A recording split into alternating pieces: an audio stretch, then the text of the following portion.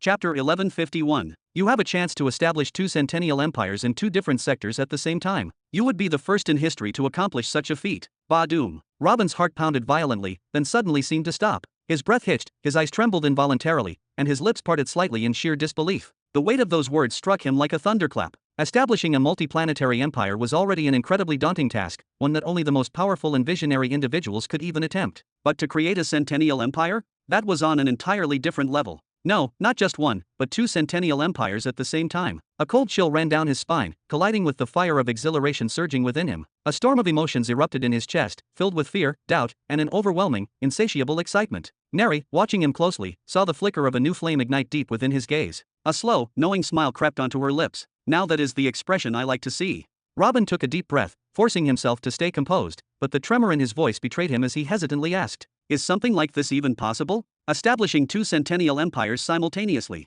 Néhari, just moments ago, you called yourself my companion in glory. If that is truly the case, then don't feed me dreams so grand that they end up crushing both of us later. Tell me, honestly, is there even a chance? Of course, it's not something that can be achieved easily. For most people, such an ambition is nothing but a fool's fantasy, a mere delusion beyond their reach. But you," she tilted her head slightly, her voice smooth and unwavering, "you are not like most people, are you?" A glimmer of confidence sparkled in her eyes as she continued, "I've witnessed what you are capable of. In terms of sheer individual power, no one in the entire Young Belt can stand against you. You stand unmatched. In terms of your military, you have already established a formidable foundation, a base strong enough to support expansion on a scale most would not dare dream of. As for your generals, there is no need to even speak of them. They have shattered your enemies with ruthless efficiency, despite being outclassed in both numbers and levels. Time and time again, they have defied the odds and emerged victorious. If there is one thing standing between you and the realization of this dream, it is resources." She paused for a brief moment, then smirked. "But with me at your side, tell me, can you even afford to worry about resources? Do you truly think that would be an issue? I am not called a galactic seed for nothing." She pointed to herself with a confident flick of her wrist, tilting her chin upward with unmistakable pride. "Just decide, steel your resolve. Prepare your armies, dispatch your research fleets, and begin your conquests. I will be right there beside you. Those meager treasures you have harvested from my surface? They are nothing, barely a scratch of what I can truly offer. Once I am fully refined, I will guide you to wealth beyond imagination, to resources untapped and limitless in their potential. Supporting one, or even two centennial empires." She chuckled softly, then gave him a teasing look. "For me, that would be no problem at all." Robin was silent for a moment, but his body betrayed his emotions. The smile he had been fighting to suppress slowly began to creep onto his lips. His heartbeat quickened, pounding like a war drum, and his pupils flickered wildly, unable to stay still. Bah! With a sudden movement, Robin slammed his right fist into his left palm, as if physically restraining his own trembling hands. He could feel it, the thrill, the anticipation, the hunger. Néhari's words had reignited something within him, something even greater than before. All at once, his ambition, his desires, his very essence came roaring back, stronger and more determined than ever. "Néhari," Robin exhaled deeply, his voice carrying the weight of his emotions, "you are truly a gift from the heavens. If I had known just how important you were, I might have come and tried to claim you for myself even without the all-seeing God sending me." He muttered the last part almost absent-mindedly, his thoughts spinning wildly. "Néhari planet is truly beyond comprehension. Naturally." Néhari grinned, puffing out her chest with pride. "I am a galactic seed, after all." Robin narrowed his eyes, his curiosity piqued. "Can you finally explain what that actually means? I've heard you say it multiple times now." He lifted his gaze, locking eyes with the small girl in front of him. "Are you really saying that one day, you will transform into an entire galaxy? That you'll become a celestial entity filled with billions of stars and planets, just like the ones you were describing earlier?" "Only if you want me to," Néhari giggled, winking mischievously. Then, her voice took on a more serious tone. "All right, I'll explain properly this time. I started with explaining the natural galaxies to have a vague idea first. But I am something different. I can create an artificial galaxy, one shaped and formed specifically according to your desires." Robin's eyes widened slightly as he absorbed her words. His thoughts raced as possibilities began unfolding before him. "And what exactly does that entail?" "The natural galaxies, as I mentioned, consist of billions of stars and countless suns and planets, all revolving around the galactic core. That core is typically a massive star or a black hole, which distorts spacetime and exerts immense gravitational pull, drawing all celestial bodies toward it and holding them in an eternal cosmic dance." Néhari lifted a finger as if giving a lecture, her tone carrying the confidence of someone speaking of undeniable truths. "But I, as a galactic seed, am different. I can replace the black hole. Whenever my owner desires, I can artificially distort the fabric of space around me, altering the very flow of its fabric, and in doing so, I will become the center of an artificial galaxy." Robin's brows shot up as high as they could go, his brain struggling to grasp the full weight of her words. "You can do something like that?" he asked, his voice carrying both skepticism and intrigue. Yet, despite his curiosity, a lingering doubt remained in his mind. He frowned slightly and added, "And then what? Will celestial bodies just start gravitating toward you on their own or something?" Néhari giggled, shaking her head. No, no, no. You will be the one bringing them to me, she corrected, amusement dancing in her violet eyes. You can relocate any solar system that falls under your control and introduce it into my spatial distortion field, essentially merging it into my artificial galaxy. She then extended a hand and pointed directly at Robin, her expression brimming with confidence. For instance, you could take Greenland, Jura, and Orphan's blood solar systems, and attach them to my artificial gravitational field, making them permanent parts of my galaxy. If you so wished, you could even bring Poison Rock along with all the other planets from Sector 100, and link them to me as well. Her lips curled into a knowing smile. That wormhole is more than capable of facilitating such a transfer. But if you take my advice, I wouldn't recommend it. You'd be throwing away a golden opportunity if you abandoned expansion in that sector altogether. Robin's expression twisted into one of absolute shock. He felt a sudden rush of dizziness as if reality itself had just shifted before his very eyes. I can move planets. His voice cracked slightly in disbelief. No, I can even move entire solar systems. Néhari burst into laughter at his reaction. Of course, you can, she said with a teasing smirk. There's specialized planetary equipment designed specifically for relocating entire planets. Normally, it's used by weaker planet owners who are being targeted by larger empires, a desperate measure to avoid annihilation. For example, if Pythor decided to invade Jura, and you feared that it would be completely destroyed, you could use that equipment to relocate planet Jura's entire solar system to a random point within Sector 99. That way, Pythor could end up searching for you for thousands of years before even catching a whiff of your location again. Then, she gave him a sly smile, tilting her head slightly. But you, my future owner, are not like those weaker rulers. You don't need to flee from anyone. Instead, you can use this very same equipment to strategically position your planets exactly where you want them, right here, within my gravitational field.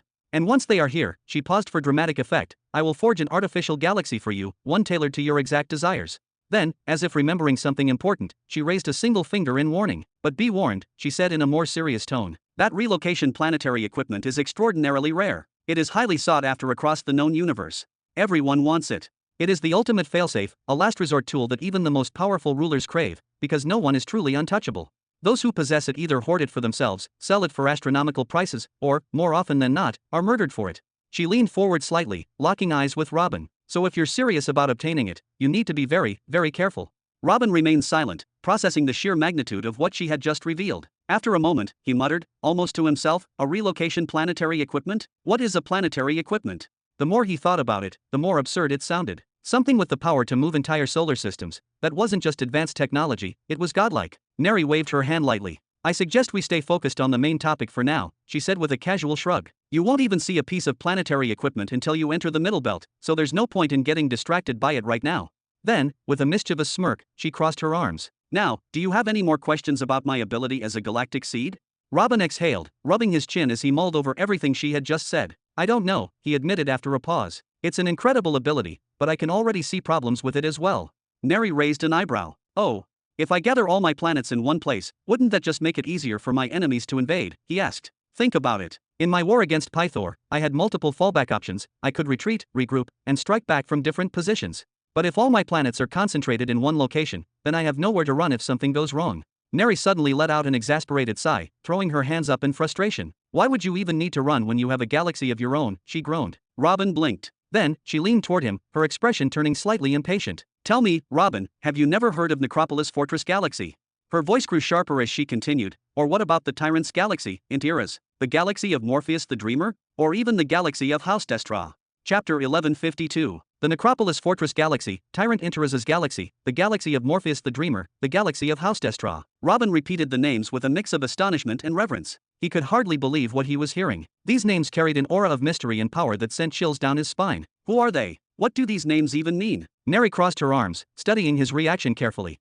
I had a feeling you wouldn't know about these entities when you spoke about the problems of artificial galaxies. It is quite surprising, honestly. You are a multiplanetary emperor, a ruler who controls many worlds. How could you not have even heard of them? She shook her head with a hint of disappointment before continuing. In any case, those 4 are just some examples. There are more out there. Every one of these entities controls a fundamental law, and every one of them has built and secured their own artificial galaxy. Their influence and power can be described to be on par with the renowned star academies, with nothing above them. Robin furrowed his brows, struggling to comprehend the scale of what she was saying. They are that powerful? He had heard whispers of the star academies, legendary institutions that acted as enforcers of the celestial laws, entities that ensured cosmic balance and order. They were revered, feared, and often seen as untouchable. The idea that there were forces in the universe capable of standing against them, let alone challenging them, felt utterly surreal. Seeing his reaction, Néhari smirked slightly. I can tell you're having trouble grasping this. Let me make it clearer for you. Let's take Tyrant Interas as a primary example. She took a deep breath before diving into the explanation. Interas is the only known person in the entire universe to have reached the 7th degree of the major law of space. That level of mastery alone makes him a terrifying existence,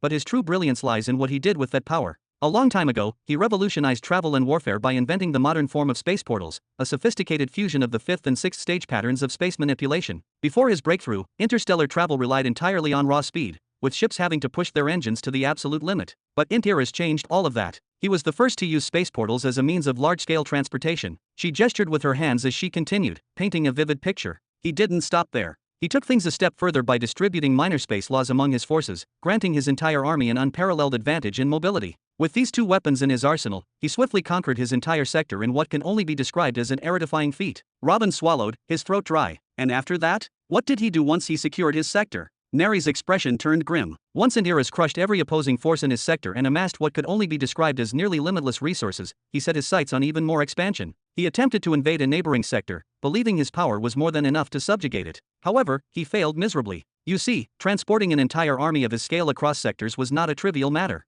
Even with his unparalleled mastery over space, the logistical nightmare of moving a force that vast proved to be too much even for him. Robin nodded slowly, taking in her words. So, what did he do then? And Néhari quickly answered. When he realized he couldn't expand through brute force, he settled for two other means of dominance. The first was the creation of an artificial galaxy, and the second was establishing economic supremacy over the surrounding sectors. Robin's curiosity piqued. Oh, what happened next? Néhari chuckled. Let me explain. It is said that tens of millions of years ago, Interas learned of the existence of a galaxy seed, a rare celestial phenomenon, in a neighboring sector. When he discovered its location, he personally led an elite force consisting of his children and a handful of his most trusted warriors to claim it. What followed was a brutal series of battles against other powerful factions who sought to control the seed for themselves. After an excruciatingly long conflict, he emerged victorious. She leaned forward slightly, lowering her voice. Using his overwhelming mastery of the law of space, along with the powerful planetary equipment I told you about, he successfully moved the galaxy seed to his own sector. Of course, Interas refined it for himself and started transporting his most powerful planets to its orbit, and it rapidly grew into a massive artificial galaxy, soon containing thousands of inhabited solar systems. Interas wasted no time deploying his forces across them, fortifying every inch of his new domain. His strategy was brilliant. He transformed these planets into an impenetrable fortress, a bastion that no force in the known universe could hope to breach. With an army that ruled over an entire sector and the power of space portals allowing them instant and cheap mobility across the galaxy as they became close, he created a military and economic juggernaut. Robin exhaled slowly. That means, if anyone tries to attack him, they'd be fighting against an entire galaxy's worth of resources and a gigantic army that can teleport to any of these planets at will? Néhari nodded. Exactly. Even if one of the great star academies were to declare war on him, they would find themselves facing an insurmountable challenge. Interas built an empire so resilient, so efficiently designed, that even the mightiest of forces would hesitate before making a move against him. Robin's eyes widened as realization dawned upon him. Even after linking his planets with space portals, the cost of transportation remained staggeringly high. He had already lost half of his resource reserves in his war against Pythor alone. If all his planets had been positioned close to one another, defending them at any given moment of crisis would have been infinitely easier. His three armies could have descended upon any invading force like an unstoppable tide, crushing them instantly without the need for careful coordination, strategic maneuvering, or even leaving defensive garrisons behind. But now, for the first time, he truly grasped another advantage of artificial galaxies, one that he had never considered before.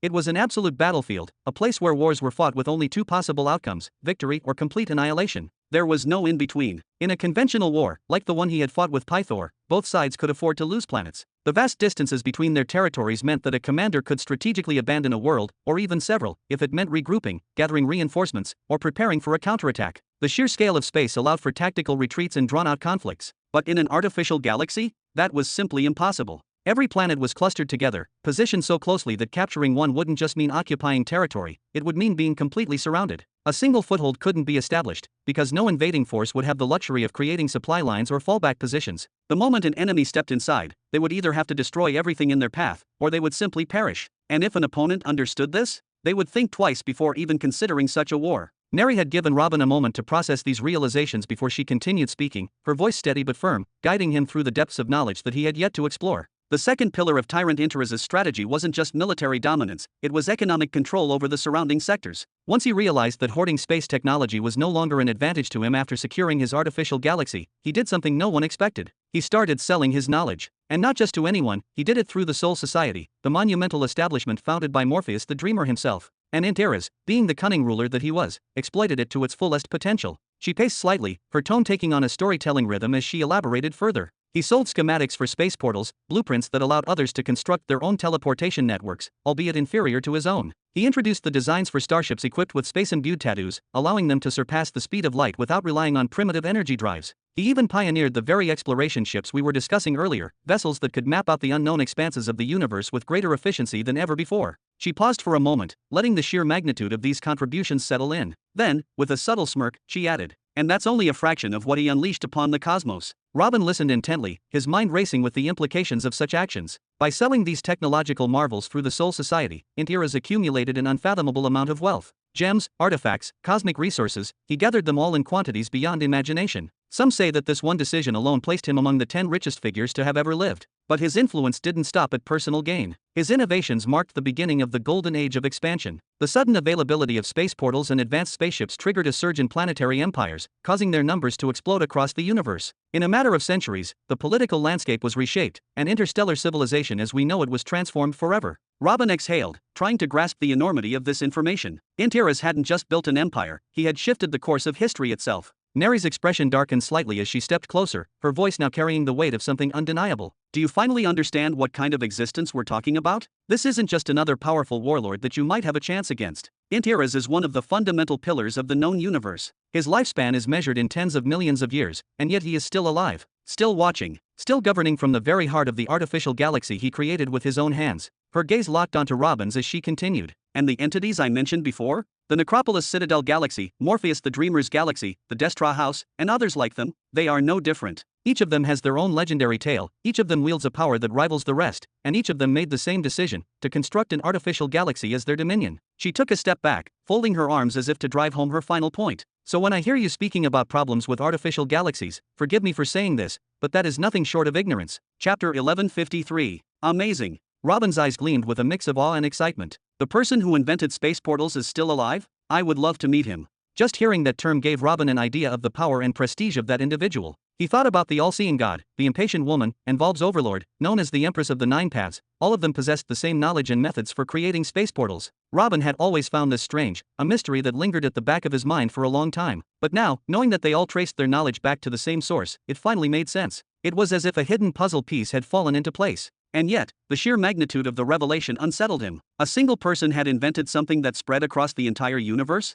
A single being had influenced the cosmos to such an unfathomable degree? That level of power and control was beyond staggering. It was terrifying. "Meet him." Néhari let out a light, almost mocking chuckle, placing a delicate hand over her lips. "If I were you, I wouldn't wish for such a thing." She let the statement hang in the air for a moment before continuing, her tone turning more serious. "A few million years ago, someone managed to obtain an ancient manuscript that contained the secrets of the space law, from the first stage all the way to the fifth. That person used the manuscript to its fullest potential, building an incredibly powerful clan in record time. Not only that, but he even began innovating, creating new technology based on the knowledge he gained. And do you know what happened next?" She tilted her head slightly, a smirk playing on her lips. "Tyrant Xianxia sent one of his subordinates to visit the headquarters of that clan and reduced it to dust." Robin's eyes widened in utter disbelief. "Do you think everyone in this universe is driven by curiosity and a love for discovery, my dear owner?" Néhari smirked, shaking her head. "That man does not tolerate threats to his dominion. He has sent assassins to eliminate major clan leaders across entirely different sectors just because they were using space portals without buying it from him directly. And this hasn't happened just once or twice, it has happened countless times. Tens of millions of years have passed since his inventions first spread across the universe, and yet he still profits from them, by force. If anyone dares to compete with him, he has them eliminated. If they are particularly troublesome, he handles it personally. Do you understand now? He wasn't given the title of tyrant for nothing." Robin took a deep breath, trying to process what he had just heard. "To that extent," he murmured, his brows furrowing deeply. "He made a tremendous contribution to the universe, but now he is actively holding back its progress? That does not make sense. Why don't the Star Academies intervene? Aren't they supposed to uphold justice and work for the greater good?" Néhari simply shrugged her small shoulders, her expression unbothered. "They can't do anything, even if they wanted to," she said matter-of-factly. "Tyrant Xianxia is far too powerful, and the galaxy he has gathered and fortified over tens of millions of years is far too strong. Who could possibly dictate terms to someone like him? The best the Star Academies can do is negotiate deals with him, establish treaties, or impose economic sanctions. But stopping him? That would mean declaring an all-out universal war, something no sane faction wants." She shook her head, as if even entertaining the thought was absurd. "And this isn't just about Tyrant Xianxia," she continued. "Take the Destra family, for example. They are a human lineage blessed with a natural affinity for the destruction law, thanks to the mysterious Destra sun that radiates endless power. The one they call the Father is widely regarded as one of the strongest individuals in the known universe when it comes to battle power. He and his vast galaxy could stand toe-to-toe against Tyrant Intiras and his dominion. She paused for emphasis before adding, perhaps the Father cannot match Tyrant Intiras in wealth or in his ability to shape the course of history. But if it ever came down to direct combat, most believe the father of the Destra family would be the one to emerge victorious. Robin found himself speechless once again. And that's not all, Néhari continued, her tone turning almost amused. Unlike Tyrant Intiras, the father of the Destra family actively encourages his children to venture out into the universe and create their own galaxies. Of course, only the strongest among them survive. After their brutal internal bloodbath, only 5 of his children remain, but each one of them has achieved immense success. They have already built centennial empires, expanding their influence across the Middle Belt, and the strongest among them, the firstborn, has ascended to the status of a millennial planetary emperor, a being of such prominence that he can walk into any gathering with his head held high, attending personal banquets with titanic figures like Morpheus the Dreamer himself. As for the youngest and seemingly weakest among them, the little daughter, Helen, she has yet to make her mark on the universe. No one knows much about her. Some speculate that she has already ventured out into the unknown, quietly building an empire of her own in some uncharted region of the cosmos. Others believe she remains by her father's side, continuing to train and accumulate strength in preparation for a future emergence. But what is universally agreed upon is that this girl, in particular, possesses the greatest talent and natural affinity for the major law of destruction among all 5 of her siblings. That is precisely why her father dotes on her so much and expects great things from her. And, quite frankly, every major power that holds dominion over a sector prays that she never chooses their territory as the starting point of her journey. Robin felt a chill run down his spine as he processed the information. The father of the Destra family can stand on equal footing with Tyrant Intiras, and on top of that, he has 3 children who have established centennial empires, one who has built a millennial empire, and another, more talented than any of them, who has yet to even step onto the stage. That is terrifying. It was a sobering realization. To stand against such an entity was not just reckless, it was utter foolishness. Néhari chuckled at his expression. That's just how things work, dear owner. Power is everything in the Young Belt, and it remains everything in the Middle Belt as well. There may not be an officially recognized governing force in the Middle Belt, but make no mistake, entire sectors are ruled with an iron grip by dominant factions. And you are not less than any of them. She pointed directly at him, her golden eyes gleaming. I saw what you did above the sea of lava when you opened that new dimensional space to imprison Pythor's heart. I know what you are capable of, even if you have yet to fully recognize it yourself. All you need is time and patience. Robin exhaled heavily, running a hand through his hair. In your opinion, what should I do next? He felt overwhelmed, like a mere speck caught in the tides of a cosmic storm. Néhari raised a single delicate finger. First, refine me. That is the foundation of everything. Only then will you begin to truly reap the benefits of my existence. Extract my resources, forge superior weapons, and elevate your army to its next stage. Then she lifted a second finger. Once your army has developed for a few thousand years, and you've raised at least 10,000 martial emperors, you will be ready for the next step, acquiring an exploration spaceship. With it, you can initiate simultaneous expansions into sectors 99 and 100. Ideally, you should also be keeping an eye on naturally occurring galaxies in the region. Conquering the planets there is far more efficient than claiming rogue planets, as they are much closer to each other. She raised a third finger. This second phase should last no less than 50,000 years. During this time, you must avoid direct conflict with centennial empires. Do not engage them. Instead, focus solely on expanding your territory until you reach your first major milestone, establishing a centennial empire of your own. Then, she lifted a fourth finger. At that point, you will have to personally venture into Middle Belt Sector 99, along with a select few trusted companions, to retrieve a planetary transport artifact. This will be an essential component in your preparation for constructing your artificial galaxy. You must gather all your planets in Young Belt Sector 99 around me before I am forced to ascend to the Middle Belt. Robin frowned slightly. Why is that so important? Néhari placed her hands behind her back, her expression turning serious. Because I am a galactic seed.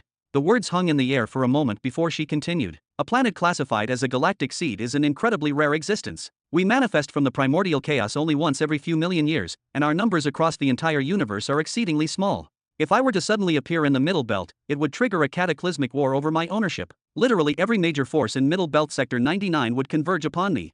Why? Because whoever claims me will likely dominate the sector for the next million years. Robin's pupils contracted. What? Wait a second, are you telling me that everything I do for the next tens of thousands of years will be solely for the purpose of protecting you once you ascend? No, even worse, it means I will be waging an all-out war against the entire Sector 99. Néhari nodded without hesitation. It will be for the sake of protecting your future, Robin. She lifted her chin, her expression resolute. Yes, from this moment onward, your sole priority must be to ensure my safety. Because if you lose me, you will never get another chance. I am the only one who can elevate you into a true cosmic powerhouse. But first, you must prove that you can keep me safe. Robin let out a long, weary sigh, rubbing his temples as if trying to ward off an impending headache. The sheer scale of what lay ahead was monumental. Yet, after a moment, his expression shifted to one of quiet determination. Without another word, he turned and began walking toward the planetary conduit. Let's start with the first step, then. We will deal with the rest as it comes. It is time to refine you, but first, there is something I need to take care of. Chapter 1154. 1 week later. Planet Jura, Research and Development City. Just a few months ago, this place was nothing more than a dangerous wilderness, an untamed mountainside crawling with beasts and unknown dangers. A land where humans dared not tread unless absolutely necessary. However, fate had something entirely different in store for this forsaken land. By a twist of luck, or perhaps destiny, this very location had been chosen to host a secret space portal, a last resort meant to be used only in dire emergencies. But secrecy, as always, was a fleeting illusion. The emergency came far sooner than expected. The legions of the Great Serpent Empire descended like a storm, leaving destruction in their wake. Though the space portal itself miraculously survived the chaos, it was no longer a hidden asset. Its location had been exposed as it was used, its activation recorded, and soon enough, it would appear on every radar across the region for decades. A burned card. No longer a trump card for desperate times. And so, in a bold move, the decision was made that this place, once a barren land of dangers and forgotten ruins, would become something new, something grand. It would become the city of research and development. A city that would stand as the heart of innovation and progress for the true empire. A city that would gather the brightest minds, the greatest scholars, the most daring inventors, and the most ambitious researchers. Thud. A loud impact echoed as a young man collapsed onto both knees, his body trembling as if every ounce of strength had left him. He had walked for weeks, endured hardships beyond measure, and now, finally, he had arrived. With a dramatic flourish, he spread his arms wide, as though expecting the city itself to embrace him. His eyes shimmered like twin stars, brimming with dreams and boundless enthusiasm. His lips curled into an enormous grin, stretching from one ear to the other, his excitement practically infectious to anyone who laid eyes on him. Before him stood the city's incomplete walls, towering structures of reinforced stone and intricate metalwork. The sounds of construction filled the air, as clang, clang went the hammers, and hiss crackled the flames of welding torches. He took it all in, every sight, every sound, every scent of fresh metal and burning stone. Then, after what felt like an eternity, he could no longer contain himself. He threw back his head and let out a triumphant shout. Ah, I finally made it. I have finally arrived at my new home. His deafening cry turned heads. The builders and rune masters, standing atop scaffolds and working tirelessly, paused for a brief moment, glancing toward the overexcited newcomer.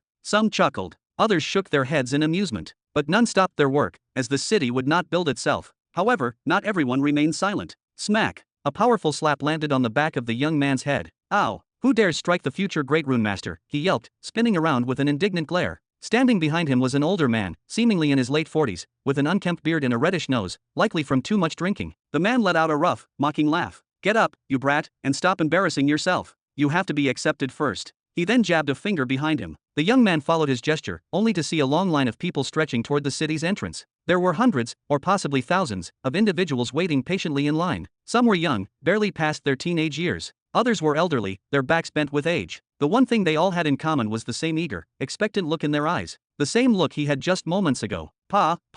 The young man stood up, patted the dirt off his knees, and straightened his posture. Then, with an air of supreme confidence, he declared, Humph, it is just an entrance exam, a mere formality. What could possibly stop me from becoming a great inscription master? If I may say so myself, I was born with a naturally strong soul. Back in my city, I scored an astonishing 25 soul units during my examination. At that very moment, a voice rang out from within the city's walls. All applicants, proceed toward the gate in a single file line. Organize yourselves according to your arrival time. Anyone who disrupts the order will be removed from the queue and sent back home on foot. Haha, my golden opportunity has arrived. My true dream is coming to life, as a life of easy riches awaits me. The young man clapped his hands together excitedly and rushed toward the line. Behind him, the red-nosed old man sighed, shaking his head as he followed at a slower pace. You really are hopeless, he muttered. Then, in a more serious tone, he continued, if all you want is to make money as a rune master, you could enter any academy in the 6 continents. What are you doing here in the research and development city? This place wasn't built for fortune seekers. It was built to gather the greatest researchers and the most visionary minds from every corner of this planet, or rather, from every planet under His Excellency's dominion. This is not a place for games. That makes it the best place for anyone who wants to stay up to date with the latest advancements. The young man rubbed his hands together eagerly, his eyes shining with anticipation as he saw his golden opportunity approaching. Just wait and see. I will fulfill my family's dream. I will become the richest rune master in the world. The red-nosed old man, walking beside him, gave him a sidelong glance but chose not to argue. The moment he heard those words, family dream, he knew there was no point in debating further. Planet Jura had endured far too many tragedies over the past few decades. Whether it was the devastating demon invasion, the rise of the People's Movement, or the brutal assault of the Great Serpent Empire, each event had left deep scars on the planet and its people. The planet had been battered and broken, its inhabitants stripped of their wealth, their homes, and, in many cases, their loved ones. Almost every family had suffered loss, and those who survived had to start their lives over from the rubble. Emily, the administrative headquarters leader, had worked tirelessly alongside Jura's brightest minds to combat the famine and economic collapse that followed. She secured food supplies from Greenland, ensuring that the population did not starve. But while hunger could be eased, the emotional wounds left by war were much harder to heal. The younger generation, those who had watched their families be torn apart, would not simply accept food as compensation for what they had lost. They were a generation raised on bitterness and resentment, a generation that would never forget. Many among them had come to resent the true beginning empire, blaming its rise for the chaos that had befallen them. Some had even begun whispering of a second people's movement, fearing that rebellion would soon rise once more. And then, something happened that changed everything. The war that shook the heavens. Footage from planet Néhari was leaked, showing a battle so catastrophic that it sent shockwaves throughout the 13 planets. Images showed blazing fleets and shattered bodies. The people of Jura watched in stunned silence as they realized the truth. While they had suffered, His Excellency and his forces were not sitting idle, they had been fighting for them. This revelation ignited a fire within the people. Soon after, massive memorials were erected in honor of the fallen. The stories of legendary city defenses, cities that had held out against impossible odds, were spread and celebrated. The families of those who had fought bravely were rewarded, and the cities that had shown the greatest resilience received grand treasures in recognition of their endurance. At the same time, the military scaled back its presence after securing control over all major continents. Instead of forcing enlistment, they opened recruitment centers where volunteers could sign up at their own will. Soldiers were promised generous salaries, enough to support both themselves and their families. And through the merit point system, they could earn land grants, not just on planet Jura, but on other planets as well. These new opportunities shifted the focus of Jura's youth. No longer were they consumed by internal strife. No longer did they speak of rebellion. Instead, they set their sights on a new goal: power, wealth, and status. The younger generation had opened their eyes to the new reality of their world. It wasn't about justice or revenge. It was about greed, a relentless hunger for strength, influence, and security. A deep-rooted desire to rise above the chaos, to ensure that neither they nor their families would ever suffer again. The red-nosed old man sighed deeply as he pondered the shift in mindset. He couldn't tell if it was a natural consequence of everything they had endured or if someone had orchestrated it from behind the scenes. Either way, it didn't seem like the worst possible outcome. He reached out and ruffled the young man's hair. "I hope you find what you were looking for, boy, but I fear your path won't be an easy one. Your whole generation is thinking about the same thing, and your competition will be fierce. Get your hands off me, old man." The young man swatted the hand away with an annoyed expression, carefully fixing his hair. Then, he turned back to the line, watching as it inched forward. Ahead of them stood dozens of eager applicants, while behind them stretched a seemingly endless line of hopefuls, each one determined to carve out a future for themselves. "What is with the sudden change in attitude?" the young man scoffed. "In any case, nothing is difficult for me. I have 25 soul units." The old man chuckled. "Ha! Be sure to tell that to your examiner when you meet her. I am sure she will be very impressed." "Ha!" Curious, the young man leaned slightly out of the line to follow the old man's gaze. What he saw froze him in place. There, seated at a simple wooden desk, was a young woman. She had short blonde hair, and her white uniform was adorned with small, elegant green armor pieces, giving her a look that balanced both grace and strength. Her breathtaking beauty, her gentle smile, and the intelligence shining in her clear eyes made it an unmistakable combination. There was only one person known for such a striking presence. His breath caught in his throat. His body stiffened. His mind struggled to process what he was seeing. Is that? His voice faltered. His vision blurred. His knees buckled. Thud. He collapsed to the ground, unconscious. Chapter 1155. Inside the Research and Development City. "Alright, we will begin today's tests. The first in the line, step forward." Zara gestured with a slight smile toward the long line of applicants standing before her. The first young man in line stepped forward eagerly, clasping his hands together in a formal greeting. His eyes gleamed with excitement as he spoke. "Haha, I had no idea that the examiner of the Research and Development City was the Lady of Beauty and Grace. Your Highness, the esteemed and radiant. Get to the point." The old man, Gu Barnett, seated beside Zara, waved his hand with strict authority, cutting him off. His expression remained stern, betraying no amusement. This was far from the first time he had witnessed such behavior, and he was certain it would not be the last. It seemed that every man on planet Jura found himself flustered and tongue-tied when standing before Zara, the only princess of the empire. Her presence alone commanded attention, and it was overwhelming. The man, seemingly regaining his composure, clasped his hands together once again before straightening his posture. His gaze locked onto Zara's eyes with newfound determination. "I am a skilled rune master with 8 years of hands-on experience. I believe I would be a valuable addition to the city. You could utilize my abilities in practical experiments or any department you see fit." Zara's expression remained neutral as she listened, but before she could respond, Old Gu took the lead. "This is the Research and Development City, not a recruitment fair for craftsmen looking for work. If you do not have a research proposal or a unique innovation to present, then you would be better off seeking employment under the city's construction supervisor." Gu's voice was firm as he pointed in a specific direction. The young man followed his gaze and saw an elderly rune master commanding a team of artisans. His presence alone was enough to make it clear that he held great authority. "What? I didn't come here just to work." The young man's voice carried a hint of frustration as he turned back to face Zara. His expression was earnest, almost pleading. I came here to learn, to push my limits, and to reach new heights in my field. Please, grant me the opportunity. I am willing to work in any department, no matter how demanding. Zara remained silent for a brief moment, her emerald eyes studying the young man closely. His determination was evident, but enthusiasm alone was not enough to earn a place in the city. After a brief pause, she finally spoke, her voice calm yet decisive. The elderly rune master over there is Sir Wells Burton, she said, pointing once more toward the group of craftsmen. He was part of the first and last batch personally trained by His Excellency.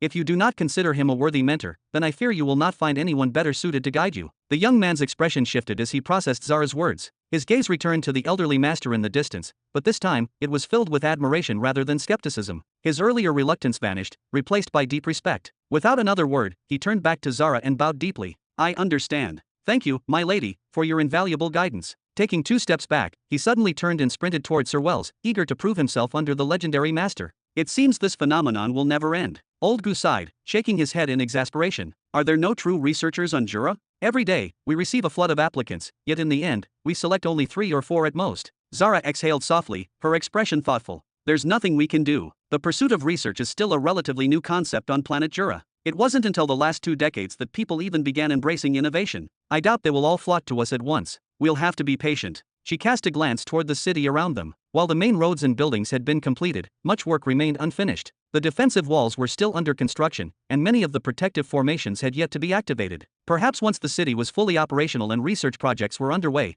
they would begin attracting the brilliant minds they sought. Before she could dwell further on the matter, the second man in line stepped forward. Oh, excuse me, he said with a nervous chuckle, rubbing the back of his neck. Unlike the first applicant, he wasted no time on flattery. Instead, he reached into his bag and pulled out a stack of neatly arranged papers. These are my research findings on an immediate method to stop bleeding from non-fatal wounds without the use of energy. The idea came to me after my brother suffered a severe injury during one of the Greenland battles. He continued bleeding for days because there was no healer nearby to help him. It took 3 full days before someone found him and administered treatment. If he had this medicine at the time, he would have been able to return to battle much sooner. Zara raised her eyebrows slightly before flipping through the stack of papers in her hands. She carefully examined the research notes, her expression neutral, yet her eyes sharp with scrutiny. After a few moments of silent reading, she finally spoke, her tone steady but firm. I can see the effort you've put in, and I respect your determination. However, it's evident that you haven't reached a finalized formula yet. In fact, if I were to be completely honest, I would say you haven't even come close to achieving a practical solution. The man standing before her shifted awkwardly, rubbing the back of his head with an embarrassed chuckle.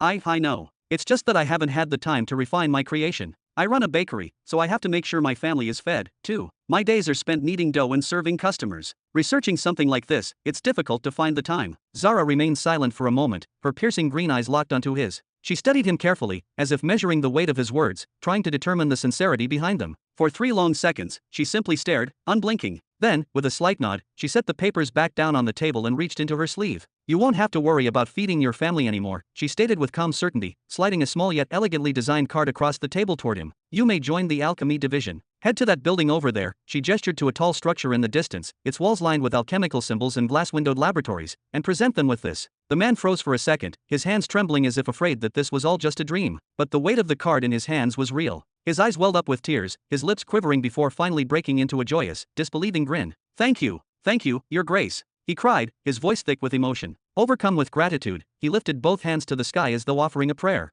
Without wasting another moment, he spun around and dashed toward the designated building, his footsteps echoing against the stone pavement. He was so eager that it seemed he feared she might change her mind if he hesitated. Watching him disappear into the distance, old Gu let out a deep sigh, shaking his head with a weary expression. There was no need to accept him, he muttered, his voice laced with mild disapproval. Our research in medicinal alchemy is already significantly advanced. His so-called discovery is nowhere near the level we're currently operating at. We don't need someone like him slowing us down. Zara turned to him with an amused smile. She had long since grown used to old Gu's pragmatic way of thinking. His mind is active, and more importantly, he genuinely wants to contribute, she said, her voice carrying a calm certainty. He has already set foot on the right path, so why would I turn him away? Who knows, once he enters the alchemy division and witnesses their progress, it might push him to refine his ideas further. He could end up making a real breakthrough and become one of our greatest contributors in the future. She then glanced toward the line of applicants still waiting before her and gestured for the next person to step forward. Limiting their selection to only those with groundbreaking discoveries at the moment of entry was an illogical approach. If they had applied the same standard to every researcher, even old Gu himself wouldn't have qualified to join the city when he first started. He had the knowledge from reading a lot, but he didn't achieve anything personally. Of course, she was far too polite to say such a thing to his face. Just as the next applicant prepared to step forward. Shush. A sudden shift in the air sent a chill down everyone's spine. Before the third applicant could even take a step, a shadow emerged from beneath the table. Silent and swift, a figure dressed in pure black materialized, their face concealed behind a dark, menacing mask that gave off an eerie, almost spectral aura. A shadow soared. The temperature in the area seemed to drop slightly as the figure straightened, standing motionless like a living shadow. Then, in a deep and composed voice, they finally spoke. "Your Highness," the shadow blade intoned, their voice carrying an unsettling calm. "I bring a message from His Excellency." Bam! Both Zara and Old Gu instantly stood up at the mention of the title. His Excellency. Zara's expression shifted, her previous relaxed demeanor vanishing entirely. She immediately signaled for the third applicant to step back, ensuring that no outsiders would overhear what was about to be said. Then, with a sharp and commanding tone, she addressed the shadow sword. "Do we need to relocate to a more secure area?" "There is no need, Your Highness," the figure responded smoothly. "The message is simple." With practiced efficiency, the shadow sword reached into their cloak and pulled out a medium-sized bag, enough to carry a watermelon, and set it down on the table before her. "His Excellency has sent you this," they continued, "and he left you with the following words. I trust you. Do not wait for my decisions. Use them as you see fit." With that, the shadow blade bowed deeply, then vanished just as swiftly as they had appeared. Zara furrowed her brows slightly, exchanging a glance with Old Gu. Old Gu gave her a small nod before gesturing toward the bag, silently urging her to open it. She hesitated for a moment, but curiosity got the better of her. Slowly, she untied the bag and pulled it open. Her expression shifted instantly. The look of mild curiosity on her face was replaced by sheer astonishment. The bag was filled to the brim with spatial rings. Dozens. Or rather, hundreds of them. "What exactly did Father send me?" she muttered, reaching for one of the rings instinctively. Without thinking, she infused it with her soul sense, peering inside. The moment she saw its contents, her entire body stiffened. A single bead of sweat trickled down her forehead. Inside the ring was a vast collection of ancient books, each one exuding an air of profound knowledge and untold secrets. Her mind reeled at the realization. Slowly, she turned her gaze back toward the bag, looking toward the countless other rings still left unopened. Could it be? Were all of these filled with books? Heart-pounding, she grabbed a handful of the rings and began checking them one by one. With every new ring she examined, her disbelief deepened. Her hands started moving faster, almost frantically, as if she couldn't process what she was seeing fast enough. By the time she stopped, she looked up slowly, her gaze falling upon the long line of applicants still standing before her.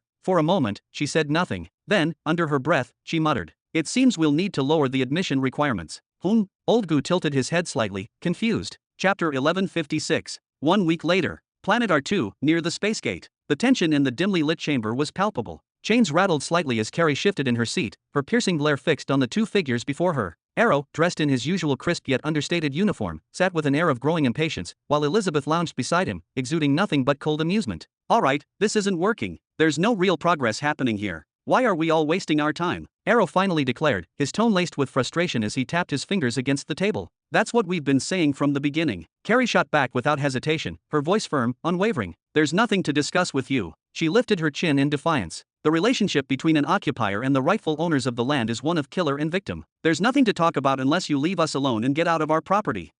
No talking is no problem for me." Elizabeth let out a short, mocking laugh, tilting her head as if barely interested in the conversation. "We've already located your little hideout in the northern Misty Mountains. That's your third largest base, correct? Well, it won't be for much longer. By the end of the day, it will be wiped off the map. You crazy whore." Carrie snapped, her body jerking forward as she tried to lunge at Elizabeth. But the thick restraints binding her to the chair held firm, and the sealing nail embedded in her chest ensured she could do little more than seethe with rage. "Whore." Elizabeth finally turned her gaze toward Carrie, an expression of pure disgust flickering across her face before she lazily gestured toward the elderly woman seated beside the prisoner. "The real whore is sitting right next to you, your dear mother, who doesn't even know who your real father is. Why drag me into your personal mess?" The elderly woman remained completely still, her expression unreadable, as if the gaze of her empty eyes fixed somewhere far beyond the walls of the chamber. "Ah!" Carrie let out a raw, furious scream, her entire body trembling. "I'll kill you! I'll kill you!" Elizabeth merely smirked. "Kill me? How ridiculous! Even at your peak, you couldn't so much as touch me. Maybe you had a better chance when Xanax was the one tormenting you for thousands of years." She then turned her cold, calculating eyes toward Arrow. "I told you negotiating with this pathetic race was a waste of time. I tried to be civil with them, and what did they do? They killed me. I still don't understand why His Excellency sent you." "I'm trying, Lady Elizabeth." Arrow exhaled heavily, pressing his palms against his forehead before rubbing his temples. "I'm doing everything I can to fulfill His Excellency's wishes." His voice was weary. "But what do you expect me to do? These are noble warriors who have no desire other than freedom." Elizabeth narrowed her eyes slightly. At least one of you understands." Carrie finally swallowed her anger and turned away, her expression hard but victorious. "There is nothing, absolutely nothing, that will make me stand before my people and tell them we have accepted submission. We would rather be erased from existence than live under your rule. That's already happening." Elizabeth's chuckle was laced with venom. You little. Carrie's voice rose in a furious snarl, her body tensing as she prepared to spit another insult. But before she could, Arrow abruptly stood, stepping between them. He then turned to Elizabeth, his expression unreadable. My lady, why don't you leave us alone for a few minutes? I'll make one last attempt. I feel like your presence here is only making things worse. Elizabeth's brow furrowed. Something about this didn't sit right with her. Arrow was a man who had been personally promised a status equal to Alexander's, a man carrying an official decree from His Excellency himself. Technically, his authority exceeded hers. And yet, the way he spoke to her, the way he carried himself, it was almost subservient, like a desperate servant rather than an equal. A gnawing unease settled in her chest. A part of her wanted to refuse outright, to state plainly that she did not trust him, but he had been appointed for this task. This was his mission, granted by His Excellency's own hand. So instead, Elizabeth merely let out a slow breath before giving a small nod, but not before turning to Carrie, her lips curling into a smirk. Mind your manners with the guest, or I will pull out all of your fingernails once more. And with effortless grace, she turned on her heel and walked away, her regal presence lingering even after she had left the chamber. Carrie's eyes followed Elizabeth until she completely disappeared from sight. Only then did she shift her sharp gaze back to Arrow, her expression twisted with disgust and barely contained rage. Thank you for getting that wretched occupier out of my sight, but don't waste your time trying. I will never. Before she could finish, Arrow let out an exaggerated sigh and all but collapsed into his seat, stretching his legs out with a dramatic groan. Ah, finally, that insufferable woman is gone, he muttered lazily. I was wondering when she'd stop tormenting me with all that pointless chatter. With that, he shut his eyes, propped his feet up on the table, and allowed an eerie silence to settle over the room. Carrie's brow twitched. Was he being serious right now? She had expected a long-winded speech, some drawn-out attempt at persuasion, or at the very least, a smug remark about her impending doom. But instead, he just sat there, silent, acting as if none of this even mattered. She waited, and waited, but the longer the silence stretched, the more her patience frayed. Are you seriously not going to say anything? She finally snapped, her voice brimming with frustration. Arrow merely opened one eye, looking completely unbothered. There's nothing for me to say. His tone was calm, too calm. You warriors are strong, but you've chosen death, haven't you? Well, congratulations. He shrugged indifferently. I'm just like you, a representative of a conquered people, sent here to do a job. But honestly, I don't see why I should even try. Brave soldiers like you don't need convincing from someone like me, so what's the point? We can just sit here quietly for a few minutes, and then I'll go outside and inform General Elizabeth that negotiations have failed. That's what you want, isn't it? Carrie clenched her fists, her heart pounding. We didn't choose death. We chose to fight. She corrected him sharply, her voice filled with defiance. Arrow simply chuckled, but there was no amusement in his eyes. I'm sorry, but I heard you saying the same thing twice. He leaned back further in his chair. It's not about you anymore. That man, Robin Burton, killed Pythor in single combat. His son slaughtered every last one of Pythor's marshals, then paraded their desecrated corpses for all to see. Now, their primary goal is to subjugate every remaining planet that belonged to the fallen planetary emperor. And they will accomplish that in one of two ways, through negotiation, like what we're doing now, or through absolute annihilation. He let those words sink in before continuing. Unlike the Serpent Empire, they won't start a hunt down while searching for treasures at the same time. They'll actually kill you first and take whatever is left afterward. They don't like headaches, and you saw for yourself. If negotiations fail today, Robin Burton will unleash his entire army to wipe out every last one of you. And once you're all dead, then he'll see what your planet has to offer. Liar. Carrie stomped her feet against the ground, her fury boiling over. You're just like that woman, both of you are liars. Kill Pythor? The marshals? That's absurd. I lived through Xanax's reign. I know what he's capable of. There's no way they could have won so easily. This is just a cheap trick to break our will. Arrow slowly opened both eyes this time, staring at her with something resembling pity before letting out a heavy sigh. How unfortunate, he muttered, shaking his head. A child who hasn't seen the world for what it really is. His voice dripped with condescension. Just because you lived under that lunatic Xanax, you think he was some kind of god? That he couldn't be defeated? How naive. He leaned forward slightly, his gaze sharp. Tell me, have you ever laid eyes on Robin Burton himself? Have you seen what his tyrant sons are capable of? Or what about that brute head, Halak? Have you ever crossed paths with the demons Sakar and Aman? No, tisk, tisk. You only see what's right beneath your feet. He finally lowered his feet from the table and leaned in closer, his voice dropping to something more personal, almost intimate. But I understand you. I pity you, even. You refuse to believe that the great Serpent Empire fell so easily, and that makes you think you stand a chance against the true beginning empire. His lips curled into a small smirk. Fine, let's see something together, then. With a casual motion, Arrow reached into his spatial ring and pulled out a small metallic disc. At a flick of his fingers, a holographic projection flickered to life above it. Carrie's pupils shrank in shock. What is this? It was a battlefield. The projection displayed a brutal clash between two warriors. One of them, Caesar, was fighting an opponent wielding a massive greatsword. The enemy was writhing in agony, his body engulfed in sinister black flames that clung to his form like a living curse. From the looks of it, the battle was nearing its end. Carrie felt a cold chill crawl up her spine. Oh, I don't see your precious Xanax in this image. maybe you'll recognize this one? Arrow swiped his fingers over the disc, and the projection changed. This time, it was Halak. The towering brute leaned upon a severed head, resting lazily against its remains, watching the massive battle raging in front and behind him as if it were nothing more than a Sunday picnic. Carrie's lips parted slightly, but she said nothing. Arrow frowned. No reaction. He swiped again, and this time, ah! Carrie gasped, her entire body freezing in place. Xanax. The new projection showed Richard, his figure wreathed in brilliant green flames. But what made Carrie's blood run cold was the identity of that opponent. It was Xanax. Richard's arm was outstretched, his bare fist piercing cleanly through Xanax's back, exiting through his chest. The fire burning in Richard's hair made him look almost divine, while the fading light in Xanax's eyes made the scene feel like something out of a legend. Chapter 1157. Carrie, what is wrong? Queen Tao finally spoke, her deep, raspy voice sounding as if it had risen from the depths of the earth itself. Her presence was heavy, almost suffocating, as if her very words carried the weight of ancient, forgotten sorrows. Marshal Xanax, it seems that he has really died. Carrie muttered, her voice barely above a whisper. She herself didn't believe it yet. If Queen Tao's eyes were still intact, they might have fallen out of their sockets from sheer disbelief. Xanax, the heartless tyrant. Xanax, the one who had nearly wiped out her entire race twice. Xanax, the monster who had defiled her, the father of her only daughter. Is dead? Just like that? From nothing more than a mere report from a stranger?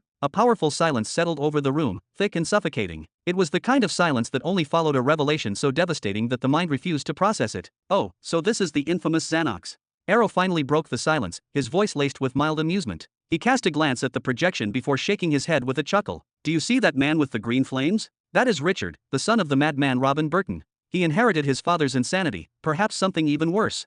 The guy has some messed up issues. I heard he has multiple personalities even, you know. In that battle, he didn't just destroy your beloved Xanax, he killed another marshal at the same time. Look. With a flick of his fingers, Arrow changed the image. This time, Richard's eyes were bleeding, his veins bulging unnaturally across his entire body, making him look more like a demon than a human. But the most horrifying detail wasn't his grotesque state, it was his hand. His fingers were clenched tightly around someone's skull. No, crushing it like it was nothing more than a fragile fruit. The armor the person wore was unmistakable. A marshal's armor, identical to Xanax's armor. Carrie's entire body tensed as if ice had been poured down her spine. No, this is fake. These images are fabricated, illusions, she screamed, her voice shrill with desperation. One person, killing two marshals? Impossible. Arrow merely shrugged, unfazed by her outburst. Believe them or not, it makes no difference to me, he said, his tone devoid of emotion. With a flick of his wrist, he put the disc away. I am just doing you all a favor, letting you know what happened to the man who oppressed you for thousands of years. He leaned back in his chair, a smirk tugging at his lips. At the very least, you can die without regrets, knowing that the person you hated most has already descended to the underworld before you.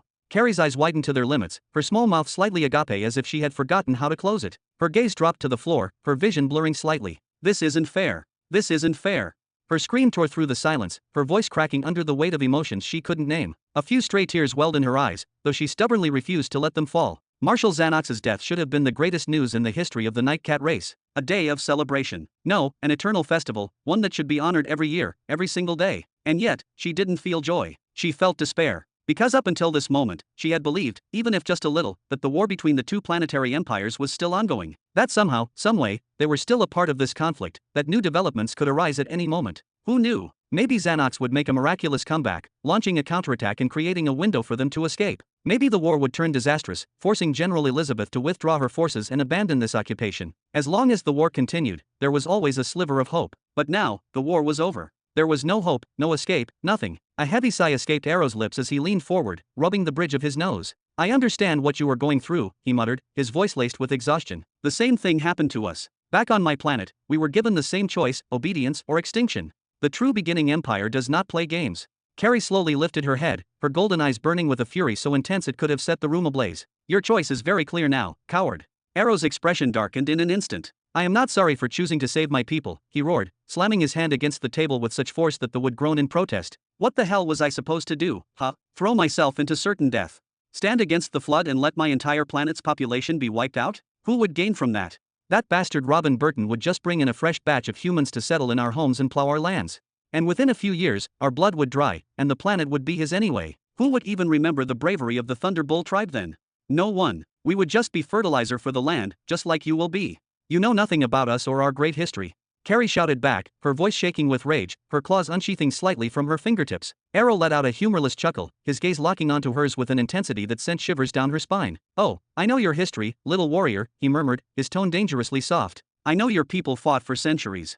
I know you resisted. I know you bled, suffered, and endured. He leaned in closer, his eyes dark and unreadable. But tell me this, Carrie. His voice dropped into a whisper, yet it carried the weight of 1,000 storms. How much did all of that truly change? Then his face darkened once more. And you know what? After I get out of this room, no one will remember anything about you. After Robin Burton announces the erasure of this planet, what will be left to remember? Arrow slammed his fist against the table once more, his voice laced with frustration. Do you really think he cares about you, your people, or your precious history? Everything around you, your cities, your monuments, your entire civilization, will be wiped away in an instant. Your strength, your pride, your unwavering determination, all of it will become nothing more than dust, feeding the very ground you stand on, forgotten by the universe itself. Queentown narrowed her eyes, her expression darkening as she folded her arms. You seem quite agitated for someone simply following orders from his master.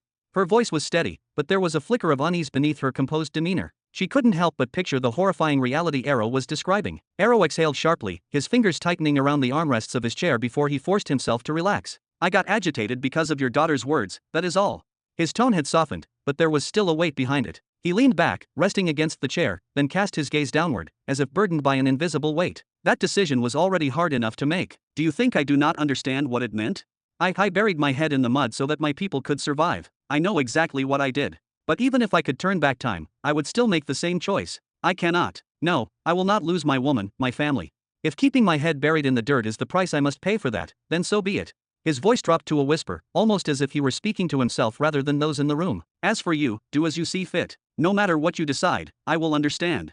A heavy silence filled the chamber. Carrie, who had been listening intently, found herself staring at Arrow, her eyes lingering on the deep sorrow reflected in his own. She hesitated for a moment before lowering her gaze, her hands curling into fists in her lap. I apologize for my rashness earlier, she murmured, her voice quieter than before. You did what you had to do to protect your people.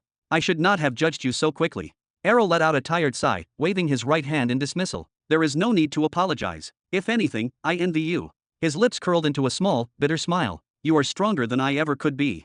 You can watch your kin perish before your eyes, face the looming specter of extinction, and still stand firm. You do not waver. You do not break.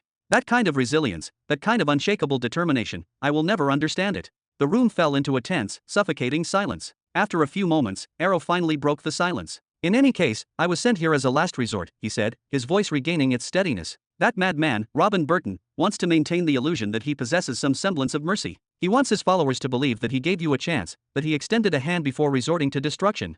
I was instructed to come here, to inform you of the so-called blessings that the true beginning empire has to offer, and then leave. After that, Elizabeth will not attempt to negotiate with you ever again. The moment I walk out of this chamber, the invasion will commence. And with it, Burton will have his perfect excuse. He will tell his people that he exhausted every diplomatic avenue, that he tried to reason with you, but you refused. And then the slaughter will begin. Arrow closed his eyes, tilting his head back against the chair. His expression was unreadable, his voice devoid of emotion as he spoke once more. But I will not try to convince you of anything. I believe I have made the situation as clear as possible, and that should be enough. If the impending extinction of your people does not stir you, then surely no empty promises from an invading empire will. I will grant you 10 minutes of peace, 10 minutes free from the insufferable noise of that ruthless conqueror, Elizabeth.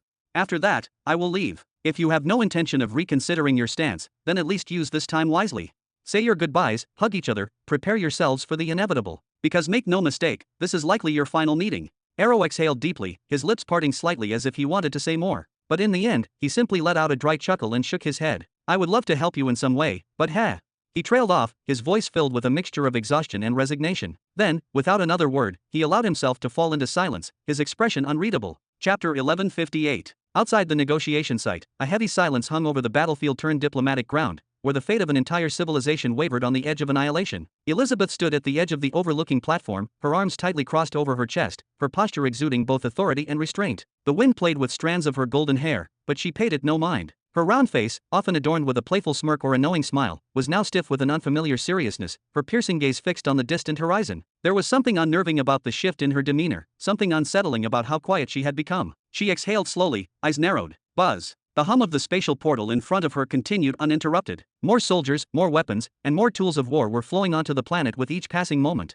Every newly trained shadow sword, no matter their level of experience, was thrown straight into the fray. There was no time for hesitation, no room for second thoughts. This planet had become a battlefield of absolute urgency. Despite Elizabeth's ruthless campaign, where she had all but crushed the Demi-Cat's resistance, slaughtering more than half of their warriors in a single decisive strike, their remnants still proved elusive. The survivors had vanished into the vast stretches of the planet, using their mastery over the path of darkness to blend into the shadows. Now, only those who wielded the light or darkness paths could effectively hunt them down, track them through the void, and eliminate them. Cleansing an entire planet, one teeming with warriors who had nowhere to run and nothing left to lose, was no simple feat. And then there was the guilt. Elizabeth had participated in many military campaigns. She had taken lives, conquered worlds, and made difficult decisions in service of the Empire. But this was different. The weight of exterminating an entire species, of wiping out not just warriors but families, entire bloodlines, entire histories, it pressed down on her chest like a vice. There was only one realistic way to end this war without complete genocide. Queen Tao and her daughter, Carrie, had to surrender. If they could be convinced to bow their heads, to acknowledge defeat, then there was still a chance for a partial surrender. Even if only 10% of their kin followed their lead, it would make a difference. It could be enough to prevent total annihilation. But Elizabeth scoffed at the thought, as if those two would ever kneel. Of all the warriors in their race, Queen Tao and Carrie were by far the most unyielding. If there was anyone less likely to surrender, it was them. Just as her thoughts drifted deeper into uncertainty, a voice broke the silence beside her. "There's no need to worry, General Elizabeth." The voice was smooth, confident, too confident. "Supreme General Arrow is an expert in handling situations like this. I'm sure it won't be long before meaningful negotiations begin, negotiations that will satisfy all parties involved."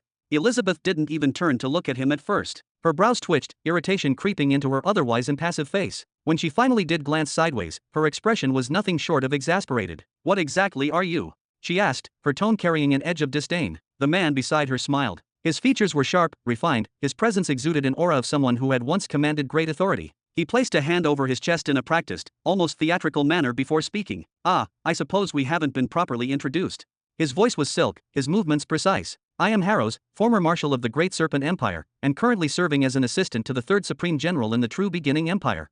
"Stop bringing up that Third Supreme General Arrow nonsense, understood?" she snapped, her patience wearing thin. "I won't believe a single word of it until I see an official decree with my own eyes." The idea of someone like Arrow being placed at the same rank as legends like Caesar and Sakaar was ridiculous, laughable, even. It didn't make sense. It didn't belong in reality. She turned away, her annoyance palpable. Once your so-called Supreme General walks out of that negotiation chamber in disgrace, as he undoubtedly will, take him and leave. Get out of my sight. My mood is already sour enough as it is.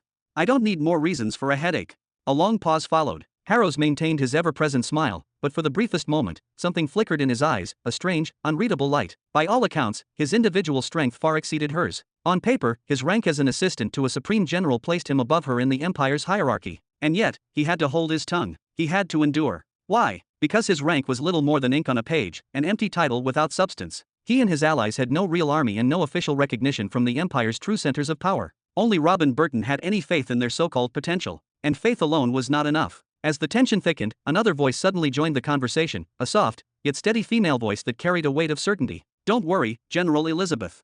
The words were spoken gently, but there was confidence beneath them. "I trust that Supreme General Arrow will be able to convince them. And if he can't, well, at the very least, he won't make the situation any worse than it already is."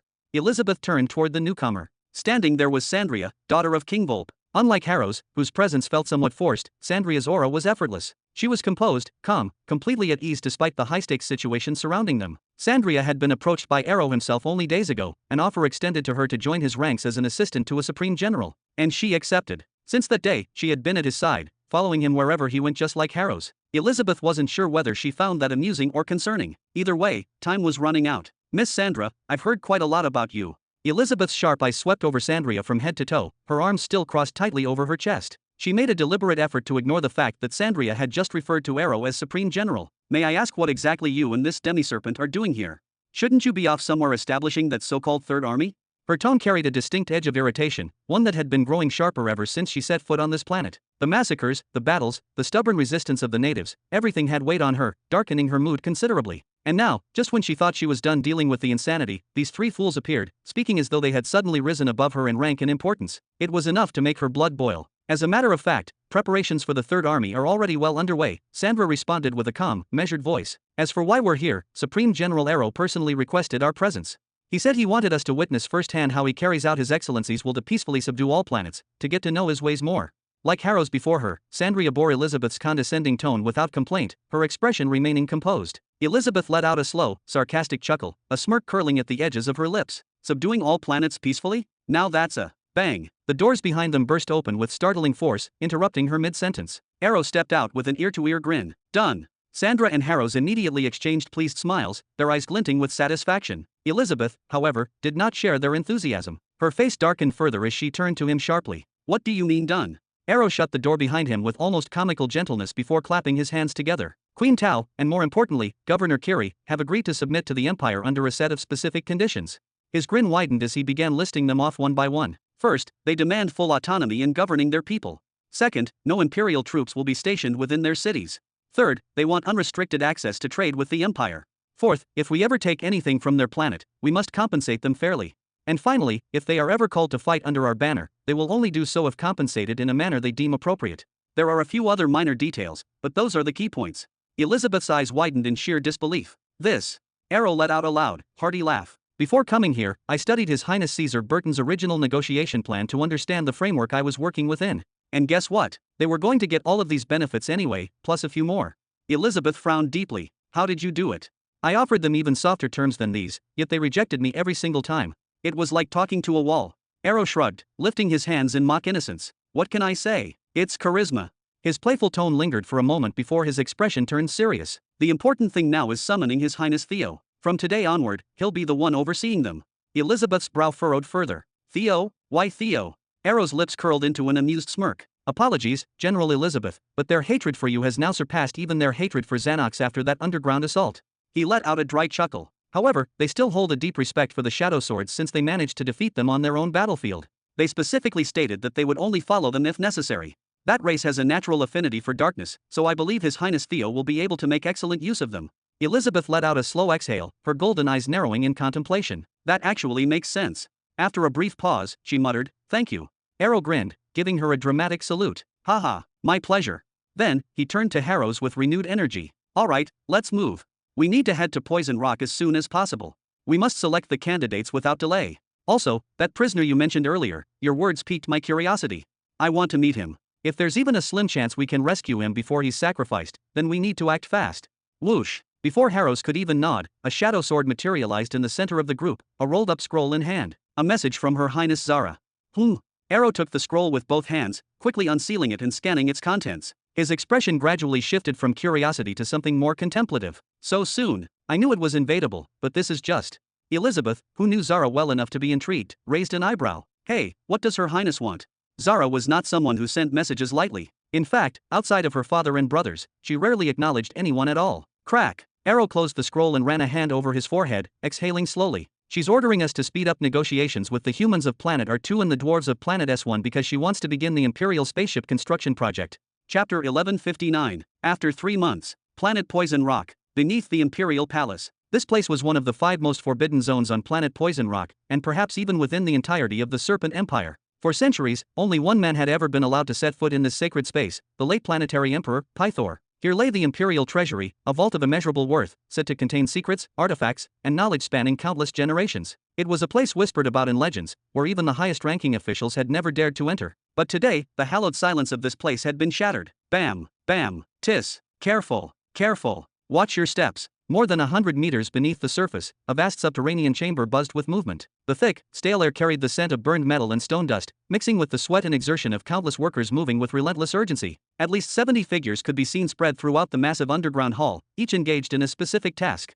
Some crouched low, carefully etching arcane runes into the ancient stone floor, while others hammered reinforced spikes into the thick walls. The air crackled as cultivators wielding the paths of fire and light welded massive metal plates together, fusing key components of their operation. The entire operation was a chaotic dance of precision and skill, like the inner workings of a great machine. Overseeing it all was a single elderly man, his wrinkled hands gripping a worn manual, the pages filled with intricate calculations and diagrams. His sharp, scrutinizing eyes scanned the chamber, ensuring every detail was executed flawlessly. "Move faster. We don't have all day. One of the 5 princes could arrive at any moment." His voice was sharp, edged with impatience, but he did not single out any individual for blame. Despite the tension in the air, the work was proceeding without issue. Whoosh! A sudden gust of wind stirred the dust-laden air, and in an instant, a new figure materialized beside the elderly overseer. "Is everything ready?" The newcomer was a man with tight, battle-hardened skin, a towering presence, and eyes sharp as blades. Though appearing in his early 20s, the countless scars crisscrossing his face and arms told of a life steeped in combat. There was no wasted movement in the way he stood, no unnecessary expressions on his face, only an unyielding sense of control and an aura of absolute authority. "Oh, Your Highness Peon, I am honored by your presence." The old man offered a respectful bow, then straightened with urgency. We need just a few more minutes. This should be our final attempt. Months had passed since the true beginning empire had conquered planet Poison Rock. Immediately after securing the planet, Robin had taken it upon himself to refine a portion of the planet's spirit, allowing him to unveil the hidden locations of the 5 imperial treasuries. However, unveiling the vaults was one thing. Opening them was another matter entirely. Day after day, Caesar and his most powerful generals attempted to breach the impenetrable gates of the treasuries. Each attempt ended in failure. No weapon could scratch the surface. No energy attack could make a dent. No formation master could decipher the multi-layered seals that bound the vaults shut. Even with hundreds of soldiers and master cultivators working around the clock, the vaults remained untouched, sealed away by layers of incomprehensible security. In their frustration, the Empire's finest minds turned to alternative solutions. They dug around the vaults, trying to access them from different angles. They examined ancient records, hoping to find any clue that could lead to a breakthrough. Nothing. The treasuries were crafted from epic-level materials, the same celestial alloys used to forge the Empire's epic weapons. However, these vaults were far thicker, far stronger, and reinforced by forbidden formations that could redirect energy, disperse force, and nullify physical impact. It was widely believed that Pythor had imported these vaults from the Middle Belt. Breaking them open with brute force was a fantasy, a fool's errand. And yet, despite the impossibility of the task, Caesar made a bold decision. He ordered their destruction anyway. A massive force had been gathered, dozens of martial emperors, warlords, and elite cultivators, all summoned with one goal in mind: to obliterate the treasuries, no matter the cost. The moment the destruction order was issued, a massive siege was prepared. They were prepared to rain hell upon the vaults, to unleash an assault until they made it somehow. But then, Zara stopped them. She arrived in person that day on planet Poison Rock, stepping boldly in front of the treasury gate. By pure coincidence, Emily, the lady of the headquarters, arrived at the exact same time. She had come for the very same reason. 2 of the most influential women in the Empire, standing in defiance of the Empire's supreme command, refusing to allow the irreversible destruction of the imperial treasuries. Their presence alone forced the operation to a grinding halt. They justified their stance by stating that they did not want to repeat the catastrophic events that had unfolded when Tree Father Hohenheim's treasuries were forcefully opened in the past. At that time, the renowned Jabba, Old Gu, and several other powerful generals had attacked the vaults from the outside, attempting to break them open through brute force. However, the consequences were disastrous. The sheer impact of their assault had caused massive shockwaves that pushed debris inward, crushing countless ancient plants that had thrived for millions of years. To make matters worse, one of the vaults had caught fire, and the flames had spread rapidly, consuming a significant portion of its irreplaceable contents. That alone had been a devastating loss. But what would happen this time if an even greater force, the combined might of the warlords and the gathered martial emperors, were to concentrate their attacks on a single point? Even if they succeeded in forcing the treasury open, at least a quarter of its contents would be instantly destroyed in the process. Faced with Zara and Emily's unyielding opposition, Caesar had no choice but to step back and surrender the matter to them. Immediately, Zara took action, dispatching a highly specialized team to analyze the intricate protective seals surrounding the treasury. They worked tirelessly to construct neutralization matrices designed to disable the defensive enchantments, as well as complex unlocking formations that would allow them to open the treasury without causing damage. But weeks passed, then months, and still, nothing worked. Every attempt had ended in failure, and the treasury remained as impenetrable as ever.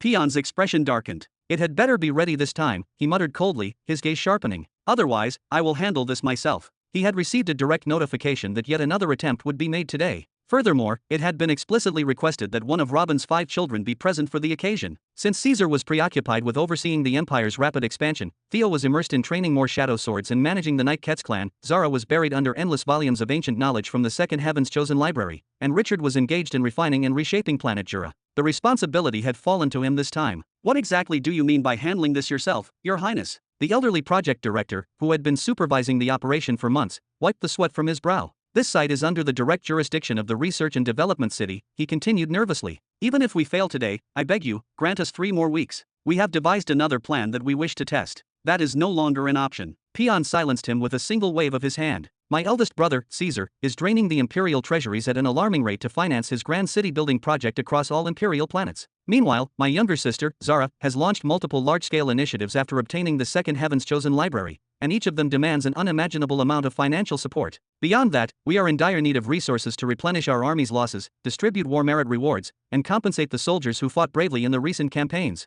Peon turned his piercing gaze toward the elderly man. "We no longer have time for delays or pointless experiments. Even Zara and Emily have run out of patience. If the treasury is not open today, I will personally summon the warlords to obliterate it by force." The elder's lips trembled. But, ha! He let out a long, heavy sigh, nodding several times in resignation. When one of the 5 princes had made a decision, the matter was final. Any attempt to change his mind would be nothing more than a futile effort. "The Array Master's assistant, Donal, you can begin." At that moment, one of the rune masters stationed near the treasury stepped forward to inform the elder. All around them, the sounds of hammering and welding gradually died down. The workers stepped back, their movements controlled and precise. No one showed fear. No one showed excitement. Only focused determination filled the air. It was clear that this wasn't their first attempt at such an operation. The elders swallowed hard. This is it. He took a few slow steps forward, inhaling deeply. Either he would succeed, securing a monumental achievement under his name, or he would fail yet again, tarnishing his distinguished record with another humiliating defeat. Now, 3 thin threads of energy erupted from Donald's feet, streaking forward with precise control.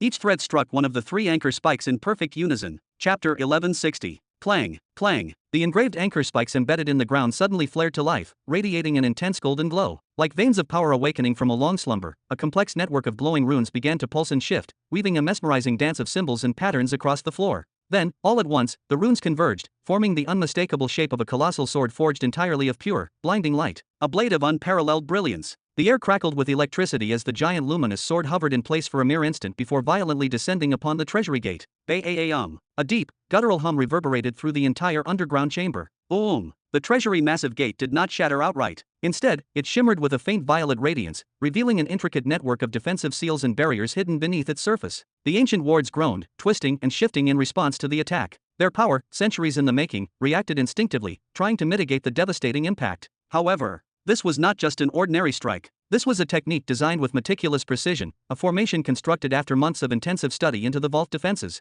And against such a perfectly tailored assault, the treasury resistance was short-lived. Crack, crack. Splintering fractures crawled across the glowing runes. Old Donald breath hitched in his throat as he watched the seals break apart, one by one, revealing the vulnerable core mechanisms of the gate beneath them. This was the moment. With eyes flashing, the elderly array master pointed toward the gate and shouted at the top of his lungs. Now, the defensive seals are at their weakest. Push with everything you have. Humph. Let's see if your luck holds up today. Before anyone else could react, Peon moved first. With a booming burst of speed, he shot forward like a stormwind, his figure blurring into a streak of motion as he slammed his full power against the vault gate. A shockwave rippled outward. Assist His Highness. A chorus of battle cries erupted from the surrounding warriors. In a flash, multiple martial emperors launched themselves toward the gate, their combined strength colliding against the immense structure. Each of them pushed with every ounce of force, determination, and raw energy they could muster as if their very lives depended on this moment. KRRR. And then, in that instant, Peon felt it. A shift. A subtle but undeniable movement beneath his palms. His breath hitched, just for a moment. And then, a faint, golden-violet radiance seeped from the cracks.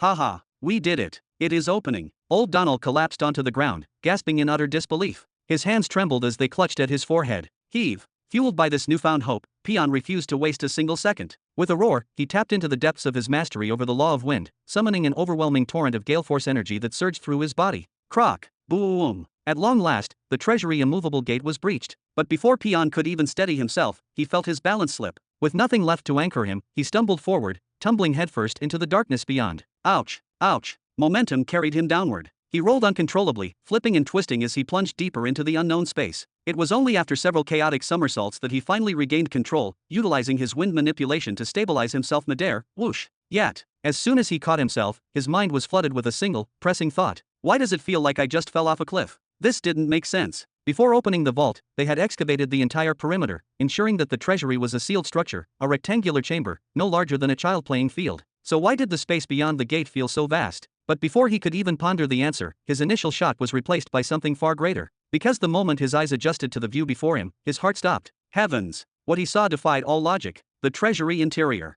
It was not a mere chamber. It was like a small world. From where he stood, it felt as if he had just stepped onto the edge of a massive city wall, looking out into a vast, unfathomable expanse. The sheer scale of it all was mind-boggling. It should have been impossible. And yet, despite being deep underground, there was no lack of light. He could see everything clearly because the treasures contained within were radiant enough to illuminate the entire space as if it were broad daylight. If he had to describe what lay before him in mere words, it could only be mountains of gleaming metals, rivers of pure energy essence, stars scattered like gems across this small city. But it was not just raw materials. There were piles upon piles of strange, ancient devices, artifacts whose purpose was unclear, yet whose craftsmanship was unmistakable. And at the very heart of the treasury, one object stood out above all else. A towering three-shackled construct, forged from an unknown alloy, its massive chains lined with brutal, razor-sharp barbs. This, Peon eyes widened in sheer disbelief. Everywhere he turned, he saw something new, something foreign, something that looks immensely valuable. The vastness of this place, the unimaginable depth of wealth stored here. It was beyond anything he had ever conceived. Without a doubt, this treasury was far, far larger in size than even the Imperial Palace and Grand Military Arena combined. Oh.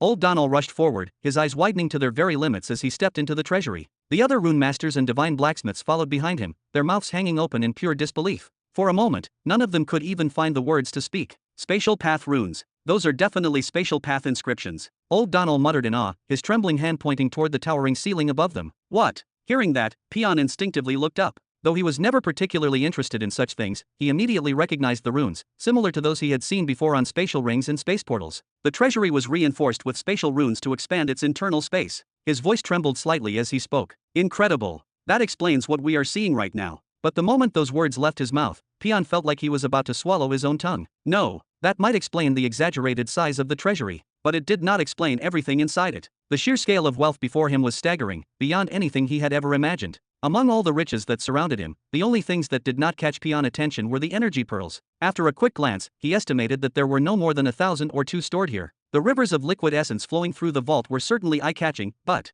for those who had traveled to Greenland, where scattered lakes of pure energy essence were commonplace, these would barely be considered remarkable. But everything else other than that. This place undoubtedly lived up to its title as the treasury of an empire that ruled over 9 planets for 10,000 years. In terms of sheer raw resources and rare metals, this one treasury alone rivaled the combined wealth of the true beginning empire vaults. Piles of celestial metals, stacks of soul-infused minerals, and entire mountains of energy stones stretched as far as the eye could see. Countless ancient artifacts and mechanical constructs were neatly arranged on elevated platforms, some radiating ethereal energy, while others hummed with dormant, boundless power. Not being able to participate in the final battle had been a sore point for Peon. It had left both him and his brother, Theo, desperate for details, asking for every little piece of information about what had happened, every word spoken, every event that unfolded. According to what Pythor said, the Overlord would take 95% of everything he plundered. Then, what Peon was looking at right now, was it just the remaining 5% from looting 9 planets? No, not even 5%. Pythor had to use a portion of these resources to build his fleets, fund his armies, and sustain his golden age of conquest. So what was this, then?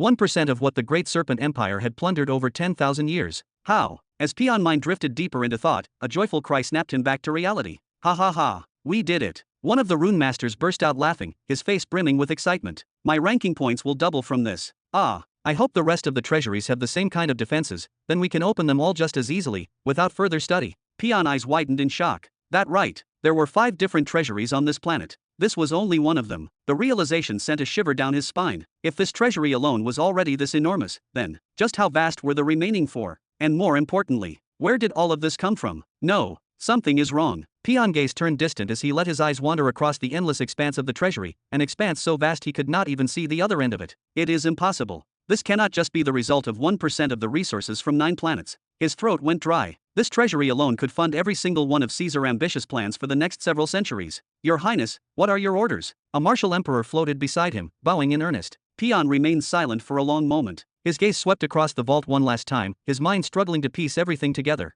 Then, finally, he turned away. Inform the lady of the headquarters to come and begin the cataloging and redistribution process. Also, notify Her Highness Sarah that the treasury contains devices and artifacts we have never seen before. Have her send a team to examine them. As for us, we are moving on to open the rest of the treasuries. Chapter 1161. Another month later. Planet Jura. Near the unfinished imperial capital. Bam. Ridiculous. Caesar slammed his right hand on the table, his expression filled with frustration. His left hand clutched a long scroll, which he then waved in the air as if trying to vent his irritation physically. Is Emily messing with me on purpose? How in the world am I supposed to be satisfied with just this? Is it really that bad? Alexander, standing beside him, calmly extended his hand, silently requesting the scroll from Caesar. Alexander was not just Caesar's first assistant, he was, for all intents and purposes, the unofficial Supreme General for an extended period. In the early years of Caesar's reign as Supreme General, he had left nearly all administrative and executive matters in Alexander's capable hands, only choosing to appear when it was time for battle. This was because, in those early days, Caesar had still been struggling with the severe side effects of the major law of death. He kept his distance from others, preferring isolation. He had always believed that his father had given him a role he had no desire to fulfill. All he had ever wanted was to remain in the shadows, standing by his father's side as his protector, nothing more. Many turbulent thoughts clouded his mind back then, keeping him from assuming any real leadership role. In the wake of this, Alexander had been forced to step up and take on responsibilities far greater than what his official title dictated. That was why, after Arrow successfully resolved the crisis on planet R1, Alexander had rushed back to Jura to resume his duties, only to be utterly taken aback by what he found. He had expected the usual, but instead, he was greeted by the sight of Caesar implementing grand, ambitious plans that were already in motion. The most shocking part was the change in Caesar himself. He no longer seemed like a man weighed down by doubt and hesitation. Instead, he radiated determination, his mind sharp, his actions precise. It was as if he had transformed into an entirely different person overnight. See for yourself. Caesar exhaled sharply as he handed the scroll to Alexander, clearly trying to keep his temper in check. The budget for the Empire of Tomorrow plan has only been increased threefold. Threefold. Can you believe such stinginess?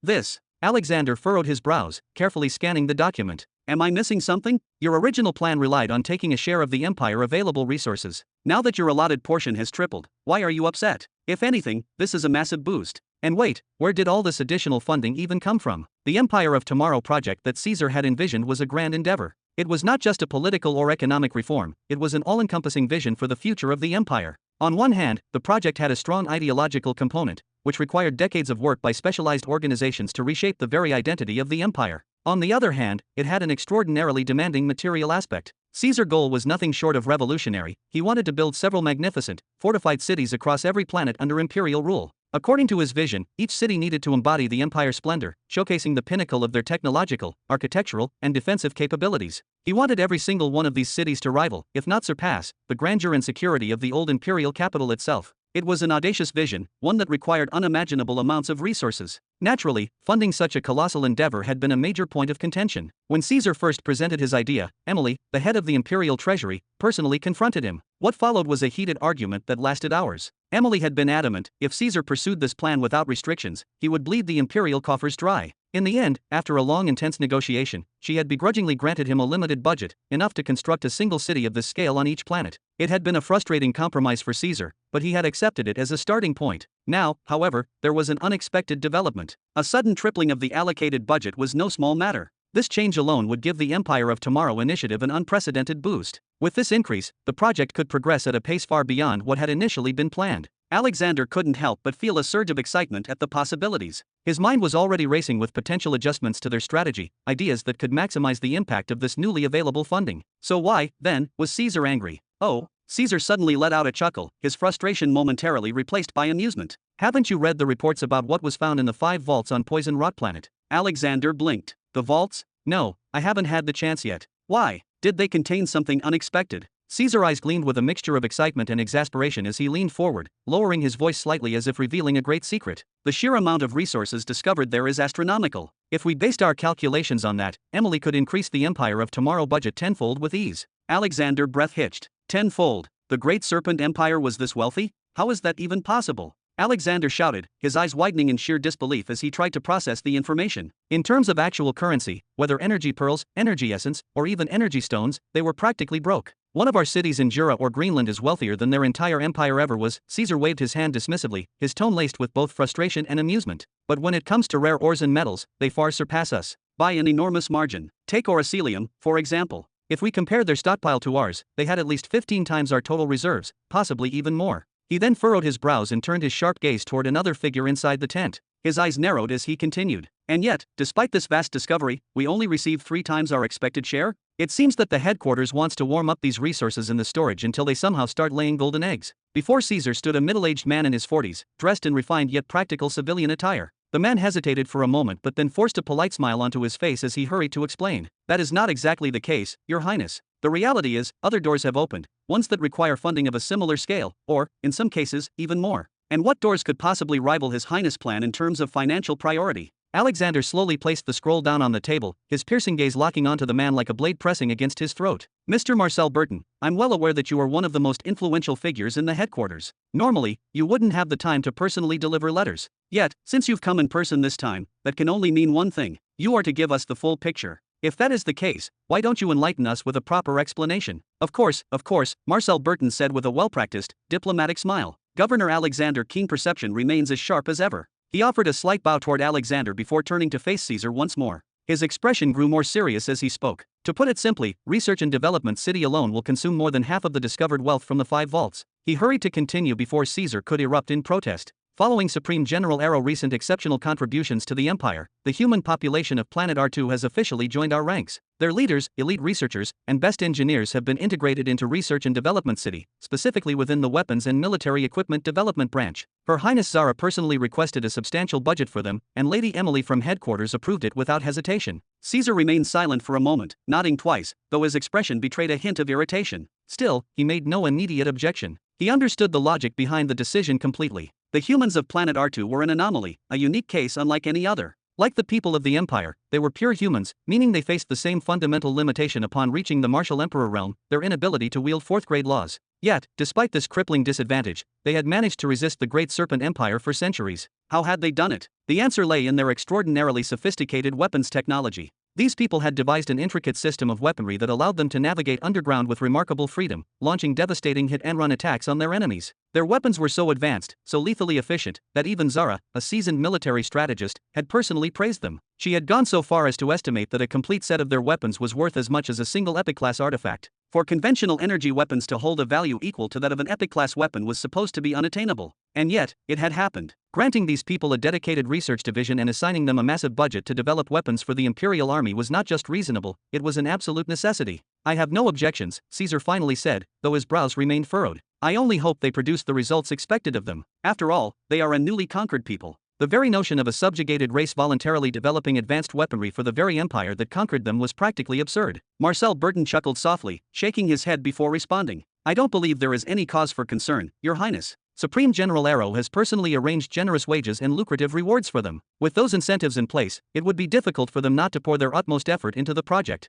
According to Her Highness Zara, they have already begun their work, and they are doing so with exceptional diligence and enthusiasm. Caesar arched a single brow, his curiosity piqued. And what exactly are these wages and rewards that are driving them to work with such motivation? Marcel Burton's lips curled into a knowing smirk. A supply of temporary affinity elixir. Chapter 1162. Caesar was momentarily stunned before he burst into laughter, shaking his head in amusement. Arrow had struck precisely where it hurt the most, and then rubbed salt into the wound. The humans of planet R2 had achieved remarkable advancements in weaponry and possessed an exceptional level of ingenuity in that field. However, they had never been able to overcome the limitation of the fourth stage of the heavenly laws. This was not because they were foolish or lacking in talent, but because the creation of elixirs, especially those capable of manipulating affinity, was a challenge bordering on absolute impossibility. The temporary affinity elixir was only made possible due to a perfect storm of circumstances. First, Jabba's extensive research on bloodline composition and genetics, and second, Robin's groundbreaking studies on the nature of laws. Third was a planetary empire's treasury overflowing with rare, high-quality materials necessary for alchemical refinement. If even one of those three critical elements had been missing, His Excellency would never have even considered creating the elixir, let alone succeeded.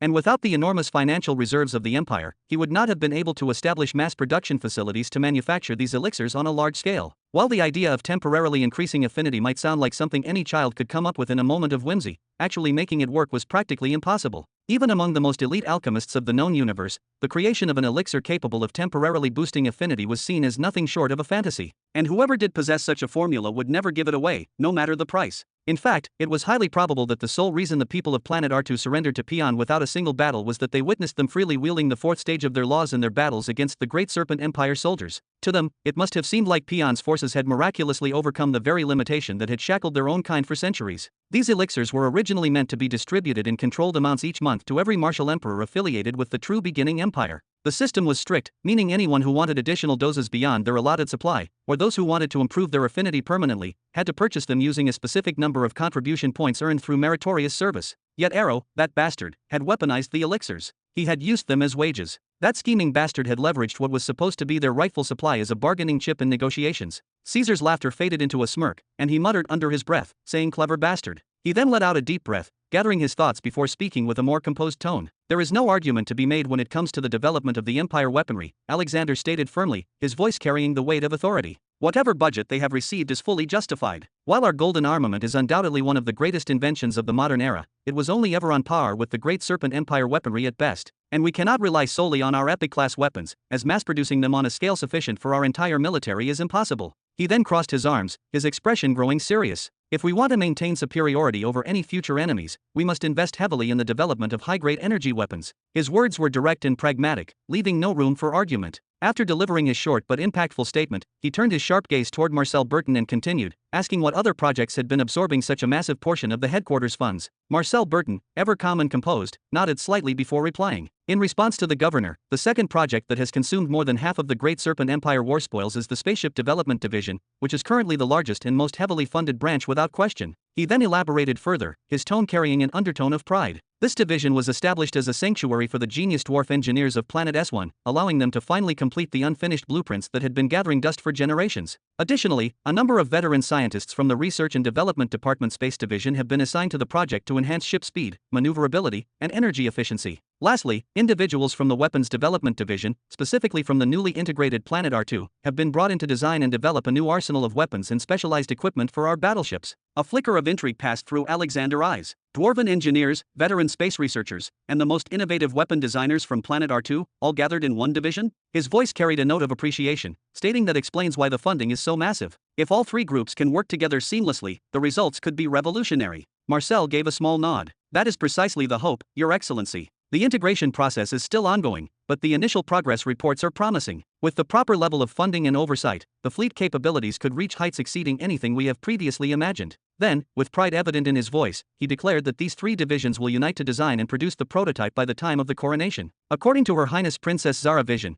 that prototype will surpass anything the Great Serpent Empire has ever created. A broad, satisfied smile appeared on both Caesar and Alexander's faces. Once again, they found themselves at a loss for words. They fully understood the importance and sheer power of warships, especially the colossal mother ships, which served as mobile command centers, battle stations, and city-sized armories. If they could secure their own fleet, it would be an unprecedented boost to their empire's strength, ensuring both offensive and defensive supremacy across multiple battlefronts. Then, as if recalling something, Caesar's expression shifted. His brow furrowed slightly before he asked if the dwarves had actually started working. He wondered how Aero managed to convince the dwarves of Planet S1 to comply, and whether they were on strike with a list of absurd demands. He remembered one of them being unlimited maternity leave, and another was an 8-hour workday, which were completely unreasonable requests. He asked how Aero pulled it off this time, wondering if he promised them a potion to increase their height or something. Marcel let out a chuckle before replying. In truth, Supreme General Aero tied the Dwarven King to the top of a metal pillar and struck him with lightning until his mustache was completely burned off. The moment he came down, he got straight to work as if nothing had happened. A brief silence filled the room as the information sank in. Caesar's eyes widened to their limits before he suddenly burst into laughter, saying, "Haha, this is highly amusing." His voice rang through the tent, his amusement genuine. He could easily imagine the scene of the proud, stubborn Dwarven King clinging to his resistance, only to be overwhelmed by Aero absolute authority and brute force persuasion tactics. Alexander, however, narrowed his eyes slightly, noting that it is clear Supreme General Aero gives each person exactly what they deserve, no more, no less. In fact, Aero had just left Planet R1, the very planet Alexander had been overseeing, a few days ago, right after concluding negotiations with the local population. Somehow, he had sold them on Caesar's grand plan, which involved establishing imperial cities, implementing a system of self-governance, and providing economic incentives.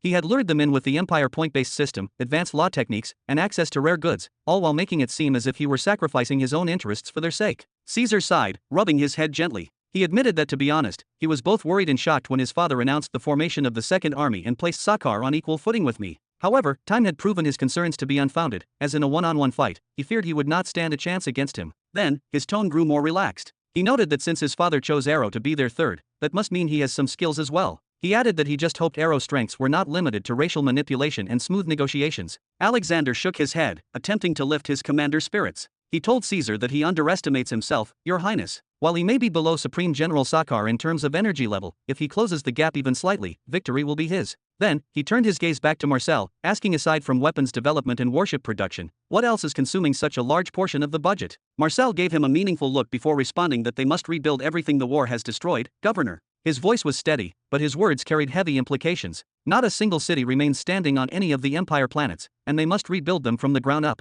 Furthermore, the countless people who had now come under their rule had not known civilization for thousands of years, having spent their entire lives hiding underground or dwelling in treetops without experiencing the security of a proper city, meaning they must establish habitable settlements for them. Then, he gestured upward. In addition, they need to deploy miniature space portals across all planets to facilitate transportation and resource collection. They must also distribute the law techniques that His Excellency obtained from the second heaven chosen, ensuring that the locals on every planet receive proper guidance in learning them. His gaze sharpened slightly. In other words, they needed infrastructure, meaning they must develop infrastructure across 13 planets. In most cases, they were not just improving it, but building it from scratch to provide comfort, security, and stability for their citizens, while also rapidly establishing the Light Sword police force to maintain order. Then, after a brief pause, he added that unlike Caesar Empire of Tomorrow plan, which required high-grade matrices and rare metals, the reconstruction and rehabilitation plan operates on a much broader scale. While it may not demand as many specialized resources, the sheer volume of materials and manpower required will be just as substantial. Chapter 1163. The Light Swords Police. Alexander furrowed his brows slightly, with a hint of curiosity and skepticism in his expression. Did I miss something important? Marcel turned slightly toward him, his demeanor calm yet precise. His Highness Caesar had originally decreed that local policing should be managed by the natives themselves. He believed that allowing them to govern their own affairs would foster stability and autonomy. However, in the short term, this approach has proven to be highly impractical. With widespread unemployment, devastation, and societal collapse ravaging every planet under our rule, crime rates have soared to unprecedented heights, creating a situation that is not only dangerous but also unsustainable. Then he added, thus, His Highness Pion, His Highness Theo, and His Highness Caesar convened in a high-level meeting. They deliberated extensively before reaching a critical decision. The decision was the establishment of a planetary police force that would operate directly under the imperial banner. This force would not only act as an instrument of order and law enforcement but also serve as a symbol of the Empire's authority, ensuring that crime is eradicated and that planetary affairs remain stable and efficiently managed. Caesar nodded slowly a few times, his eyes reflecting a deep understanding of the gravity of the situation. There was no denying it, as every single planet, without exception, had suffered immeasurably due to the war. Entire cities had been reduced to rubble, and entire villages had been swallowed by chaos. This was especially true for planet Jura and planet Poison Rock that were struck mercilessly by the tides of destruction. There was not a single road that remained unobstructed, nor a single settlement that remained untouched. Caesar's grand vision was to construct massive, fortified megacities. These were intellectual and cultural hubs that would serve as pillars of civilization while also functioning as emergency shelters in times of war or natural catastrophe. But what about the millions, or rather billions, of people left outside these cities? Would they be left to fend for themselves, with no homes, no structure, and no future? It was clear that something had to be done. Even if only rudimentary structures, mere brick and wood, were built for them, it would be far better than leaving them to rot in the wastelands of a broken world. But even a basic reconstruction effort spanning 13 planets would demand an immense and almost incalculable supply of resources, along with an army of skilled laborers and workers to bring the vision to life. Take the Néhari, for example. They alone had billions of refugees, displaced and desperate. These people, left without homes, without jobs, and without purpose, had begun adopting a dangerously ruthless way of life. Reports had even surfaced of cannibalistic factions emerging among them once more. Why light swords specifically? Alexander, still somewhat unconvinced, turned toward his commander, his brow raised in question. Caesar, however, merely chuckled, his tone laced with amusement. Shadow swords operate in secrecy, while light swords operate in the open. Don't you think the name is perfect? Then, Caesar's tone grew more serious. Those who wield the law of light are the fastest in the empire. They have high speed, high precision, and high power concentrated light-based attack beams. They can turn night into day at a crime scene, manipulate light variations in their surroundings to track any movement, and use various spectrums of light to analyze crime scenes with unparalleled ease. And that is just to mention a few, as there are countless other advantages that make them exceptional law enforcers. Marcel, sensing that Alexander remained skeptical, decided to step in. There is also a psychological and socio-political aspect to consider. It is a well-documented fact that individuals with a natural affinity for the law of light tend to exhibit certain personality traits. They are often cheerful, approachable, and morally upright individuals. They exude positivity and warmth, making them the ideal representatives of the Empire's ideals. Unlike traditional enforcers who might instill fear or resentment, the Light Swords Corps will inspire trust, admiration, and a sense of security among the native populations. Then he turned to Caesar. As we speak, their leadership structure is being finalized, their uniforms are being tailored, and their regional headquarters are being constructed. They are set to begin active duty very soon, and their presence will mark a new era of order and stability. I cannot argue with that one. Alexander, after a brief pause, gave two slow nods of approval. Even though the Light Swords Corps is still in its infancy and has yet to produce a single martial emperor, they are more than capable of forming a formidable law enforcement force. Plus, considering their rapid growth, we can also integrate them into the imperial military, allowing them to be mobilized in wartime operations. Their unique skill set would make them an invaluable asset in battlefield reconnaissance, allowing us to detect enemy movements, identify hidden dangers, and neutralize threats long before they ever reach our borders. Resources, resources, resources. Caesar groaned as he rubbed his temples with both hands, feeling the weight of responsibility pressing down on him. I have no more questions about the budget, he admitted, exhaling deeply. In fact, I am starting to feel like I should give back some of my budget. These endless branches, projects, and expansions are all going to bleed the empire dry. At this rate, in just a few short years, we will be back to being penniless. And then what? The 12 planets will not be able to restore our treasury overnight, as they need time to recover and grow. Meanwhile, Néhari is still an undeveloped wasteland in many places, and it requires massive investments in infrastructure and stability before we can even begin extracting its resources properly. Then he stated to get worried. What is Emily doing spending all that amount of resources at the same time? Should we resign ourselves to waiting thousands of years until we luck into discovering new planets ripe for exploitation? Why wait? Alexander furrowed his brows slightly. His Excellency secured both orphans' blood in Greenland without much difficulty. Surely there must be more out there to claim. Caesar let out a dry chuckle, shaking his head. That all-seeing God will not hand over anything else without a price. My father emphasized that fact more than once. His voice carried a note of irritation as he waved a hand dismissively, his mind still occupied with the financial dilemma at hand. I really do not think resources will be our biggest issue once Her Highness Zara completes the warship program, Your Highness. Marcel interjected quickly, his tone filled with certainty. In fact, have you received the finalized investigation report regarding the third general aide, Harrows? The investigation is done. Caesar's gaze sharpened in an instant, his previous fatigue disappearing. What did Pion uncover? Wait, who the hell is Harrows? Alexander interrupted, his voice carrying clear frustration. He felt increasingly out of the loop, and it was beginning to irritate him immensely. He had missed far too much while focusing on other matters. Harrows is a former marshal from the Great Serpent Empire, Marcel began explaining without skipping a beat. When His Highness Peon noticed that the amount of raw resources collected was far greater than what the reported 9 planets allow, he formed an investigative committee alongside His Highness Theo and Lady Emily. Together, they summoned the highest-ranking surviving officer of the Great Serpent Empire, former Marshal Harrows, and subjected him to a thorough interrogation regarding the 5 imperial vaults and their contents. Marcel continued, his tone serious yet unwavering. Harrows initially claimed ignorance, as he insisted that he had no knowledge of what was truly stored in the vaults. According to him, the only person who handled the resources directly was Pythor. Pythor alone decided what went in and what came out, and he was notorious for constantly complaining about shortages and financial struggles. Marcel's expression darkened slightly. But under further questioning, Harrows revealed one crucial piece of information, one that completely shattered our previous assumptions. He stated that the Great Serpent Empire had a secret source of wealth beyond the 9 planets. What? Both Alexander and Caesar stiffened, their eyes widening in disbelief. He was referring to asteroids and lifeless planets that lacked atmospheres or any form of natural energy production. Marcel continued swiftly, watching their reactions carefully. These celestial bodies had no life force, which meant they could not refine or absorb primal chaos energy. As a result, their surfaces were completely devoid of energy pearls, essence, or even basic energy stones. However, they were still composed of valuable minerals. Marcel's voice gained momentum as he gestured with enthusiasm. The former Marshal Harrows described a fleet of specialized vessels dedicated solely to scouting and harvesting nearby asteroids and dead planets.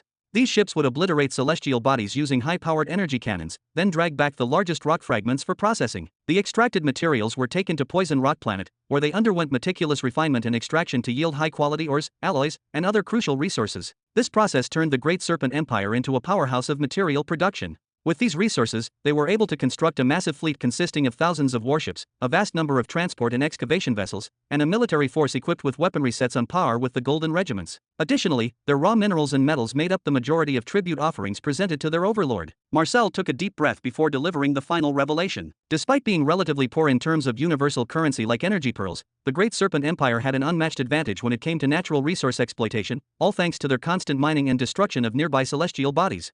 According to former Marshal Harrows, this was the very reason their overlord favored them so highly. In fact, he even personally trained their elite Imperial Guardians as an acknowledgement of their contributions. And the most shocking part? Harrows claimed that their resource extraction efforts alone were capable of funding and sustaining an entire planetary war on a mid-belt planet single-handedly. Chapter 1164. Unfortunately for the Great Serpent Empire, Marcel Burton took a deep breath, as if gathering his thoughts before launching into another detailed explanation. They were only ever granted blueprints for a single type of warship and one specific model of the transport vessel. These designs, handed down to them long ago, were the backbone of their entire fleet, but they were severely limited in their adaptability. Later on, the dwarves, with their renowned craftsmanship, attempted to modify these blueprints. They enlarged the warships slightly and they retrofitted the transport vessels, installing the side cannons. But that was the extent of their innovation. The ships still lacked the necessary adaptability for asteroid mining or celestial body harvesting. Even so, despite these shortcomings, they somehow amassed an astonishing volume of resources using just those 2 outdated vessel types. Marcel allowed himself a small smirk, leaning back into his chair as if enjoying the reveal of his grand point. But now, with the technological advancements at our disposal, things are about to change drastically.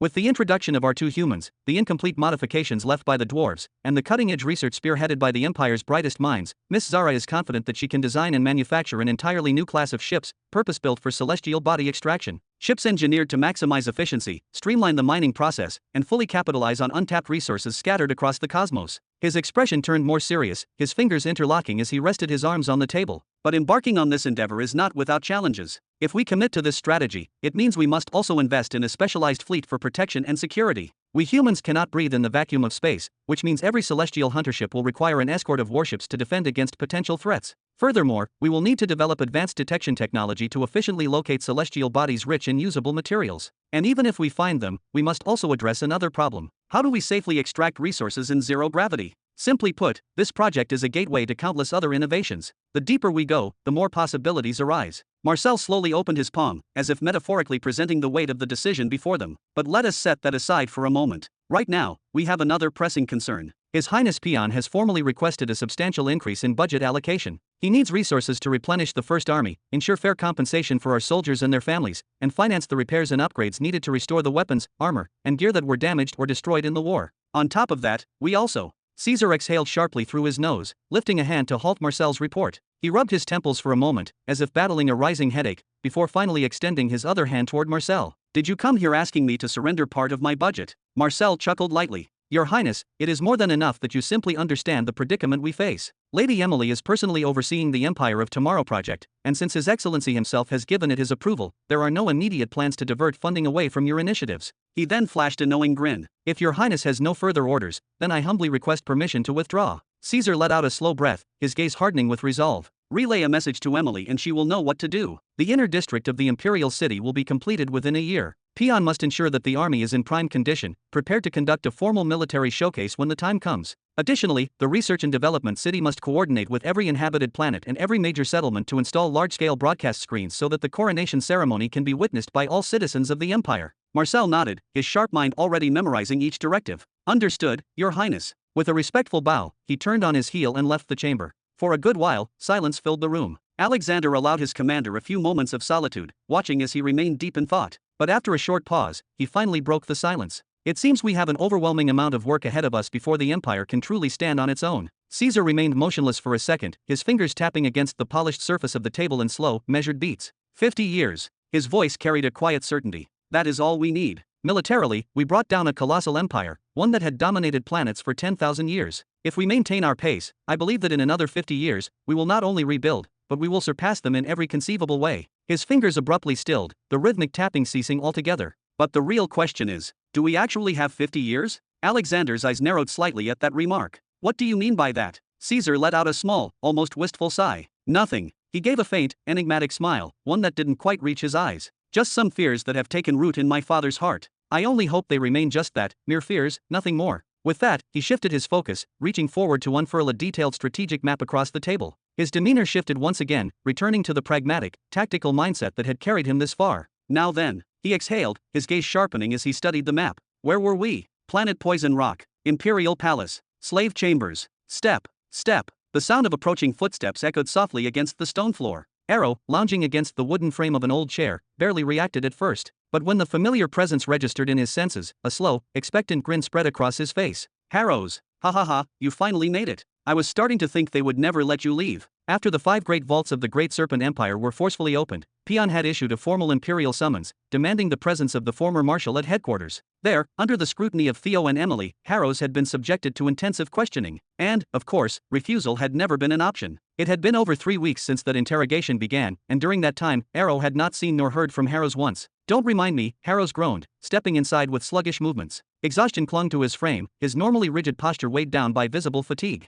Leaning against the nearest wall for support, he raised a hand and began to slowly rub his temples. Those bastards didn't just grill me about the resources, he muttered, his voice carrying both irritation and disbelief. They interrogated me on every detail concerning the Empire. And just as I was leaving, they made it very clear that they might summon me again if they suddenly remembered something else. His fingers dug into his forehead, his frustration nearly palpable. How the hell am I supposed to just hand over classified information without so much as a token of compensation, just because I hold a high rank now? This is beyond unfair. Arrow couldn't help but chuckle, his amusement only growing at his new friend's frustration. Hee hee, well, you switched sides, my friend. This is just the price you pay. He leaned forward, resting his elbows on his knees. But don't worry. Once the Third Army is fully established, you won't have to worry about compensation anymore. I can see mountains of riches from now. His tone was lighthearted, but the underlying truth was there. They had some power now, power that was only going to grow. Then, Arrow's eyes narrowed slightly. But, his voice dipped into something quieter, more serious. You didn't leave there empty-handed, did you? He raised an expectant brow. We can't proceed without that thing. Harrow scoffed, shaking his head with a tired smirk. Do you even need to ask?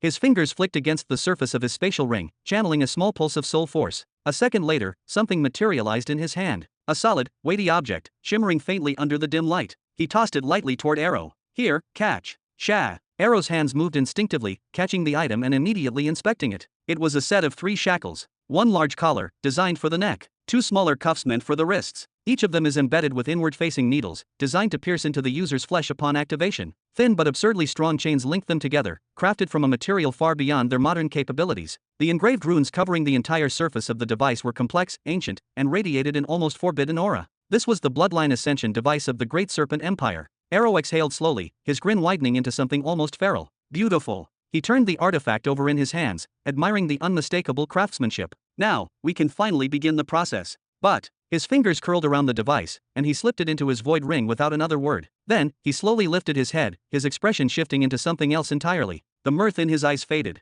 The casual, easygoing demeanor vanished. I'm not starting without you. A thick silence settled over the room, but Arrow wasn't looking at Harrows anymore. His eyes were focused on something else, just a few steps in front of them. Something lay motionless like a discarded corpse. It had no distinguishable features. Its entire body was covered in burns, from the scorched remnants of its hair to the charred remains of its fingertips. Its right arm was completely gone, severed at the shoulder. Entire chunks of flesh were missing from its torso, exposing deep, raw wounds. The only sign of life, the only proof that this thing was still breathing, was the faint, agonizing rise and fall of its chest. Each breath was slow, each movement barely perceptible. Harrows frowned, his sharp eyes narrowing as he took a closer look. Then, suddenly, his expression changed. His eyes widened in shock, realization striking him like a bolt of lightning. His breath caught in his throat. The Seventh Prince. Chapter 1165. The Seventh Prince. Harrows's expression darkened, his brows furrowing deeply as he took in the battered figure before him. You were outside the dome when the explosions began? His voice was low, laced with a mixture of disbelief and something bordering on sympathy. Months ago, Harrows had overheard true beginning Empire soldiers laughing amongst themselves. They were joking about a delusional prisoner, a man who still clung to his former status as the Seventh Prince, believing that his royal blood would grant him special privileges. According to them, he had even requested medical treatment, as if his name alone could command respect in a place where status was worth less than dirt. They had mocked him mercilessly, scoffing that even a defeated prince was no different from a disgraced soldier. Harrows hadn't thought much of it at the time. To him, it was just useless chatter, the kind soldiers indulged in to pass the time. But there was one detail that stuck with him. The Seventh Prince was in the same prison as him. What he didn't know was that he was in this state. A sound, low and broken, emerged from the ruined throat of the leftover man before him. Harrows, you treacherous bastard. His voice was raw, filled with venomous hatred that seemed to crawl up from the very depths of hell itself. His breath was ragged as if every syllable was being dragged out of him against his will. From the moment I first saw you, I never trusted you. When I learned you had become a marshal, I raged. And now, you prove me right. A violent, hacking cough tore through him, blood splattering across his already mangled body. Cuck. The force of it sent fresh tremors through his broken frame, but the fury in his eyes did not fade. Harrows exhaled sharply, crossing his arms. Hey, don't get ahead of yourself, serve on. I suggested bringing you to Grand General Arrow because I saw potential in you. I know you have ambition that rivals mine. His voice was steady, but there was a hard edge to it, a warning, perhaps. And I knew you were open to negotiation, otherwise, you wouldn't have tried to use your status as the Seventh Prince to bargain for medical treatment. Harrows gestured toward the Third Prince with an edge of frustration. But if you would rather die alone in this pit, be my guest. General Arrow, let us leave. Whoa, hold on now. Arrow chuckled, raising a hand to calmly wave Harrows down. If this was a lost cause, do you really think I would still be sitting here? His golden eyes gleamed with amusement, but there was a calculated sharpness behind them. Your dear prince welcomed me when I arrived. He was even eager to become my assistant. A short pause, before his voice dipped with mock sympathy. That is, until his pride got the better of him when he heard about His Excellency's breeding plan. Harrows furrowed his brows, glancing back at Servan. And what is your problem with that exactly? His tone was laced with disbelief. Our entire race is a warrior race. Every single one of us has fought on the battlefield without exception. He exhaled sharply, his patience beginning to thin. His Excellency originally wanted to exterminate us all, but instead, he came up with a plan that allows our race to survive. You should be grateful to him. And to me, instead of acting all righteous. Servan tried to spit at the ground in disgust, but instead, he coughed up blood. His body trembled, but his glare remained unshaken. Do you have no shame? His voice was hoarse but seething with contempt. You are willingly taking part in a plan to domesticate our race like cattle and ducks. And you still have the audacity to sleep at night? Harrows scoffed, rolling his eyes. I sleep just fine knowing that I gave my race a way out. He waved a dismissive hand, then turned back toward Arrow. Let us go, General. Let him keep coughing up blood and wither away for all I care. Once again, Arrow gestured for him to wait. His sharp eyes twinkled with something almost playful. Now, let us set aside all these formalities, shall we? Arrow's tone was light-hearted. Let us focus on what actually matters here. Your options. He raised a finger. 1. I leave you here to rot, to die, slowly and painfully, while we keep on without plan anyway. Then another finger. 2. You come with me. You will oversee the strengthening of a pure-blood lineage for your race, and have a general's title and position. A slight pause. A deliberate tilt of his head. Do you have a third option? Servan remained silent. Arrow's grin widened. Come now, Servan, this really is not a difficult choice. He leaned back, voice dipping into something colder. If you choose death, we will proceed with the plan regardless. Even if Harrows were to drop dead right now, I would continue the mission without hesitation. Do you think it is difficult to find 1,000 prisoners willing to carry out this plan voluntarily? Then he added, 100 males, 1,900 females. Each of them will receive enough blood to transform their bone marrow. And from that moment forward, their only purpose will be reproduction until they die of old age. This is paradise. Forget 2,000. I could gather 2 million with ease. Servan's fingers twitched slightly, but his expression remained unreadable. Arrow lifted a hand, pointing at him casually. So, Servan, I suggest you focus on yourself. You can either die, or become a general. His voice lowered into something almost dangerously persuasive. And since your death changes absolutely nothing, why not simply follow me? Servan's gaze bore into Arrow's. Seconds stretched. Then, with a slow, deliberate movement, he closed his eyes and turned his head upward, as if weighing the weight of his own existence. Arrow remained still. Still smiling. Still waiting. Giving him time to decide. Of everyone in the room, the most astonished by the conversation was Harrows himself. Once again, Arrow had proven that he knew exactly how to handle every individual. He had completely refined the seventh prince's mindset, forcing him to focus solely on his own fate, because Arrow knew that deep down, the prince was an absolute egotist. Now, the outcome was almost inevitable. And sure enough, 5 minutes passed in heavy silence, each second stretching longer than the last. The flickering lights above cast eerie shadows across the chamber, the stillness pressing down like an iron weight. Then at last, the seventh prince slowly opened his eyes. His gaze drifted back toward Arrow, filled with something dark, unreadable. His lips, cracked and stained with dry blood, parted as he spoke. You and Harrows, did you think of it this way too, when you decided to betray your own species? Is that why you are working under someone you loathe? The very man who destroyed everything you ever loved. Precisely. Arrow responded without hesitation, his voice steady and unwavering. He lifted both hands in a gesture of ease, a smirk tugging at his lips. Do not clutter your head with all these side issues. Just focus on the choices in front of you, and pick the one that lets you live a comfortable life. He then lowered his hands, letting them slap against his thighs with a loud, resounding clap. As for the one who destroyed everything you love, it is best if you swallow any hatred and bury it deep in your heart, at least until you have enough power and authority. Once you do, go ahead and oppose him as much as you want. Arrow's voice was smooth, like silk wrapped around iron. The seventh prince's burned brows furrowed. Arrow's words could be interpreted in more ways than one. Was he truly advising patience, or was he manipulating Servan's anger, directing it into a path he could control? I have heard a lot about you from Harrows, Arrow continued, his eyes gleaming with interest. He leaned forward slightly. I was told you were the unofficial leader of the Imperial Guards, that you were their military strategist, that you even had direct contact with a general under your overlord in the Middle Belt. Then after a brief pause as if to let the words sink in, to be honest, I thought Harrows was exaggerating your importance. But now, just by looking into your eyes, I realize he actually undervalued you. A sharp grin stretched across his lips, his voice carrying a note of amusement. And that is why I insist on having you by my side. Then, he spread his arms wide, his expression turning wickedly amused. My third army. It will be the largest in terms of available soldiers, the most complex in terms of diverse species and specializations, and the strongest in elite forces, with warriors from the Durger, Devas, and Krixos bloodlines.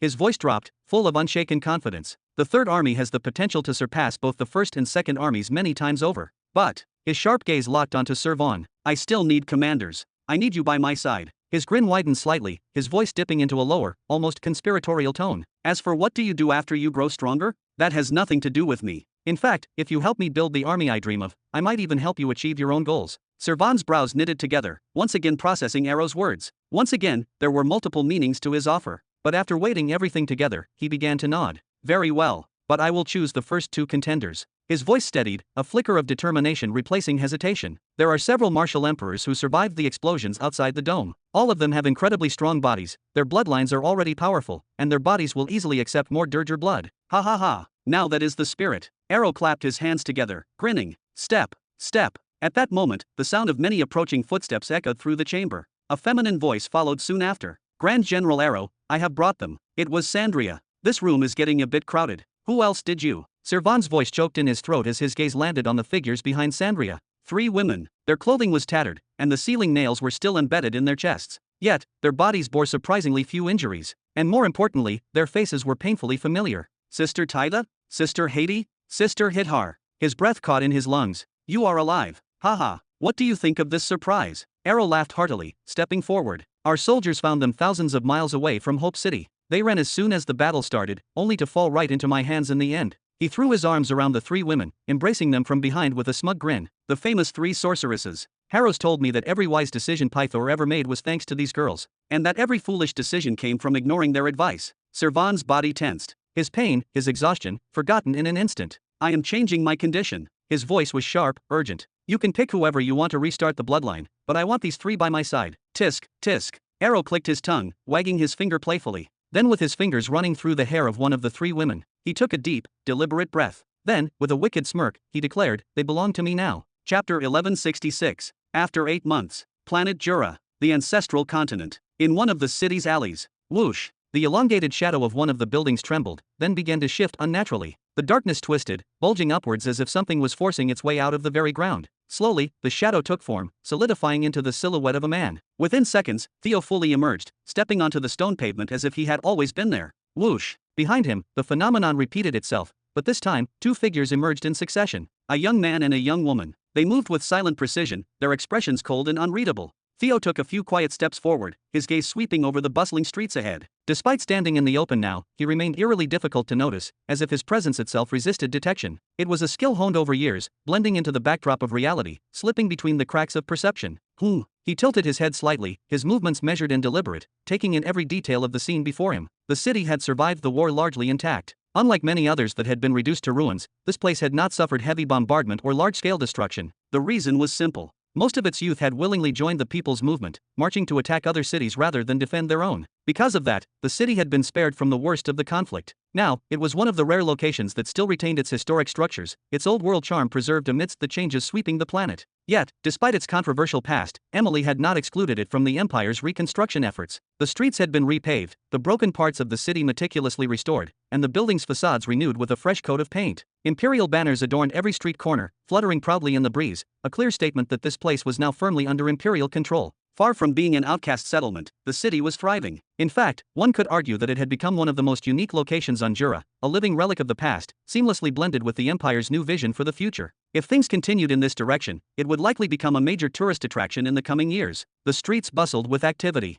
Merchants called out their wares, negotiating prices with eager customers. Restaurants were packed with patrons, the scent of grilled meats and spiced stews filling the air. Workshops hummed with the sound of hammering and sawing as craftsmen toiled without rest. Ever since Emily had implemented her policy of providing free food for all Jura's residents, survival was no longer a daily concern. With their basic needs secured, people had thrown themselves into rebuilding their trades and restoring what had been lost. The initiative had been met with overwhelming support, and its effects were visible everywhere. Theo silently observed the transformation. There were no beggars in sight, no idle loiterers wasting time in the alleyways. Everyone had a purpose, a role to play in the new order. Despite the uplifting atmosphere, Theo's expression remained unreadable. His eyes, sharp and calculating, scanned the streets with quiet intensity. His brows furrowed ever so slightly, a barely noticeable reaction to what he saw. "Your Highness, do you see something I do not? Please, enlighten me." The voice came from behind him, low, respectful, yet laced with curiosity. The speaker stepped forward, his movements crisp and disciplined. It was Leonid Burton. Leonid was no ordinary soldier. He was the one who had risked his life to inform Robin of the impending invasion of Jura, doing so in such a daring manner that even Robin himself had been impressed.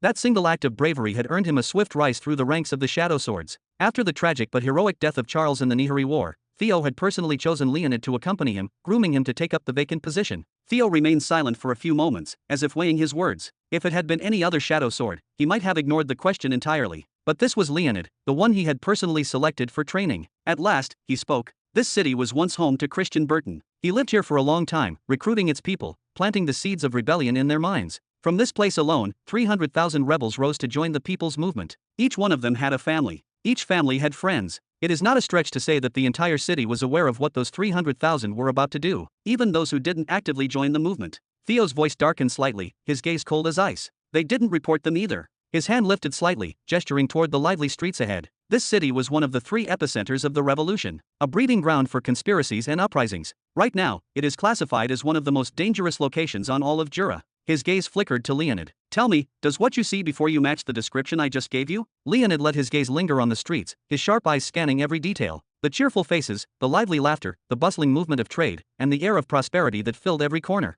It was a scene that should have been impossible, given what had happened here. "No, Your Highness, nothing here matches what you have described," he admitted after a moment, his voice carrying a trace of hesitation. His brows knitted together slightly before he continued. "But is that really a problem? Perhaps the government's efforts are finally bearing fruit?" 300,000 rebels had marched out from this city. That meant 300,000 dead. From one city alone. Every street, every alley, every home, each had lost at least one or two members, perhaps entire families had been wiped out. Every single person walking these streets, trading goods, laughing, and chatting, they had all lost someone. A father, a son, a brother, a dear friend. And yet, everything was too normal. It was unnatural. There was no air of mourning, no visible traces of grief, no signs of lingering sorrow. If anything, the city was in an unervingly good state. It wasn't just surviving, it was thriving. Something is being orchestrated in the shadows. A female voice finally broke the silence, firm and laced with unease. It was the young woman standing beside them, her arms crossed, her feline eyes narrowed with suspicion. Her tone left no room for doubt. "It is impossible for this to be the natural reaction of families who lost their sons and daughters just a few months ago," she stated with conviction. "I know for a fact that this is simply not possible." Theo turned slightly, his gaze shifting to the speaker. That woman was Carrie, the leader of the Nightcat race and his newly appointed closest aide after she had sworn an extreme soul oath. The Nightcats were no ordinary race. Their affinity with the path of darkness was something no human could ever match. While humans had to undergo rigorous training and selection, with only 1 in 1,000 applicants successfully becoming a shadow sword, every single Nightcat was practically born ready. Their natural talent in shadow warfare made them a perfect fit for the role. Their mass surrender to the Empire had instantly bolstered the Shadow Sword's strength to unprecedented levels. The only reason they had been unable to oppose Elizabeth, or Xanax before her, despite their overwhelming numbers, was their lack of access to the major law of darkness. Instead, they wielded only lesser derivative laws, which, while powerful, were not enough to match a true master of darkness. This was one of the key reasons why Carrie had willingly sworn herself to the Emperor under a binding soul oath, pledging her allegiance as a Shadow Sword for the next 1,000 years, along with any of her people who chose to follow her. The temptation of gaining access to the major law of darkness had been too great to resist. At present, only Carrie and a select few high-level martial emperors had successfully endured the excruciating process of the foundation modification technique, a method that forcibly reshaped their energy foundation to allow them to wield the major heavenly law freely. But every single day, more and more of her people came forward, choosing surrender in exchange for power. Hundreds of Nightcats took the oath daily, undergoing the same transformation. It was only a matter of time before the Shadow Swords were completely dominated by the Nightcats. After holding his gaze on Carrie for a few moments, Theo finally turned back toward the streets, his sharp golden eyes flickering with thought. She is right. His voice was quiet but carried a certain weight that made both Leonid and Carrie straighten their backs slightly. No one subjected to this level of grief could simply forget everything within a few months, perhaps not even within a few years. We had put measures in place to monitor cities like this closely, for at least the next 20 years. And yet, it doesn't even seem necessary anymore. His fingers tapped lightly against his wrist, a rare sign of contemplation. It is as if their minds have been washed clean. Leonid's brows furrowed deeper. He had never been one to be easily shaken, but the implications of Theo's words unsettled him. Perhaps His Highness Caesar's efforts are actually working? He suggested cautiously. Theo slowly shook his head. No. His voice was calm, but absolute. Little brother Richard specifically requested that big brother Caesar stay out of Jura. Then, he tilted his head slightly, his expression unreadable. And to be honest, even if Caesar had tried, his methods wouldn't have worked here. There was no arrogance in his tone, just cold, calculated reasoning. His strategy relies on appearances, on grand displays, spectacles, and broadcasting achievements across giant screens. He uses the Shadow Swords to spread carefully crafted propaganda to shape public perception. All of that might work on other planets. His gaze sharpened, but not on Jura. He continued, his tone growing firmer. Planet Jura is unique. It houses the imperial capital, the research and development city, and massive defensive strongholds. Unlike other planets, where power is centralized in a few key locations, Jura is different. Its military academies, weapon markets, and technology hubs are everywhere. There's no single place that holds control over the others. He exhaled slowly before delivering his final verdict. And the people here, they are not fools. He paused, scanning the city once more. They are the core of the First Golden Army. They have been at the heart of every major war for the past 50 years. They saw the battles with their own eyes. They fought in them. They bled for them. No amount of propaganda could ever hope to sway them. His fingers curled slightly. Big brother Caesar's plan was doomed to fail here from the start. A long silence stretched between them. And yet, Theo's brows suddenly furrowed, a flicker of something sharp and dangerous passing through his eyes. But, his voice dropped slightly. Richard succeeded, somehow? Chapter 1167. You say that His Highness Richard succeeded? Succeeded in what? Leonid furrowed his brows, his confusion evident. His Highness has not been seen for almost a year. He left to refine the planet's spirit, and there has not been a single word from him since then. No news, no sightings, nothing at all. Theo remained silent for nearly a full minute, his piercing gaze sweeping across the street like a hawk surveying its prey. His expression was unreadable, and his body remained completely still, making Leonid and Carrie even more anxious. Then, finally, he lifted his hand and pointed in a specific direction. There.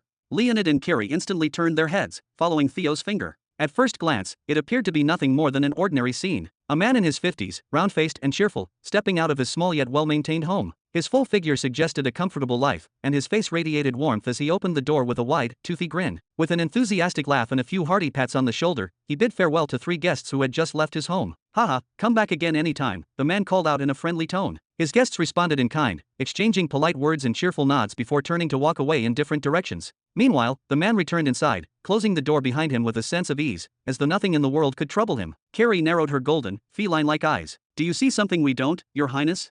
Theo remained composed, his voice carrying the same cold detachment as always. I have been keeping a meticulous watch over the 3 cities that served as the ignition points of the revolution. I wouldn't be exaggerating if I told you that I have memorized the faces of every key figure who holds influence here. I know who associates with whom, who owes whom, and who holds power over whom. These are the fundamentals of our work in the Shadow Swords, the Empire's watchful eyes and unseen hand. Our most important duty is to know everything before it happens.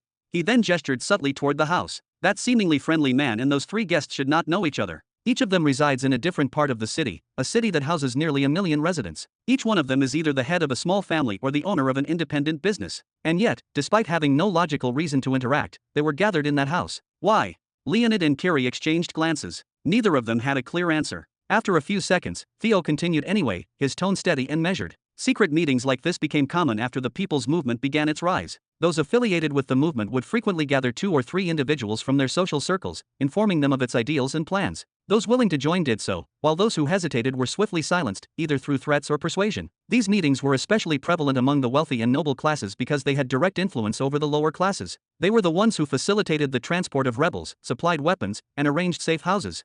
Theo's eyes darkened slightly as he uttered his next words. What you just witnessed was a glimpse of the past. Leonid's face paled as the realization struck him. The People's Movement has returned. His voice rose slightly, his shock momentarily making him forget their need for secrecy. Even Curie, who typically had little interest in human affairs, felt a shift in her posture. Her feline ears twitched slightly, her muscles tensing. This would be her first major assignment, her first real test. No need to jump to conclusions. Theo's voice remained calm, but there was a sharp edge to it. Then, with a single, precise gesture, he signaled toward the house. Whoosh! The shadow of the door wavered unnaturally, rippling like liquid darkness. Then, in the blink of an eye, a figure emerged from the ground, a shadow sword, cloaked in black, kneeling before Theo with unwavering discipline. Your Highness. Leonid blinked in astonishment. They were under surveillance the whole time. Theo barely spared him a glance. That is how intelligence and information networks should operate. If you wait until the meeting has concluded to start asking questions, then what is the point of your existence? Then, without missing a beat, Theo turned to the kneeling shadow sword. The same as before. The same as before, Your Highness. No changes. The shadow sword's voice was unwavering, his words delivered with practiced efficiency. Theo nodded slightly. You may go. The shadow sword did not hesitate. In an instant, his form dissolved into the shadows, vanishing as swiftly as he had appeared. Leonid felt a bead of sweat forming on his forehead. He had barely grasped what had just happened before the exchange had already concluded. He hesitated for a moment before finally speaking, his voice tinged with uncertainty. Your Highness, could you clarify what exactly the same as before means?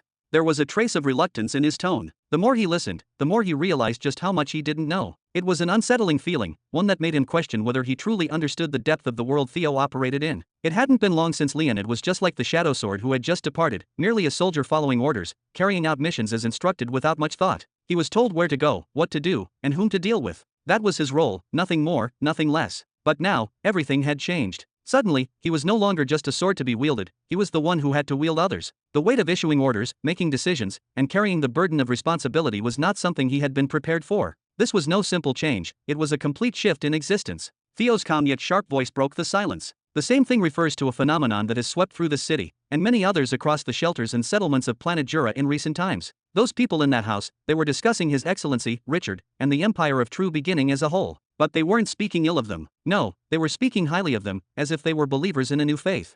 His brows furrowed slightly as he continued. What that fat man just did, those 3 guests who left will now do the same. Each of them will gather a few acquaintances, whether close friends or distant contacts, and they will begin spreading the same message. They will start talking about how great the empire is, how just and fair its laws are, how Crown Prince Richard's reforms have ushered in a new era. They will glorify him and his governance, turning every conversation into an opportunity for indoctrination. Then, Theo turned fully to face Leonid and Curie, his dull eyes glinting in the dim light of the alleyway. The truly strange part is this. The people most affected by the Empire's rule, those who have suffered the greatest losses, those who should have every reason to despise this system, they are the ones being invited to these gatherings the most. And during these meetings, their hosts don't just try to convince them. No, they subtly threaten them. They make sure they understand that they are being watched. That if they dare step out of line, the entire city, their own neighbors, will be the first to turn against them. Theo gestured behind him toward the street that had only just begun to settle down. What you are hearing right now, what you are seeing unfold, is the biggest reason for the eerie atmosphere in the streets. The people themselves are silencing one another. Anyone who so much as voices a doubt or questions the status quo is summoned repeatedly, pressured, and ultimately forced to comply. They are made to spread propaganda, to sing the praises of His Excellency and the system. And all of this is happening completely out of our control.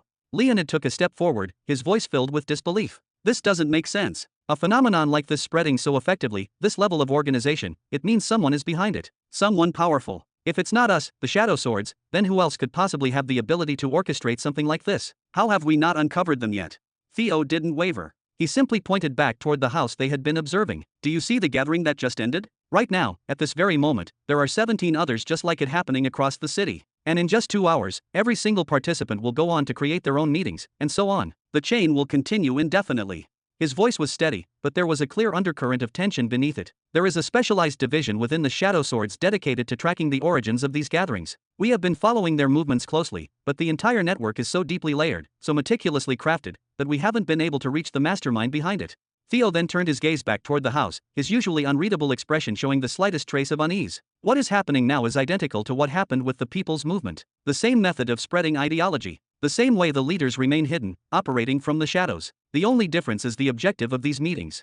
For a moment, he went silent. But then, for the first time that night, his expression darkened. His golden eyes locked onto Leonid, sharp and unwavering. You asked me earlier what role the Crown Prince, Richard, plays in all of this, how exactly he succeeded. The truth is, I don't know. But tell me, who else could it be? I haven't done anything. Big brother Caesar hasn't done anything. Emily, Zara, the others, none of them have moved. And I personally confirmed that Arrow hasn't acted either. So who else?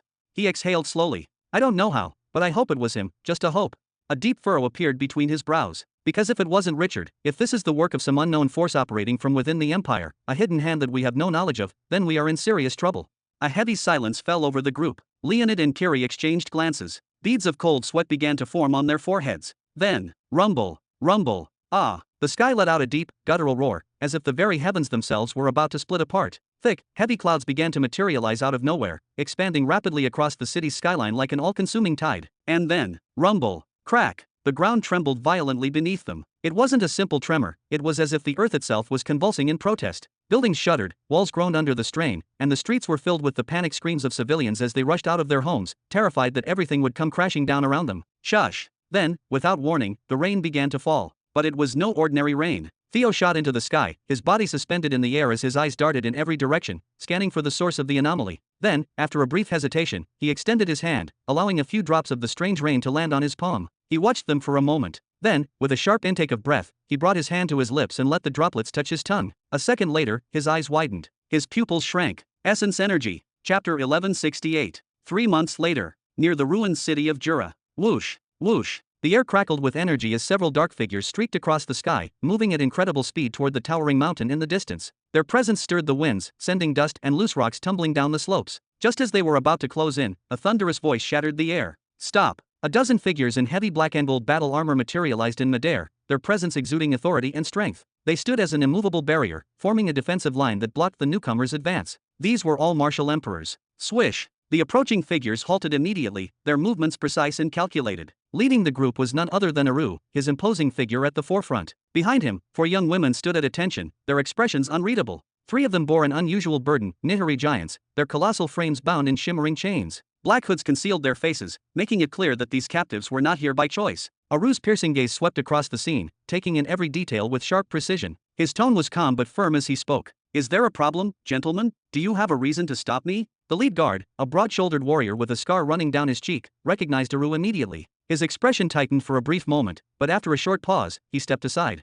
Third Supreme General Aru, you may proceed. A wide grin spread across the horned young man's face. I appreciate it. Without further delay, the group resumed their journey, moving past the guards and pressing onward. As they advanced, Sandria, one of the women in the group, shot a curious glance toward the sentries before addressing Aru. Is it really necessary to station guards around this particular mountain? I would think the people need protection from its resident, not the other way around. Aru let out a hearty laugh, his deep voice echoing across the rocky terrain. That is exactly why the guards are here, to make sure no idiots disturb him. Sandria raised an eyebrow, a knowing smirk forming on her lips. But, is that not exactly what we are about to do? Aru's only response was another booming laugh as they continued their ascent. At the mountain's peak.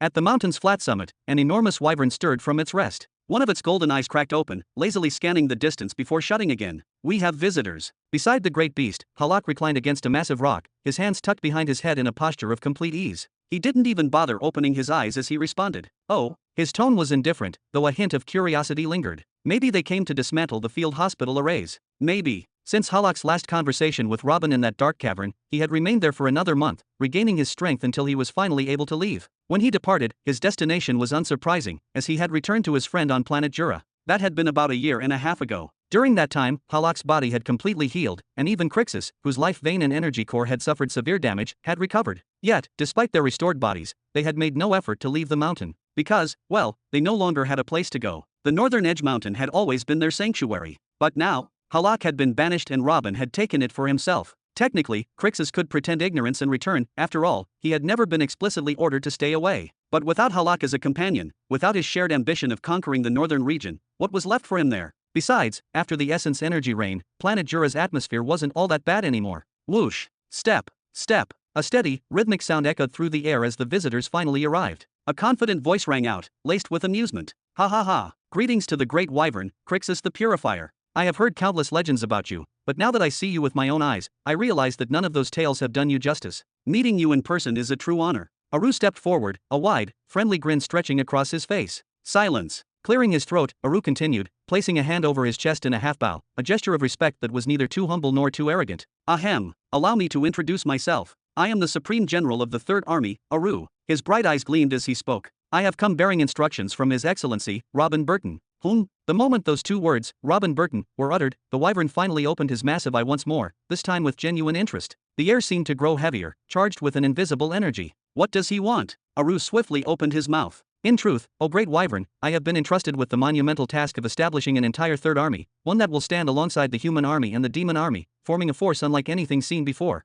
As you can surely imagine, this is no simple feat. It requires immense effort, countless resources, and what do you want? Crixus interrupted impatiently, his deep and thunderous voice reverberating through the air like an earthquake. Aru was momentarily taken aback by the wyvern's sheer presence, but he quickly composed himself. Swallowing his pride, he forced a pleasant smile onto his face, doing his best to maintain a respectful and diplomatic tone. Blood. He paused briefly, choosing his next words carefully. A significant quantity of it. If possible, a few small pools would suffice. Crixus's golden eyes narrowed as he raised his head from where it had been resting on his massive, coiled tail. Is this some kind of joke? He demanded, his voice carrying a dangerous edge. What possible reason could His Excellency have for requesting my blood? Aru shook his head slightly, his demeanor unwavering. I assure you, I have no intention of making light of this matter, especially not when speaking to an ancient being such as yourself. His tone remained measured, though a glint of determination flickered in his eyes. His Excellency has issued orders to create a new, superior hybrid race, one that will surpass all others. And the key ingredient in this grand design is your pure, unparalleled blood. He clasped his hands together, tilting his head slightly in a gesture of persuasion, his lips curving into a well-rehearsed yet seemingly sincere smile. Nonsense.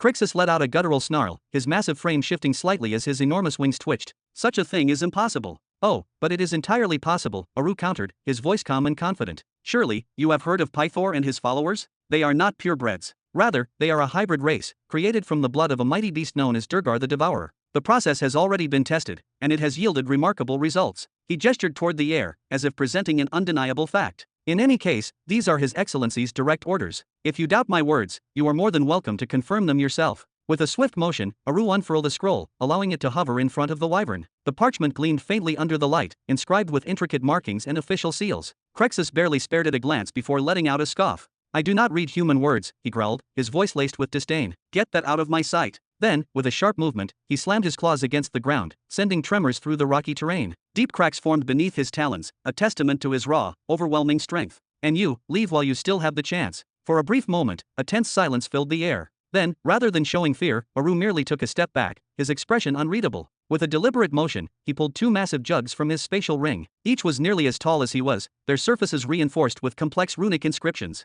He gestured toward them casually, as if presenting mere trinkets. Look here, he said, his voice laced with subtle amusement. This one contains the blood of Durgar the Devourer, and the other holds the blood of Diavos the Transcendent. Both of them have already complied with His Excellency's command. He tilted his head, his eyes gleaming with something unreadable. Now, tell me, what do you think will happen when His Excellency learns that you, Crixus the Purifier, have chosen to refuse his direct order? The wyvern's gaze darkened. His nostrils flared, releasing a thin wisp of azure flame. His claws flexed slightly, scraping against the rock beneath him. Yet, despite his growing anger, something in Aru's words gave him pause. They are not his orders unless he speaks them to me himself, Crixus finally muttered, his voice lower, but firm. Aru simply shrugged, as if unbothered by the resistance. Oh, that is fine. In that case, I will simply go and retrieve His Excellency from his seclusion. I am sure he will be most interested to hear your response. With a graceful turn, he began to walk away. Wait! A voice rang out from the side. Aru paused mid-step, then turned his head slightly, his expression neutral. It wasn't Crixus who had spoken. It was Halak. The massive warrior, who had been lounging lazily to the side, had now shifted slightly, his keen gaze locked onto Crixus rather than Aru.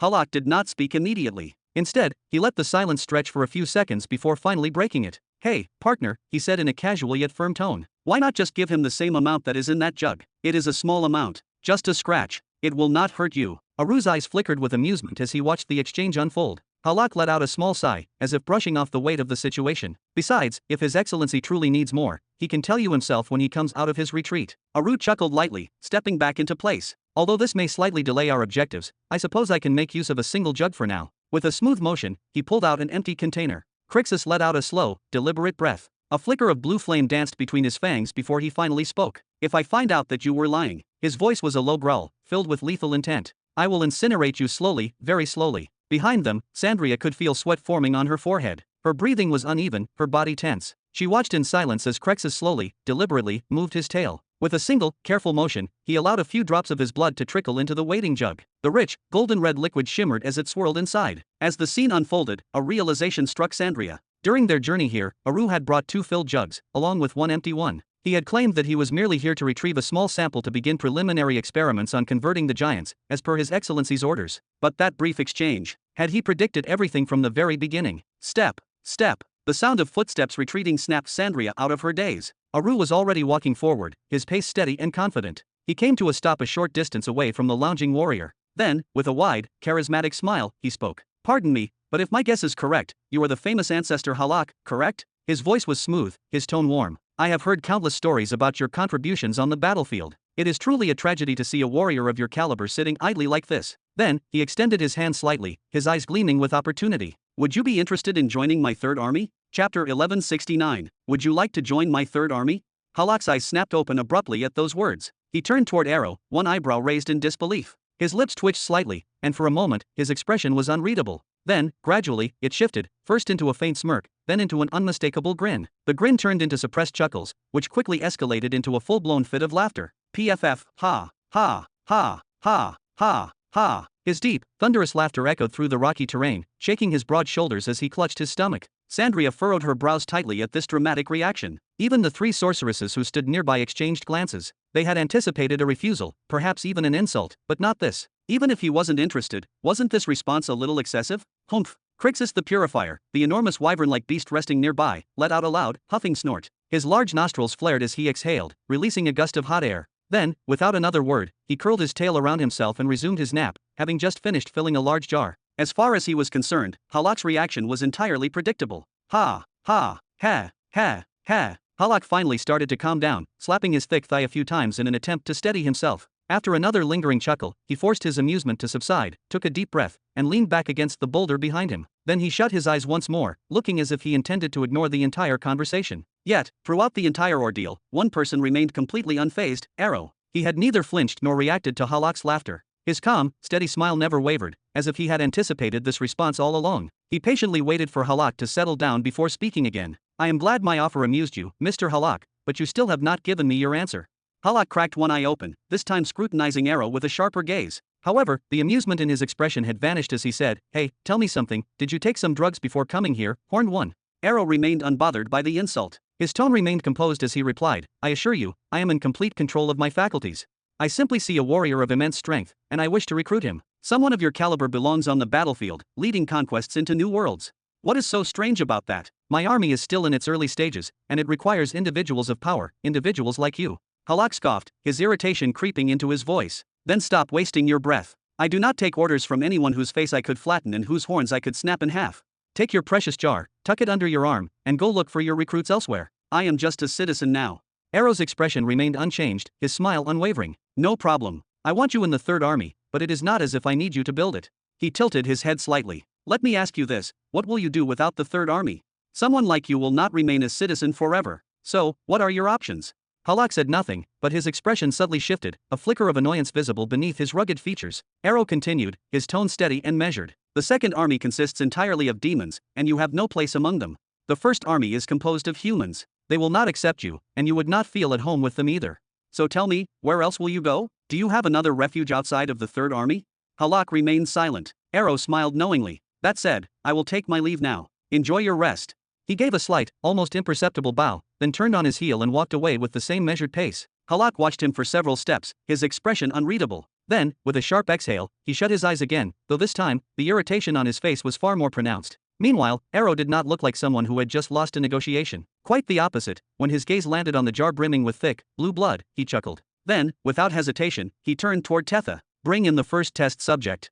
Are we conducting the experiment here, Supreme General? One of the three sorceresses inquired, her voice devoid of emotion. Arrow spread his arms wide as if to embrace the moment. Of course. The Great Wyvern has every right to witness the first transformation of a lineage that descends from him. Crixus opened his eyes slightly, his reptilian pupils narrowing with intrigue. The words piqued his interest. Tetha gave a brief nod and began preparing the massive test subject for the procedure. Elsewhere, while the others busied themselves with preparations, Xianxia sent a telepathic message to Arrow, her tone carrying a hint of doubt. Are you really going to leave him just like that? You will not try to convince him further? If we manage to recruit him, we will gain a force on par with Sakar and Caesar. Forgive me if this sounds harsh, but you are not at their level yet. For the first time since their conversation began, Arrow's confident smile faltered, just slightly. A shadow of something resembling pain flickered across his expression. People like Halak have their own way of thinking, Xianxia. Even if he agreed with my logic, he would not accept my offer right now because he would see it as a sign of weakness. That is simply how his mind works. The best I can do is plant the idea in his head and let it take root. If it grows in the right way, he will eventually come to me on his own, presenting his willingness to join as if it were his decision. That is the only way someone like him would ever accept. Xianxia's eyes widened slightly. She had not expected such an approach. Slowly, she began to nod in understanding. Bang! A massive thud echoed across the rocky terrain as one of the three Néhari giants was shoved forward, forced to his knees beside Arrow. His heavy breathing and furrowed brows betrayed the pain and confusion he felt. But Arrow paid no heed to the giant's struggle. His focus remained solely on the object he retrieved from within his spatial ring, an ominous device made of three thick iron shackles, each embedded with hundreds of thin, glistening needles. The shackles were connected by delicate yet deceptively strong silver chains that pulsed faintly with energy. This was no ordinary restraint, as this was the race upgrade device. With a controlled motion, Arrow raised his hand toward the enormous jar of blue blood that rested nearby. His fingers twitched, manipulating his energy with precise intent. A single droplet of the thick, shimmering liquid rose into the air, floating as if guided by invisible strings. With extreme caution, he maneuvered the droplet toward a small, rune-inscribed slot on the device and let it fall inside. Hiss! A horrifying, skin-crawling hiss erupted from the device the moment the blood made contact. The engraved sigils on its surface pulsed with an eerie, flickering light, ancient runes long forgotten now brought back to life. A wave of sinister energy radiated outward, making the very air feel heavier. That thing is supposed to turn them into my kin. A deep, rumbling voice broke the silence. Crixus, the great wyvern, lay nearby, his massive wings partially extended as he observed the scene before him with intrigue. His piercing golden eyes flickered with a mixture of curiosity and suspicion, noting that whatever that shackle device was, it reeked of something unnatural. That is what it is supposed to do, at least, Arrow replied, his tone measured. We have used this device before to enhance over 2,000 members of the Duergar race, turning them into what we now call the Durgarians, and the process was flawless. He paused, exhaling softly. But this is different, as this is not just an enhancement.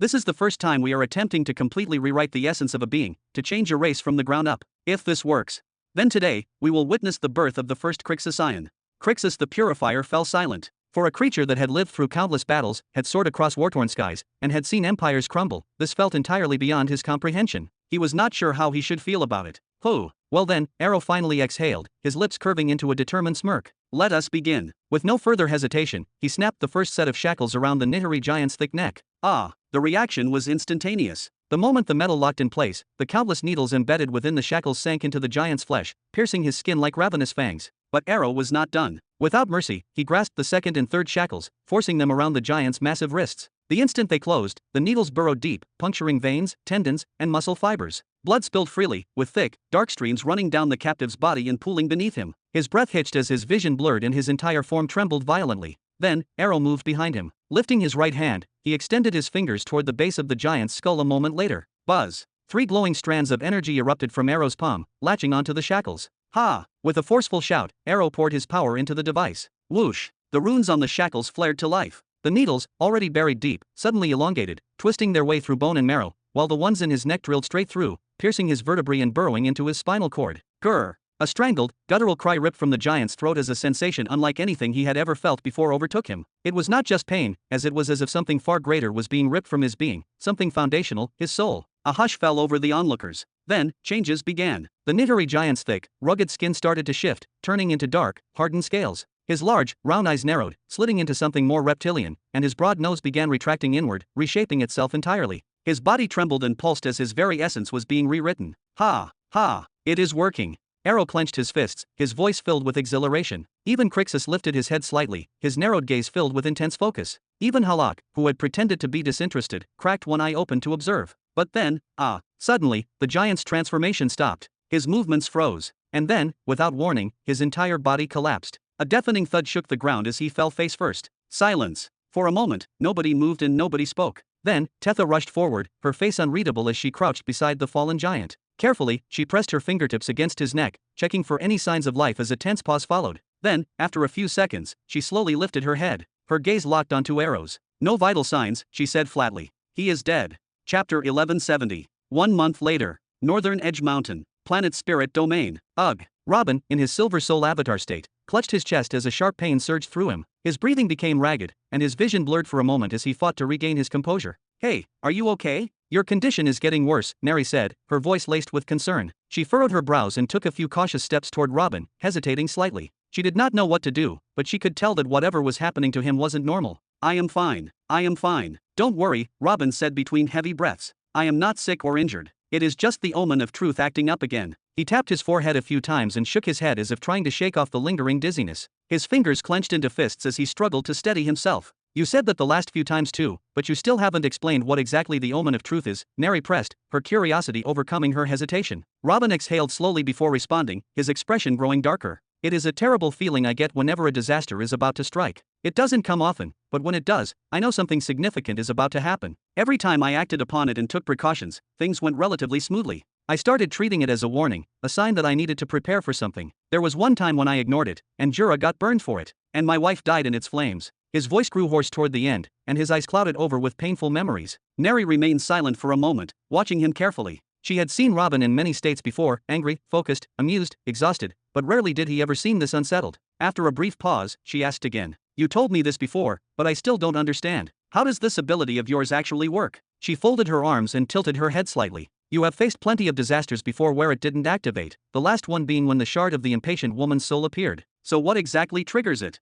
What does it indicate? And more importantly, how can you use it to your advantage? What is the point of having this ability if you don't even know what's going to happen?" She stepped closer, her gaze intense. "If this thing is just a vague warning about misfortunes, then isn't your entire life one endless misfortune already? As a planetary conqueror and a golden-eyed chosen, you're constantly walking into danger. Your existence is practically built on conflict and catastrophe." "I don't know," Robin snapped, waving his hand in frustration. "It comes and goes as it pleases, and I have no control over it. The all-seeing God once told me that it might be a unique ability, but I don't know how to harness it, let alone manipulate it to my advantage. All I can do is take precautions when it appears." Néhari let out a long sigh, placing her hands on her hips. "Then, are you going to take some precautions now? You have been having these for 6 months, and they keep getting stronger. Ignoring them won't make them disappear." Robin hesitated for a moment, then shook his head. "What do you want me to do? The First Army is recovering under Peon's leadership. The Second Army is consuming corpses like madmen, strengthening themselves in their own way. The Third Army is being built at full speed and already has my full support. Even if I go out and warn everyone about an impending catastrophe, what more could they possibly do?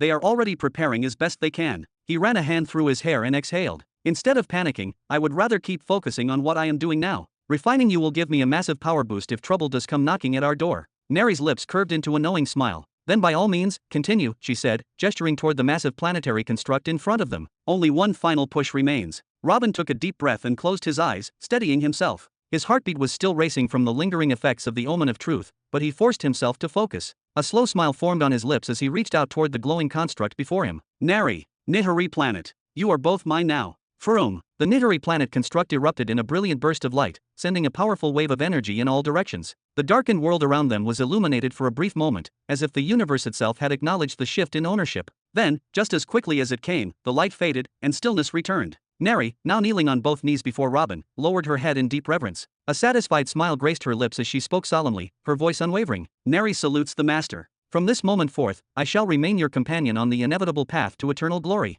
Oh, perhaps you'll accompany me on the road to ruin." Robin laughed loudly, his voice echoing through the chamber. His words carried an ominous weight, but his heart was pounding with exhilaration, like war drums signaling the arrival of a great battle. He had done it, he had officially claimed his second planet. The thrill of conquest surged through his veins, making his very soul tremble with anticipation. Néhari, standing beside him, smirked as she crossed her arms. "If you can't achieve glory with me by your side, then we both deserve annihilation." She chuckled, but her gaze was unwavering, intense. It wasn't a joke. She meant every word. Robin met her stare for a brief moment before nodding several times. He didn't have time to argue with her logic, nor did he want to. Glory or destruction, victory or ruin, such outcomes were nothing new to him. He had no intention of wasting time debating their fate. Taking a deep breath, he turned his attention back to the planetary construct before him. "How are things outside now?" Without waiting for a response, he stepped forward, extending his hand toward the glowing construct. With a simple motion, he zoomed in on the planet's surface. The sight that greeted him was one of absolute chaos. The very land itself was convulsing. Earthquakes raged across every continent, splitting the ground open in massive fissures. Towering mountains trembled, and vast plains cracked under the violent shaking. Entire cities were being swallowed by the shifting earth, and above them, dark storm clouds churned in a relentless dance. Hurricane-force winds howled like vengeful spirits, twisting into monstrous cyclones that tore through the skies. The heavens themselves seemed to be collapsing. Below, chaos reigned. The people, once ignorant of the planetary upheaval, were now running for their lives. Screams filled the air as buildings crumbled and the land buckled beneath their feet. It was as if the apocalypse had arrived, a cataclysm that none could escape. Néhari stepped closer to Robin's side, watching his reaction carefully before explaining in a composed, almost amused voice. The earthquakes are happening because a portion of my buried resources is surfacing. The primal chaos that has recently entered my core is also being refined into new resources at this moment. She gestured toward the landscape. Additionally, several springs have begun erupting across the planet, forming rivers of pure energy essence. Soon, essence lakes will appear naturally. I heard from your soldiers that you painstakingly created small lakes in that place called Greenland using rain. That won't be necessary with me. The very land itself will bloom with power. She then pointed upward toward the swirling mass of dark clouds. As for those storms, they are the result of me drawing in an enormous quantity of primal chaos and converting it into natural energy. Soon, the sky will rain down liquid essence, saturating the land and every living creature with power beyond imagination. This process will take a few days, but once it's complete, she smiled, her golden eyes gleaming, you will find yourself standing on a completely different planet. Robin remained silent for a long moment, his eyes wide with astonishment. He had expected changes. After all, a transformation like this was necessary to make Néhari truly his. But this was beyond what he had anticipated. He had seen the effects of a massive energy infusion before, when Greenland underwent its transformation, but even then, it had barely begun to approach Néhari's natural energy density. He had been able to breathe in raw essence, a luxury he had never imagined possible. But now, Néhari itself was undergoing an even greater metamorphosis? Would the energy in the air become so dense it would take on a liquid form? How would this affect the people living there? And what about the resources Néhari mentioned? If her buried treasures were only now beginning to surface, did that mean everything he had gathered until now was insignificant compared to what she could provide? The possibilities made his blood surge with excitement. He can already see the future. Robin suddenly grinned, his golden eyes shining with anticipation. Haha, this is exhilarating. I can't wait to see what you're capable of, Néhari. He clapped his hands together with a loud smack, his voice filled with enthusiasm. I'll return to my soul domain to observe the changes in there. I expect I'll be seeing you soon. Néhari gave a knowing smile before bowing slightly. Of course. Whoosh. In the blink of an eye, Robin disappeared. The moment he was gone, the confident smirk on Néhari's lips faded. Then, bam, she collapsed onto her knees. But this time, it wasn't out of reverence. Her body was trembling violently. Her hands dug into the ground as she struggled to maintain control, her breath coming in ragged gasps. Her entire being was shaking, and she couldn't stop it. Inside Robin's spiritual domain, Robin's soul avatar slowly opened his mouth and eyes. His golden irises gleamed in the dim space as he took in the shifting force around him. He could only manage to utter one phrase. Oh my. Chapter 1171. Heavens. Robin muttered in a low voice, his face filled with sheer astonishment as he took in the chaotic scene before him. His soul domain was in complete disarray, a sight that made his breath hitch for a moment. After his intense battle against the shadow of the cataclysm sealing cube, his soul domain had suffered unimaginable devastation. A massive rift, spanning nearly the entire size of the domain itself, had torn through its center. It was an open wound that refused to heal properly, an ugly scar that threatened the very stability of his soul domain. After that battle, what was once a thriving domain filled with vast soul force had become an empty, desolate wasteland. The abundant force that once filled this domain was all but gone, leaving behind a near-dead space. The countless initial souls he had devoured from the sea of lava drifted sluggishly, struggling to move in the cramped and restricted space they had. Some of them even fell from the sky as if they were succumbing to a second death for a second time. The very foundation of his domain was tainted with ominous, dark, viscous patches that pulsed with an eerie glow. These patches emitted an unsettling hum, a ghostly whisper that filled the air with an oppressive presence, making the domain feel like a haunted ruin rather than a place of force. Even after he had discovered the cave where Jabba had hidden and absorbed a substantial amount of soul force, the only real change in his domain was that the countless initial soul orbs, once stagnant, had begun to move again. They bounced and floated about in random patterns, as if aimlessly searching for purpose. But the underlying problems remained. Robin had deliberately chosen to ignore his soul domain for a long time. He had refrained from entering it or even thinking about it. The reason was simple. He knew that fixing this damage would take an unbelievable amount of time, possibly even centuries. The rift that ran through his domain, for example, was the result of him forging a soul shard. That alone was a problem so immense that he couldn't even begin to fathom how to fix it. He had no knowledge of how soul shards were truly formed, nor how to reverse their effects. If he left it alone, his soul domain would remain vulnerable to complete collapse the moment it sustained another significant damage. And then there were those dark swamps. What were they, exactly? Evergreen had warned him that they were a bad omen, a harbinger of something far worse. She called them precursors to the emergence of heart specters, terrifying, unnatural creatures that would soon awaken and become the apex predators of his domain. These entities, once fully formed, would mindlessly seek out and devour all other soul creatures within his realm. The first victims, of course, would be the countless initial souls he had painstakingly collected. But that wasn't the worst part. Once the heart specters were active, Robin himself would be in a state of constant unrest. Their very existence would disrupt his focus, gnawing at his mind and draining his ability to concentrate. The tension and stress would be unrelenting. It was a punishment, a terrible price he had unknowingly paid for mercilessly destroying and absorbing countless souls on the night before his great battle. And yet, as always, Evergreen had conveniently failed to tell him how to deal with them. Robin had estimated that, in order to properly study these ominous changes and develop solutions, he would have to isolate himself for years.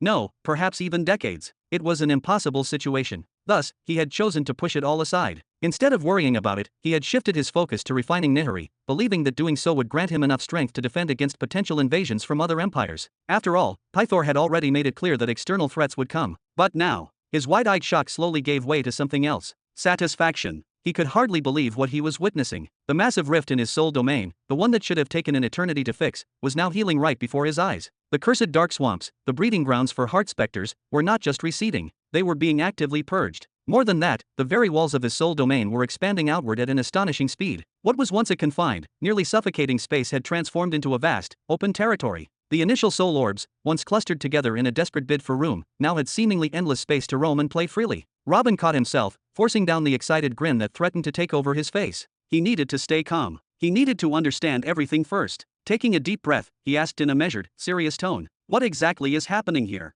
Step. At that moment, a familiar presence emerged. Néhari appeared, gracefully walking amidst the countless jubilant initial souls. With one hand placed elegantly over her stomach, her posture was one of pure nobility. She halted a few steps away from him before giving a deep, respectful bow. "Néhari greets the owner." Her voice carried a hint of amusement, but her expression remained composed as she continued. "What you are witnessing now is the result of one of the gifts bestowed upon you for refining a planet's spirit. Your soul's force has been doubled." Robin's eyes widened even further. He had completely forgotten about that. Indeed, when Robin had first refined Evergreen, he had immediately received a doubling of his soul force. However, at the time, he had assumed this phenomenon was limited to Greenland alone. Back then, he had possessed 3,000 soul units, and the moment the refinement was complete, that number had instantly skyrocketed to 6,000. It had been an astronomical increase in his eyes, a gift of immense power that had left him reeling in disbelief. At that time, Evergreen had even told him that with such an increase, he could now escape from a world cataclysm-level expert if needed. That simple statement alone had sent his confidence soaring beyond the heavens. But now, Robin currently had 137,000 soul units remaining after sacrificing 40,000 to create the soul shard. If this number were to be doubled, Robin's breath caught in his throat before he suddenly shouted in sheer astonishment, his voice echoing through the space. "My soul force has reached 274,000 units." "Not exactly." Néhari gently shook her head, her expression calm yet reassuring. "The moment you completed my refinement and I fully manifested here, I immediately sensed the disastrous state of your soul domain. The instability, the fractures, the chaotic imbalance, I could feel all of it. And so, I decided to take advantage of the tremendous soul force surge you received from my refinement and used a portion of it to stabilize your domain, repairing the worst of the damage." "I hope you don't mind." Robin was momentarily speechless before he suddenly burst into laughter. "Mind? Ha, ha, ha. You have just saved me decades of painstaking research." Overcome with emotion, Robin clutched his head with both hands, his fingers digging into his scalp as he tried to process the enormity of the moment. His gaze drifted toward the distant horizon, his thoughts racing in every direction. "Even so, I can still feel that the increase in my soul force is monstrous. It is almost surreal." Néhari nodded knowingly before responding. "Based on my calculations, your current soul force stands at approximately 250,000 units. Right now, you are effectively invincible against a lower-level world cataclysm. You are no longer just an up-and-coming force, you are now a fully recognized soul master, someone whose presence commands respect wherever you set foot within the mid-belt."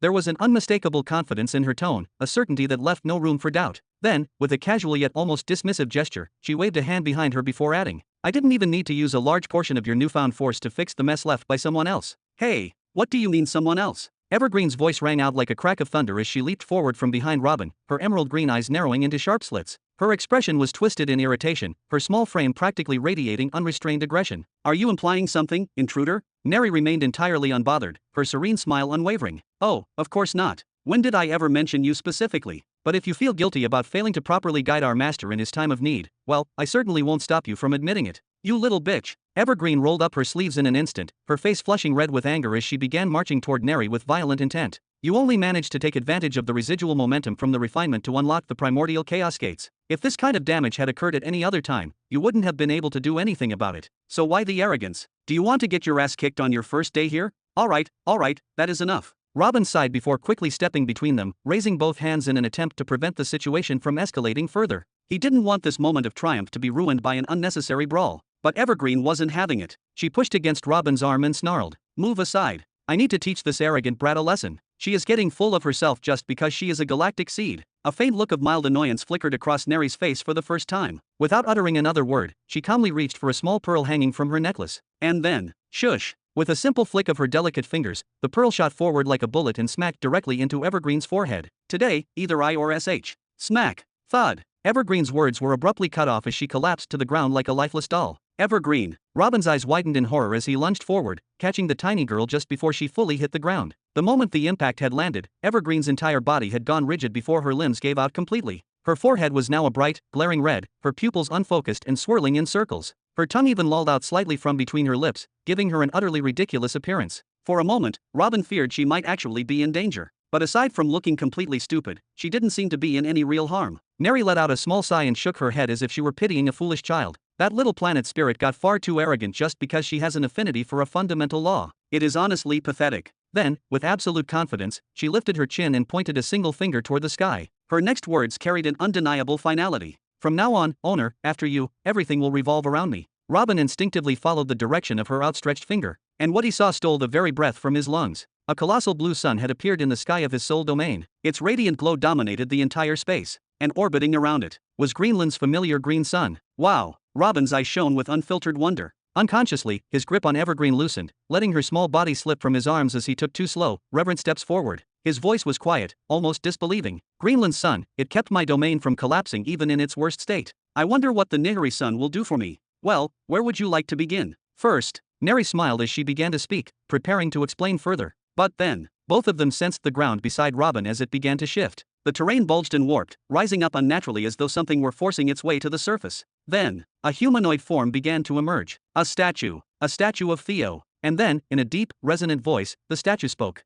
"Father, your coronation day has come." Chapter 1172. Planet Jura, 10 kilometers from the Imperial capital. The spatial portal activated with a deep hum, its shimmering energy forming a swirling vortex before several individuals stepped through. Their boots pressed against solid ground as they emerged cautiously, their eyes scanning their surroundings with growing astonishment. Oh!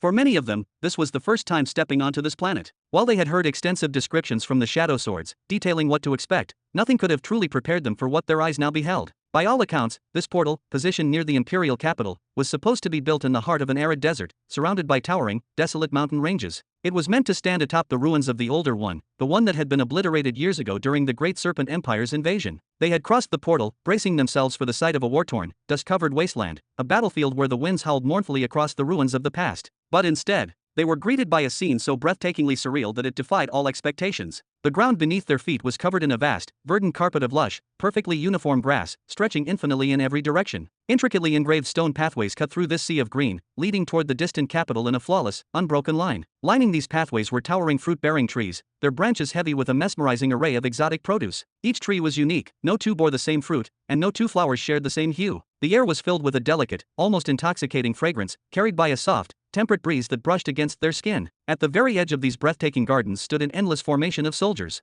Their gleaming golden armor caught the light, casting dazzling reflections as they stood in perfectly disciplined rows, stretching as far as the eye could see. Among them loomed warlords, towering figures who seemed to block out the horizon itself, their presence exuding a quiet, commanding power. Under normal circumstances, the mere sight of such an army would have instilled fear into the hearts of those who beheld it. But today, there was no killing intent in the air, no oppressive aura of war or hostility. Instead, the army's presence radiated something entirely different, a profound sense of safety and warmth. Overhead, vibrantly colored birds flitted effortlessly between the trees, their delicate, musical chirping blending into the ambient hum of the world itself. Some even playfully wove through the massive warlords standing at attention, unbothered by the presence of these titanic figures. It was serene, almost unreal. This was supposed to be a mere road leading to the Imperial capital. And yet, it alone spoke volumes about the kind of world they had just stepped into. "Your Majesty Aiko, look up." One of the attendants suddenly let out a strangled gasp, his trembling hand pointing toward the sky. The man at the forefront of the group, King Aiko, furrowed his brows, his body still tense as he cautiously lifted his gaze. And the moment his eyes locked onto the sky, his breath caught in his throat. His pupils dilated in sheer disbelief. His entire body stiffened, and before he even realized it, he had stumbled a step backward in shock. Because above them, a dragon, a massive, ancient-looking dragon, was soaring freely through an endless expanse of shimmering aurora lakes. Its scales glowed like molten sapphire, reflecting the hues of the celestial rivers that swirled in the sky above. And beside it, the legendary bird, Ra, sliced through the heavens with its radiant, golden wings, its cry echoing like a divine hymn across the landscape. And there, right there, a mythical Kylan was effortlessly tearing down colossal fortress walls. No, forget all of that. Farther east in the sky, an entire battle was raging, a mythological war unfolding in real time. Heavenly armored warriors clashed against monstrous serpents, their bodies twisting through the skies in a violent dance of combat. Cries of war, the clash of steel, and the roars of abyssal beasts reverberated through the very atmosphere. What is this? What the hell is happening? King Aiko's voice thundered with shock. His hands balled into fists as he squinted at the swirling, living heavens. Are those clouds? The sky itself was a masterpiece, a canvas of divine artistry. A living mural of swirling, varied clouds, moving and reshaping themselves as though guided by an unseen, celestial hand. The sheer beauty, the sheer scale, the sheer impossibility of it all was overwhelming. Anyone who looked up would not be able to look away. How could something like this even be created? The king muttered, barely able to contain the tremor in his voice. He had come to this world by official invitation, intending only to witness the coronation of the one who had conquered his people. He had come expecting to meet the man who had subjugated him, a ruler who had bent entire nations to his will without ever showing his face. But now, for the first time, a deep, primal fear crawled into his heart. He no longer felt like a guest. He felt like a mere insect standing before an entity far beyond human comprehension. One of his attendants suddenly swallowed hard before speaking in a hushed, reverent tone. Your Majesty, have you not heard? The Crown Prince of the Empire, Richard Burton, successfully refined the spirit of the planet just months ago. This must be his doing. Richard Burton? Richard Burton. King Aiko muttered the name under his breath, his voice barely audible. With great difficulty, he forced himself to tear his gaze away from the breathtaking sights around him. Whether it was the wondrous spectacle in the sky above or the majestic pathway below, which looked as though it had been plucked straight from paradise, everything radiated an overwhelming sense of awe and sublimity. It was not just the scenery, it was the atmosphere itself. The very air seemed charged with something ethereal, something that made his instinct scream that he had stepped into a world beyond mortal comprehension. He was a king, a warrior who had survived countless battles, but at this moment, he felt as insignificant as a grain of sand in the vast cosmos. A strange buzzing sound pulled him from his trance. Only now did he realize that they were not the only ones witnessing this immortal scene. Standing beside their own spatial portal were at least 17 other portals. 12 of them were massive planetary portals, identical to the one they had stepped through, designed for interplanetary travel. The remaining 5 were smaller, clearly intended for movement within the planet itself. In the mere seconds that King Aiko took to glance around, he witnessed dozens of individuals emerging from these portals. Each of them displayed the same shocked, awestruck expressions before hesitantly stepping onto the grand pathway, moving toward the capital. And this was no empty road. From the very first portal to the capital itself, thousands upon thousands were already making their way forward, their steps filled with excitement and anticipation for the upcoming coronation. There was an undeniable gravitational pull in the air, as if something, or someone, at the heart of this planet was drawing all of them in. King Aiko let out a deep breath, his eyes narrowing. We should have brought more of our people, he muttered, his gaze drifting toward the other colossal portals. At that very moment, King Volpe stepped forward, flanked by an immense entourage. Beside him, King Xianxia arrived, leading his red-skinned warriors with a powerful presence. From another portal, an entire regiment of dwarves emerged, their armored boots thudding against the stone pathway. But the most crowded portal of all was Néhari's gate, where a large number of beings of entirely different races flooded out in droves. Some of them had multiple arms, others had wings of crystal, and some towered over everyone like little walking hills. It was a gathering of species so diverse that even a seasoned ruler like Aiko found himself momentarily stunned. Even he himself had arrived wearing the traditional garments of his people, making a silent statement to Emperor Robin Burton that their culture would not be erased. His attire was primitive, consisting of simple coverings for vital areas, along with scattered cloth straps wrapped around his powerful legs and mighty wings. But despite his tribe's unusual appearance, their pointed ears, rough skin, sharp claws, fangs, and menacing leathery wings, King Aiko did not feel out of place. Not even in the slightest. This was a gathering of monsters and legends. And for once, he did not stand out. Ha ha ha. We appreciate your Majesty's presence at this grand occasion. A hearty, cheerful voice broke through the air as a plump, round-faced human strode toward him with an easygoing smile. His steps were light, but his presence was not. Something about him felt dangerous in an odd, unexplainable way. I am Joseph Burton, and I shall be your guide for this momentous event. Please, follow me. King Aiko, who had originally arrived with the intent to maintain his dignity, had planned to demand an immediate audience with Arrow upon stepping through the portal. But now, for some reason, this fat man from the Burton family suddenly felt like an incredibly important figure. King Aiko's lips curled into a forced smile. Please, lead the way. We shall follow. Ha ha ha. I assure you, Your Majesty, you will have a spectacular time. Joseph Burton let out a loud, jovial laugh before suddenly glancing behind Aiko with a raised eyebrow. But, why did you bring so few people with you? His voice lowered slightly, carrying an almost teasing edge. With such a small group, the other planets might assume your race is weak. A moment of silence followed. And then, Before Joseph could even blink, King Iko had already grabbed the collars of the two attendants nearest to him. "Did I not tell you to bring everyone?" His deep, guttural voice rumbled with suppressed fury. "Where are they? Go back and hurry them up, now." "Be but your majesty, it was you who..." One of them stammered in confusion, his words cut short by the fierce glare in the king's eyes. "Humph." With a single, powerful swing, King Iko hurled both attendants back into the still active portal. "Do not be late." The truth was, King Iko himself had made the decision to bring only 7 individuals. His reason? He feared being humiliated. If anyone tried to provoke him, he knew he would not hesitate to attack Robin Burton and his sons, as his honor was above everything else. So he had no intention of dragging his people into an unnecessary death. More than that, he worried that this coronation might have been nothing more than a trap, a staged event designed specifically to break them into submission. He had thought that keeping his numbers small would protect his people from an unwinnable battle. But now, seeing this overwhelming sight, the living legends surrounding him, the armies stretching beyond the horizon, the titanic figures standing side by side with men and monsters alike, he suddenly wondered, would anyone have even noticed if he never showed up at all? Chapter 1173. King Iko walked forward with deliberate steadiness, or at least, he forced himself to do so. The entire grand procession moved forward at a slow, steady pace, yet his every fiber was tense. While others were captivated by the paradise-like beauty surrounding them, marveling at the legendary battles unfolding in the heavens and the dazzling, ethereal auroras, his entire focus remained locked onto the golden army standing in flawless formation on both sides of the grand pathway.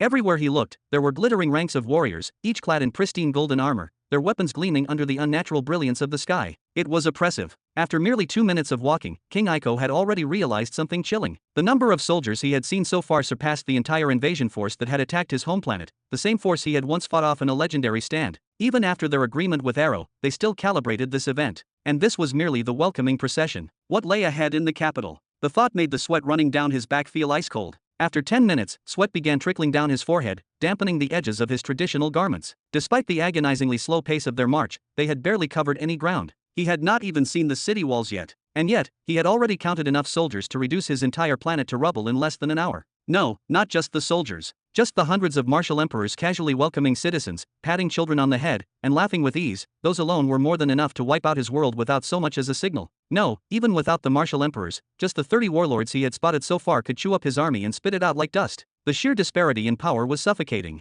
King Iko's eyes drifted toward the adjacent roads, the paths dedicated to the other planetary delegates. He saw the same expression on their faces. Every single one of them, including commanders, rulers, and warriors, was drenched in sweat, their heads lowered in silent tension. Despite the fact that the golden army around them was simply playing with children and securing the pathway, they all felt as if mountains were pressing down on their shoulders with each step they took. It was fear. It was a rare thing for rulers to feel, but right now, it was as if the very weight of the empire was crushing them all. But not everyone was thinking this way. Behind King Iko, at least 1,000 of his own people were following in his footsteps. Most of them had been dragged from their homes before they even had the chance to wear their traditional clothing, or any clothing at all, for that matter. At first, when they were taken, they were embarrassed and confused, uncertain of what was happening. But the moment they stepped out of the portal, all of that vanished. The sheer grandeur of their surroundings and the impossibly vast details of the world before them made them forget everything else. Now, they were simply marching forward toward the capital, their mouths wide open and their eyes on the verge of popping out of their skulls. Each one of them was hypnotized by the radiant fields of endless greenery, the exotic blossoming trees along the paths, and the mystical inscriptions carved into the rocky walkways.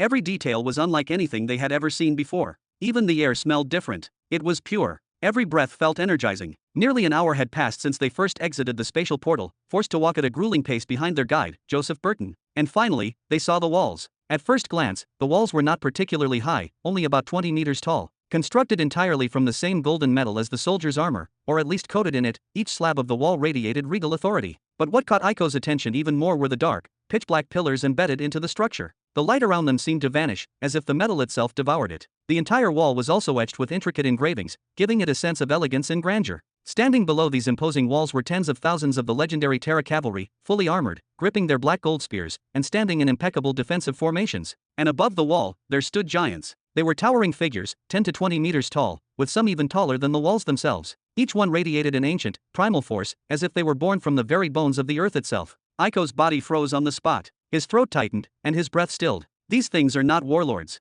Haha, good observation.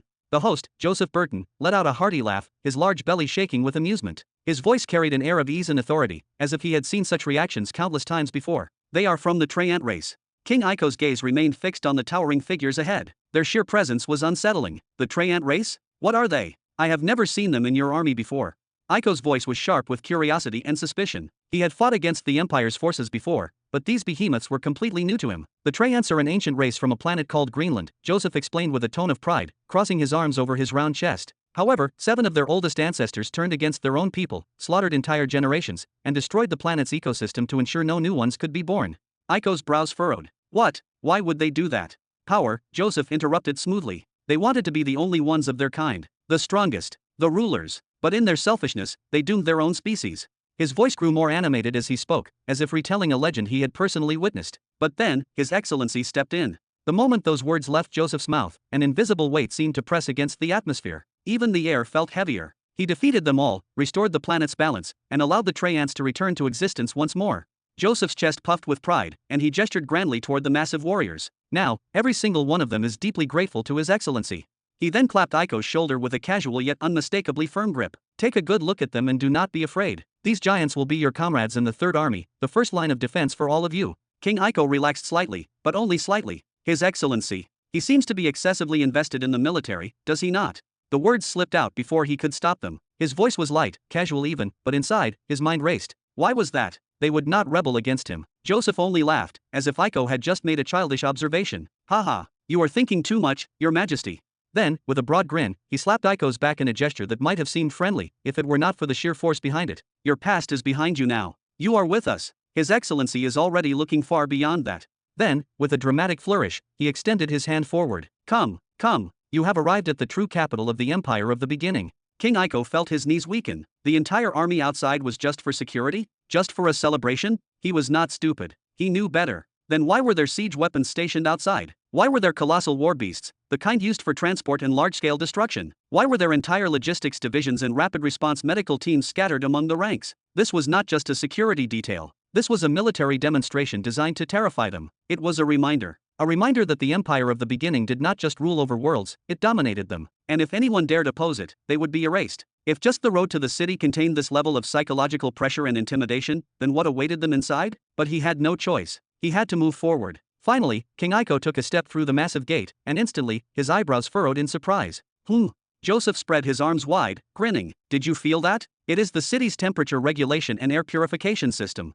His voice was filled with pride as he continued. No matter how cold it is outside, no matter if entire forests are burning just beyond the walls, the air inside the city will always remain at the perfect temperature with pristine purity, providing our citizens with the utmost comfort. Haha, come in, come in. Air purification? You have an air purification system. King Aiko muttered under his breath, forcing his legs to keep moving forward. A person who had spent his entire life escaping in valleys and caves from the brutality of the Great Serpent Empire would never understand this level of luxury. Chapter 1174. After recovering from the initial shock, King Aiko took a deep breath and forced himself to move forward once again. His mind was still reeling, trying to process the grandeur and overwhelming sensations surrounding him. The city had already begun to fill with people, and it was unlike anything he had ever seen before. Besides the invited guests from other planets, the streets were bustling with locals, citizens of planet Jura, going about their daily lives. What surprised him most was the sheer number of children and young people in the crowd. Their laughter and excited chatter filled the air, creating an almost surreal atmosphere of joy and celebration. Despite the powerful military presence outside the city walls, inside, the mood was strikingly different, warm, vibrant, and full of life.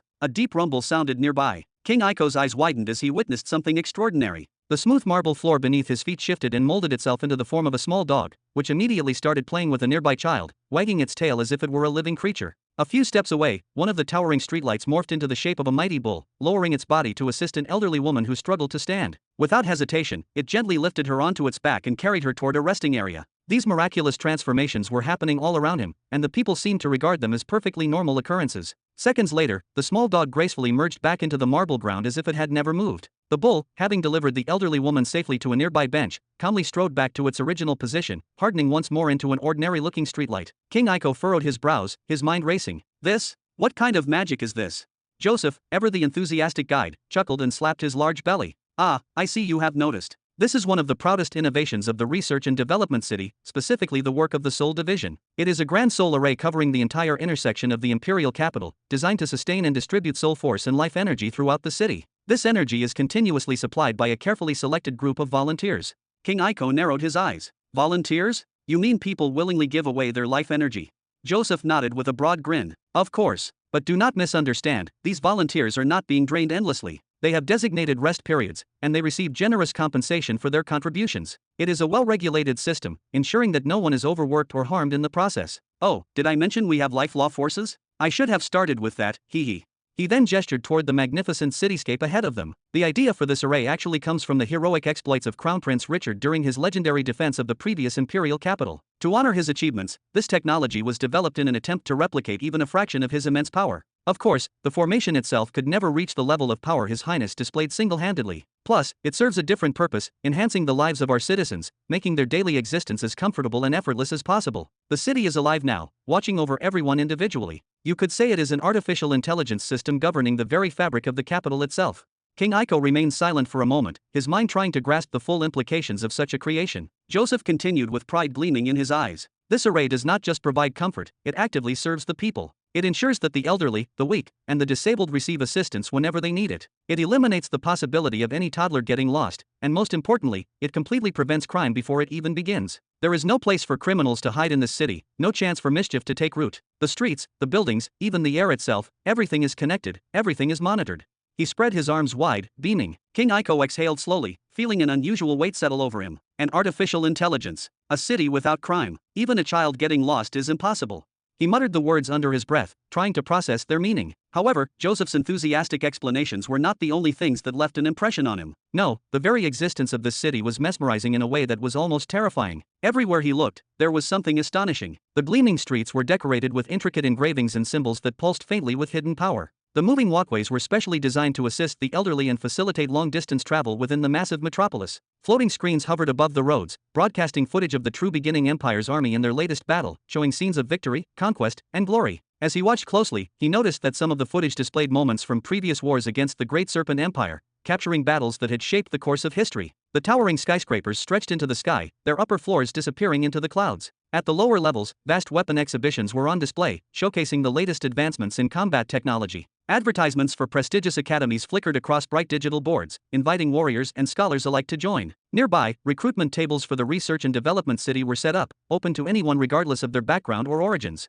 Food stalls lined the streets, offering delicacies and exotic dishes from countless different planets. Cultural performances unfolded at every corner, with dancers, musicians, and storytellers sharing the traditions of their worlds in a grand, never-ending spectacle of diversity. King Iko felt overwhelmed. It was as if he had stepped into another world, one that defied everything he had ever known. For a brief moment, he wondered, was this reality? Or had he unknowingly stepped into some kind of elaborate dream? He was finally jolted awake from that surreal dream when a child's voice cut through his thoughts, catching his attention. Uncle, where is the restroom? Who was the child talking to? Was there anyone in this empire that fit such a title? It was absurd. All members of the true beginning empire were utter lunatics. Here he was, King Iko, feeling an inexplicable urge to bow before that rotund man, Joseph Burton, a person who did not even hold an official title. His gaze followed the sound, and sure enough, he spotted a small, red-skinned human child tugging on the robe of a figure clad in dazzling white armor. The man was mounted on a mighty Terra beast, which was also armored in a sleek white exoskeleton. What was more, the child had smeared food on the man's pristine white cloak. The knight's armor was designed to be both lightweight and visually striking. A golden sun emblem was emblazoned across the chest, and a flowing white cloak, embroidered with radiant sunbeam patterns, draped elegantly from his shoulders down to his ankles. At the moment, however, it hung slightly off to the side, partially covering the flank of his Terra beast. Even though King Iko had never encountered this specific armor before, it was evident that the man belonged to some sort of elite guard, perhaps a prestigious division of the Empire's forces.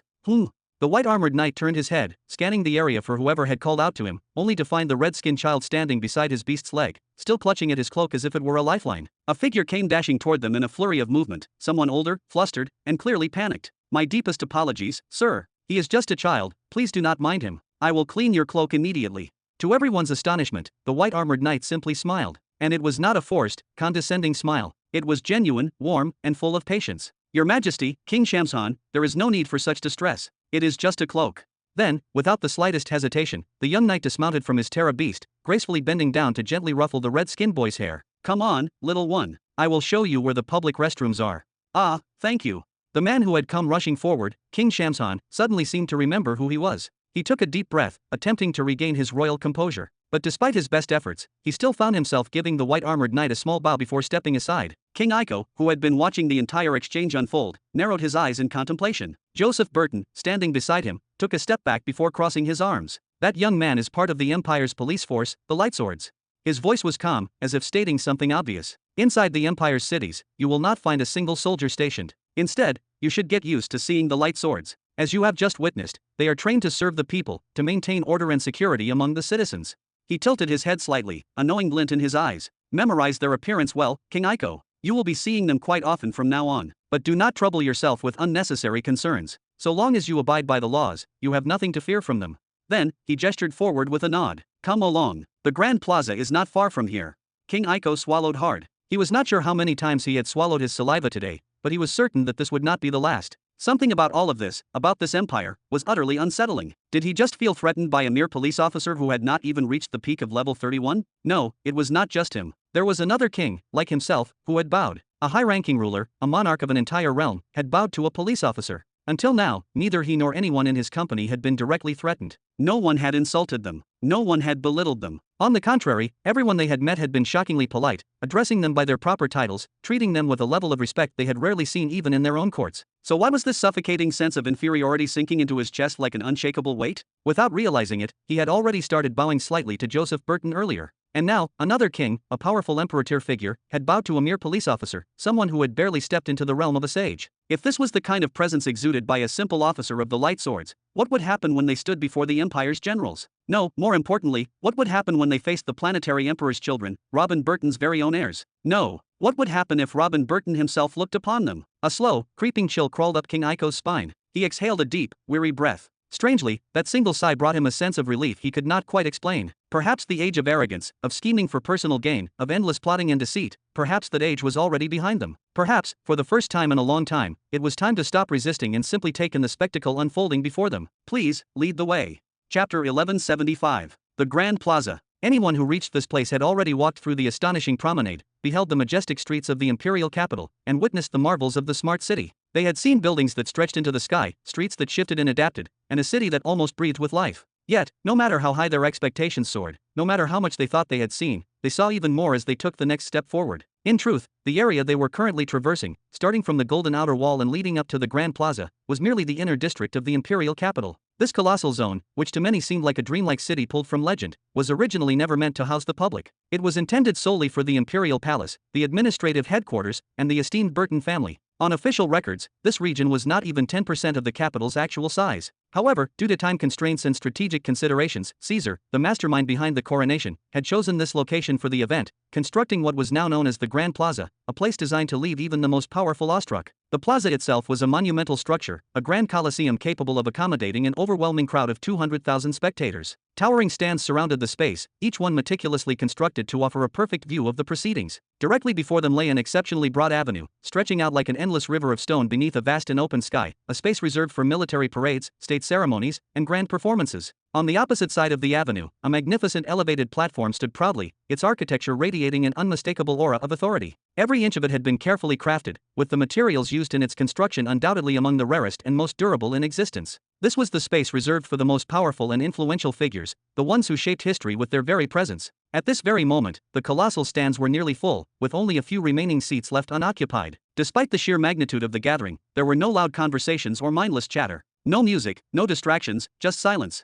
Yet, it was not the silence of boredom, nor was it the silence of impatience. It was the silence of sheer anticipation. Everyone in attendance was utterly captivated, their eyes locked forward, their breathing barely audible, their minds unable to process what they were witnessing. Even King Aiko, despite everything he had seen so far, found himself entranced the very moment his eyes landed upon it. This, he muttered, his voice barely escaping his lips. A deep chuckle erupted beside him. It was Joseph, his tone laced with immense pride. Haha, what do you think? You are looking at the pinnacle of the Empire's achievements, the crown jewel of innovation, the peak of technological brilliance, developed by the City of Research and Development, the masterpiece of craftsmanship, brought to life by the Néhari blacksmiths, the dwarves of S1, and the brilliant human engineers of R2, the absolute culmination of efficiency, where every single component was meticulously selected to form the perfect whole.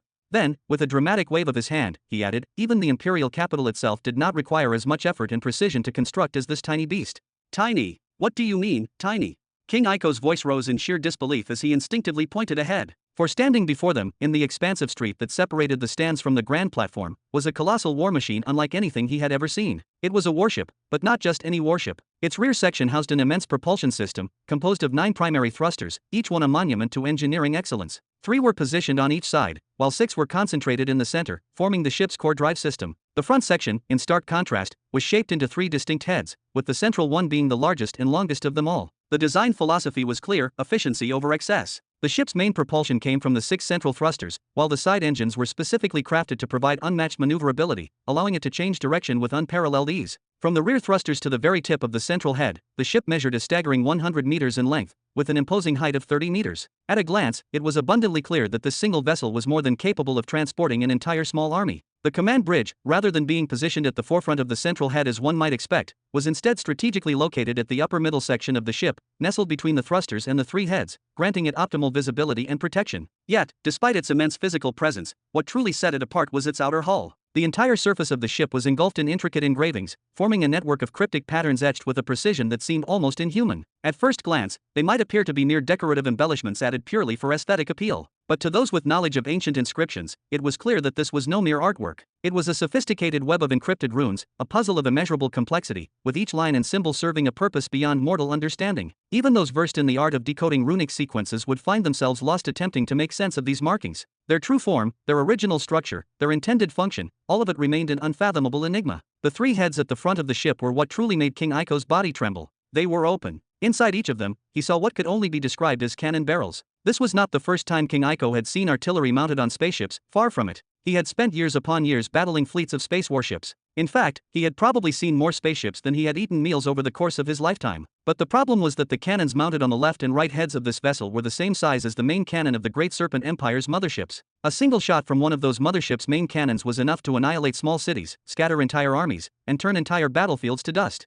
Yet, this ship before him had 2 of them. And then, there was the central head. The moment its front section opened, no cannon was revealed. Instead, from within its depths, 2 metallic rods extended outward. They were made from a mysterious metal, with one slightly longer than the other. The engraved patterns covering them, along with their unsettling form, gave King Aiko an immediate sense of dread. He did not know what that thing was, but his instincts screamed that it was no less dangerous than the 2 super cannons on either side. No, if anything, it felt far, far worse. It felt stronger than the mothership cannons that had terrorized his entire species for thousands of years. Note of destruction.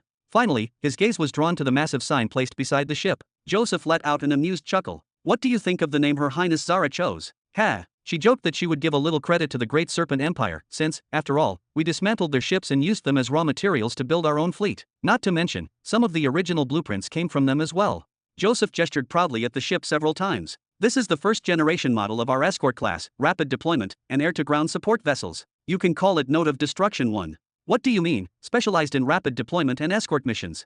King Aiko whipped his head toward Joseph in disbelief. That thing is capable of carrying a small army.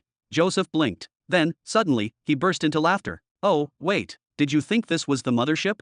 He clapped Aiko's back twice, grinning ear to ear. This is a battleship-class escort vessel, my friend. Like I told you, its job is to deploy quickly into enemy planets, drop off troops, and provide support in the early stages of war. It will also serve as a defensive escort for the mothership, keeping it safe from any potential threats that get too close. As for the mothership's design, or rather, the designs of our Central Fleet Command ships, they are not finished yet.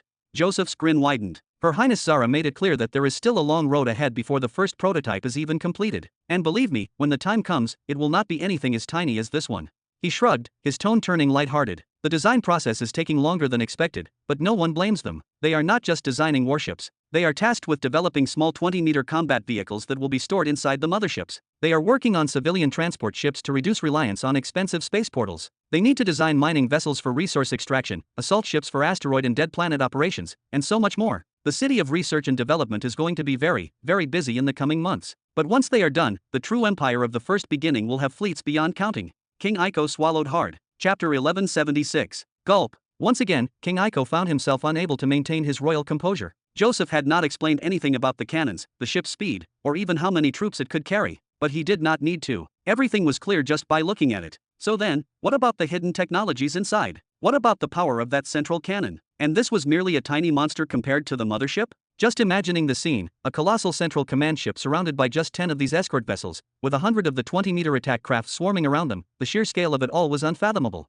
How many worlds had spent centuries building fleets that paled in comparison to this single prototype? And this was just the beginning. It was not just the firepower or the size that made his skin crawl. It was the implication. The might of the true beginning empire was still in its infancy, yet it already stood leagues above anything he had ever encountered. Gulp. King Aiko noticed that he had swallowed hard again. He quickly wiped his face with his hand and glanced back at his followers. He saw it in their eyes, the same disbelief, the same subtle dread creeping into their expressions. For warriors who had once ruled battlefields, it was unnerving to feel like ants standing before a storm. No, not just a storm. A machine. A system. Something far beyond their understanding. What are you all waiting for? Go take your seats in the stands next to your brothers. Find spots where your wings will not bother anyone. I do not want any fights or shoving, understood? His tone was severe as he commanded his 1,000 followers. The last thing he wanted was for one of those fools to shove a high-ranking military officer, or worse, step on the foot of a Burton family member. Haha, no need to worry, Your Majesty. Your esteemed guests will be just fine. Look. Joseph chuckled as he patted the king's left wing, and soon, King Iko understood what he meant. The seats in the stands were shifting, compressing or expanding to accommodate the newcomers. His followers passed through smoothly, and no one in the crowd was bothered by their large wings. Once they settled, the stands returned to normal as if nothing had happened. There was no chaos, no shoving, and no annoyance from the seated citizens. It was seamless, as if the entire stadium itself was alive. Living seats. Living seats. Joseph laughed and nodded. Iko took a deep breath. Whoa. It was a small thing, but it only further reinforced the difference between their worlds. Their attention to detail, their control over every aspect of their environment, it was absolute. King Iko sighed, almost giving in to the idea of simply joining his men and taking a humble seat among them. For a brief moment, he did not even dare to consider that he deserved a spot on the VIP platform across the Grand Street. But then, something caught his eye. On the opposite side, he saw a young man wearing black and gold armor, observing everything with furrowed brows. King Iko spun his head away so fast it nearly snapped his neck. Whoever that man was, if he was standing over there, then he was definitely someone King Iko did not want to see or deal with. More importantly, he did not want to be seen by him. Was it one of the princes? A general? A high-ranking officer? The air around him felt different from everyone else. He was not just strong. He was someone who mattered, someone who could erase entire kingdoms with a single command. And Iko was not ready to meet a man like that. His sudden turn was not for nothing. He immediately noticed a group of figures standing at the edge of the stands, hesitating to enter. Their expressions were tense, their conversation seemed heated, and their foreheads were covered in sweat, just like his own. They were kings, and they were terrified. Brother Joseph, who are they? Oh, that is King Xianxia, King Volb, and King Xianxia of the R2 humans, along with King Fogan and several other domestic major rulers. Joseph raised his hand to shield his eyes from the sun, then pointed twice. And standing with them is King Orzin from planet Néhari. He and a large number of prisoners from the Néhari Union sect were recently released. Iko's eyes narrowed. So those are the local kings.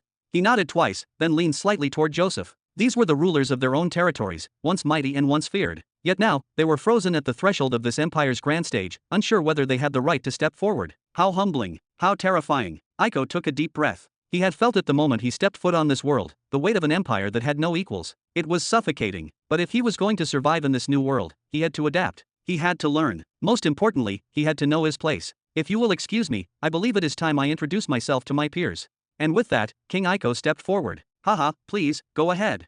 Joseph bowed slightly and watched as King Iko walked away. His heart swelled with enough pride to last 1,000 years. He, just a mere merchant barely at level 22, was speaking on equal terms with a king at level 47, all because his last name was Burton. A light sword officer, clad in gleaming white armor, soared high above the crowd and blew into a grand ivory horn inlaid with gold. Then, something massive began to cast a shadow over the horizon. Upon closer inspection, the figures started to take shape. It was a vast flock of flying creatures. No, not just any flying creatures. They were four-winged Dracos, thousands of them. Each one was fully armored in brilliant white, carrying at least one light sword officer on its back. We proudly present to you the roaming division of the Light Swords Police Force. The light sword officer strapped his horn back onto his radiant golden belt and pointed to the skies with pride. Riding upon the backs of the Draco beasts, which His Excellency personally saved from the brink of extinction, providing them with food and offering them to us as the perfect mounts, we shall traverse the planets, ensuring the well-being of all citizens and serving them with honor. Amazing. Clap, clap, clap. On the other side of the grandstand, the VIP platform. Tisk, where is Uncle Billy? Was he not supposed to introduce the roaming division? Standing at the edge of the royal viewing box, Caesar watched the scene unfold, his brows furrowed in mild annoyance. After taking on the task of forming the Light Swords police force, he had struggled with finding the right person to lead them. All the current light attribute users were either too young or too weak. The best among them barely qualified as a low-rank sage. None had the experience or reputation required to handle a responsibility of this magnitude. But then, he recalled a particular individual, and as soon as he did, he nearly smacked himself in the forehead. How did I not think of him first? Who could possibly be more suited to lead a planetary police force than Uncle Billy, the man who had been playing that very role unofficially for decades? Today was supposed to be his official introduction, yet for some reason, he was nowhere to be seen. A shadow emerged from the ground beside Caesar, shifting and solidifying into the form of a man. It was Theo, clad in his custom-tailored black combat armor. He reported in a low, steady voice. There was an incident on Poison Rot Planet. We delivered the report to him, and he took 300 light swords and left 2 hours ago. He should be back anytime now. Seriously, Theo? Today, of all days? Caesar waved his hand in frustration. You were the one who said we should not intervene in local disputes anymore and that any issues between the native factions should be handed over to Uncle Billy and the police force, Theo replied indifferently, shrugging his shoulders before stepping up to stand beside Caesar. He did not have to go himself. Maybe he wanted to prove something to himself before his official appointment. Caesar sighed, then turned his gaze back toward the ongoing event. The armor suits you. Thanks. Chapter 1177. Nice armor, and what nice silky hair. Do you use aloe oil?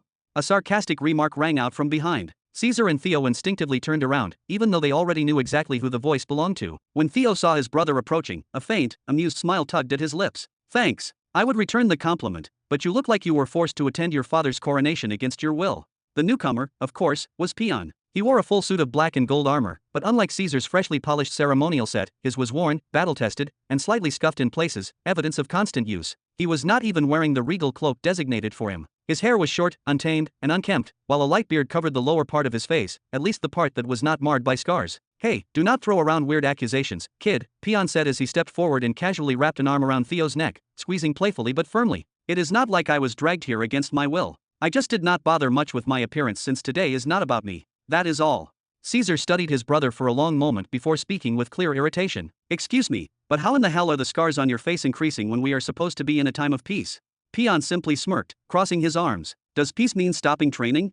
He spread his hands dramatically, as if the idea itself was ridiculous, then took a step forward to stand shoulder to shoulder with his brothers. I am just keeping myself in a constant state of readiness. Besides, I have fulfilled my duty as assigned by father. The First Army has been restored to its peak condition from before the war. No, actually, it is stronger than ever. I reopened recruitment, restructured all the battle formations, and ordered the creation of more warlords to ensure our forces remain unmatched. What I choose to do beyond that is not something you, as the Supreme General, have the right to reprimand me for, right?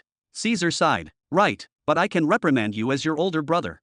He ran a hand through his hair before raising it and smacking the back of Peon's head. Now go let Zara fix your damn face. You are a prince, for crying out loud.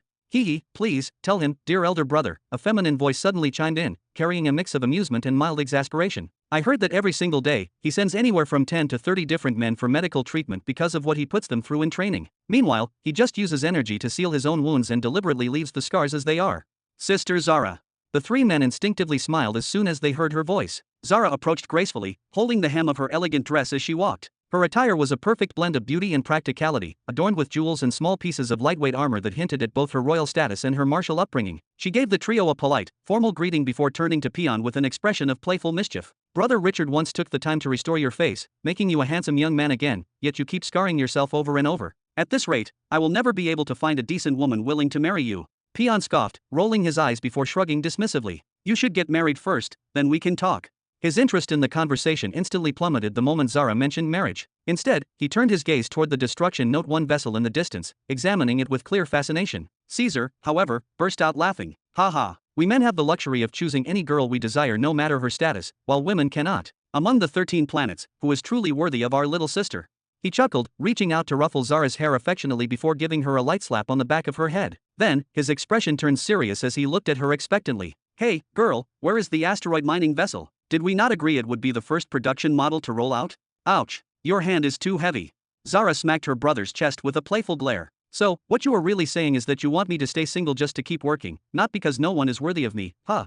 She then chuckled and moved to stand beside them. Believe it or not, the mining vessels are proving to be even more troublesome. Unlike the transport and warships we have tested before, the Great Serpent Empire never had anything like this, but I do not think it will take too long before the first prototype is ready. She then turned to Caesar. Second, do not forget how many different fields we are currently tackling: weapon development, the advancement of various spacecraft models, the refinement of war and peace matrices, and even breakthroughs in chemistry to create better affinity-enhancing elixirs and more efficient medicinal compounds. And, all right, I get it. Caesar waved both hands before she could continue. But it is not like you are lacking manpower or suffering from budget cuts. You have received a budget bigger than the entire Empire of Tomorrow execution plan. Hee, research is expensive.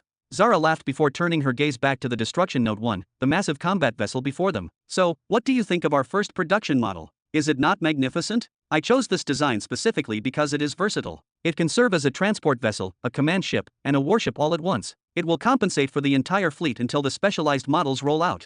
It is good, but I do not like the color. Where is my gold? Caesar slowly turned toward Zara, displeased. The ship gleamed in a sleek silver hue, but his signature golden finish was absent. Hee, do you think you are the only target of production? Zara chuckled, her voice filled with mischief. Do not forget, there are 2 other armies in need of ships as well. What you see now is the bare-bones prototype. The Dwarven planet will mass-produce this version first. After that, each ship will be customized for its assigned army with an additional external armor layer, gold, red, or blue. Blue.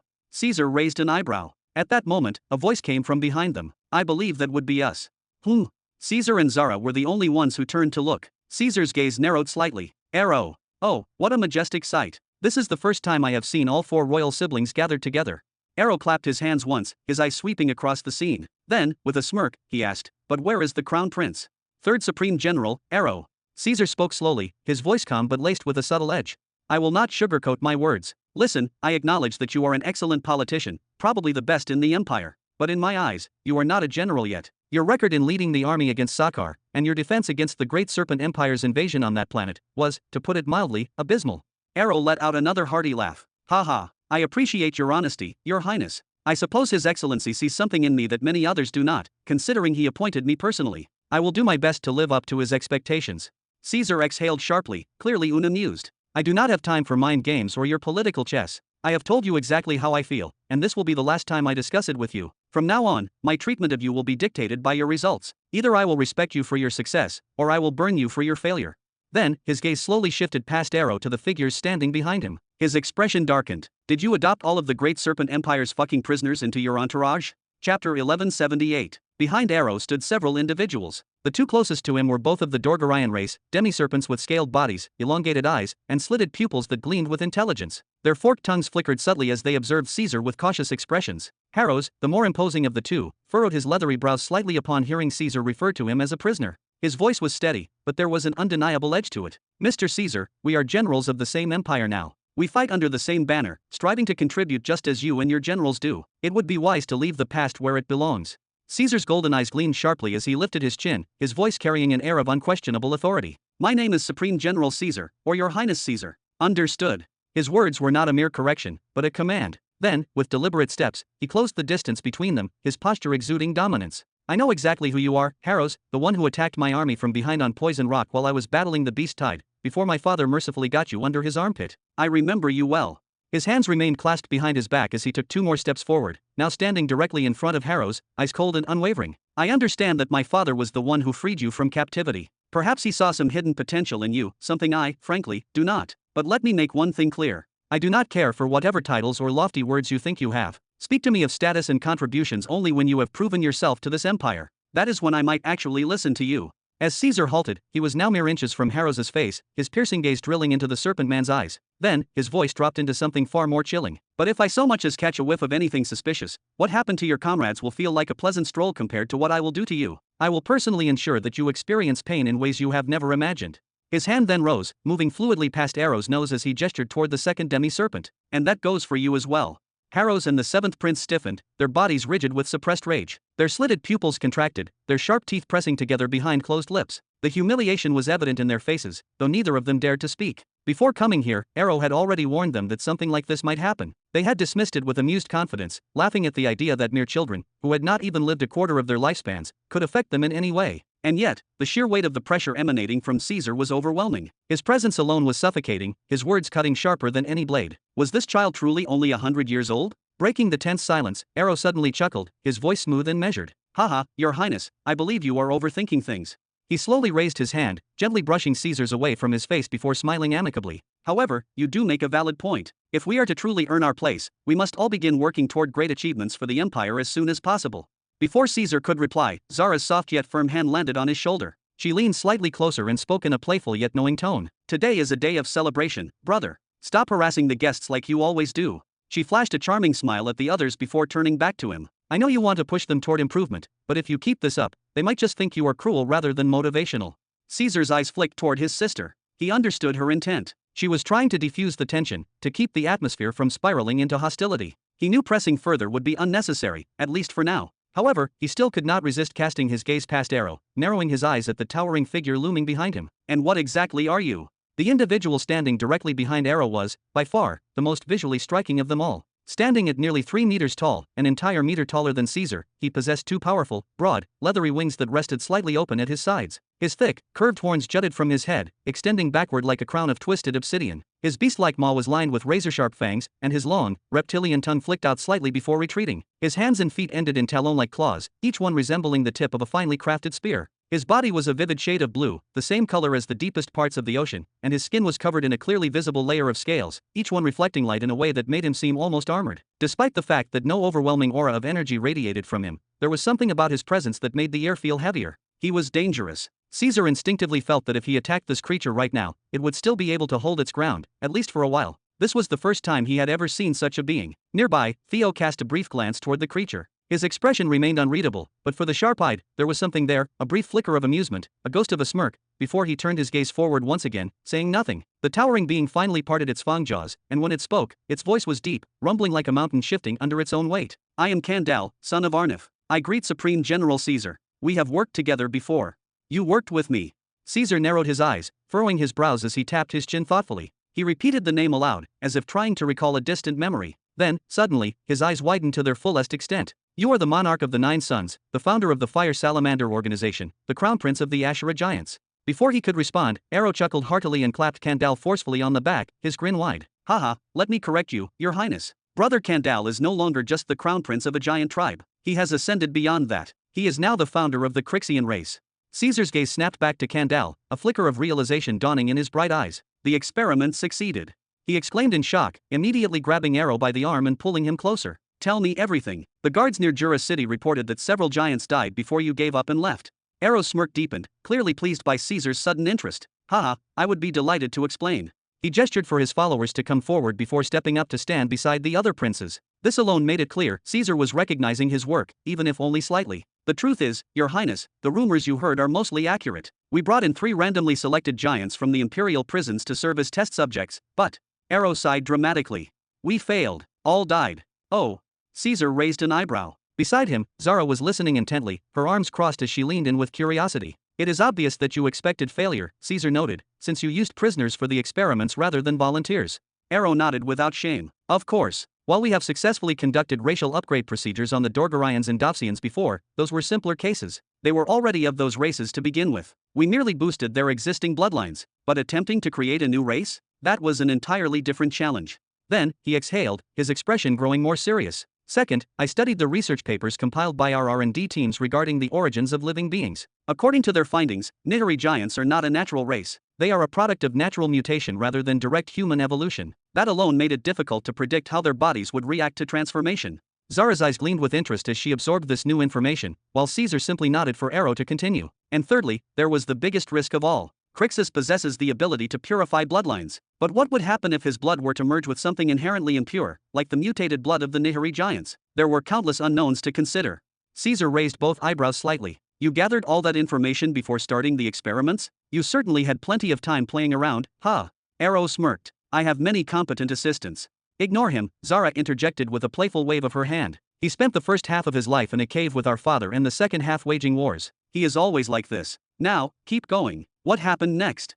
Arrow chuckled, offering a slight, almost imperceptible bow of acknowledgement. Now I understand why everyone praises you, your highness Zara, he remarked smoothly. Not once have I heard a single ill word spoken about you. Such wisdom and grace are truly befitting of the Empire's sole princess. Then, straightening his posture, he resumed, to keep things short, all of those problems I mentioned, we had to face them all. Chapter 1179. Caesar and Zara furrowed their brows in unison. All 3 problems appeared? Using the race upgrade device on someone for the first time requires an immense and concentrated amount of energy. In most cases, the primary energy source is the individual themselves, causing their energy foundations to be completely drained, resetting their accumulated power to 0. This is a significant drawback, as it essentially forces the person to start over from scratch. However, since the giants never prioritized internal energy cultivation the way other races did, we circumvented this issue by supplying them with a substantial reserve of energy pearls as fuel, ensuring that their transformation process would not be hindered due to energy depletion. As for the second and third issues, they turned out to be 2 sides of the same coin, meaning they shared a single solution. Through experimentation, we discovered that the race upgrade device developed by the Great Serpent Empire was inherently weak. It was a device designed specifically for use on humans, meaning its effectiveness was extremely limited when applied to non-human species. However, when we tested the device that Lady Sandria brought us, the results were unexpectedly promising. The transformation process occurred with far greater ease than anticipated. Although the success rate remains low, with only 3 out of 10 individuals successfully undergoing the transformation, this percentage is still within acceptable limits. By continuing this method, we have now succeeded in creating a purebred warrior race with exceptional potential. Arrow gestured toward Kandal, the towering figure beside him, a living testament to the fruits of their experimentation. Oh, so the race upgrade device on planet Gouda is different from the one found on planet Poison Rock? And it is actually superior.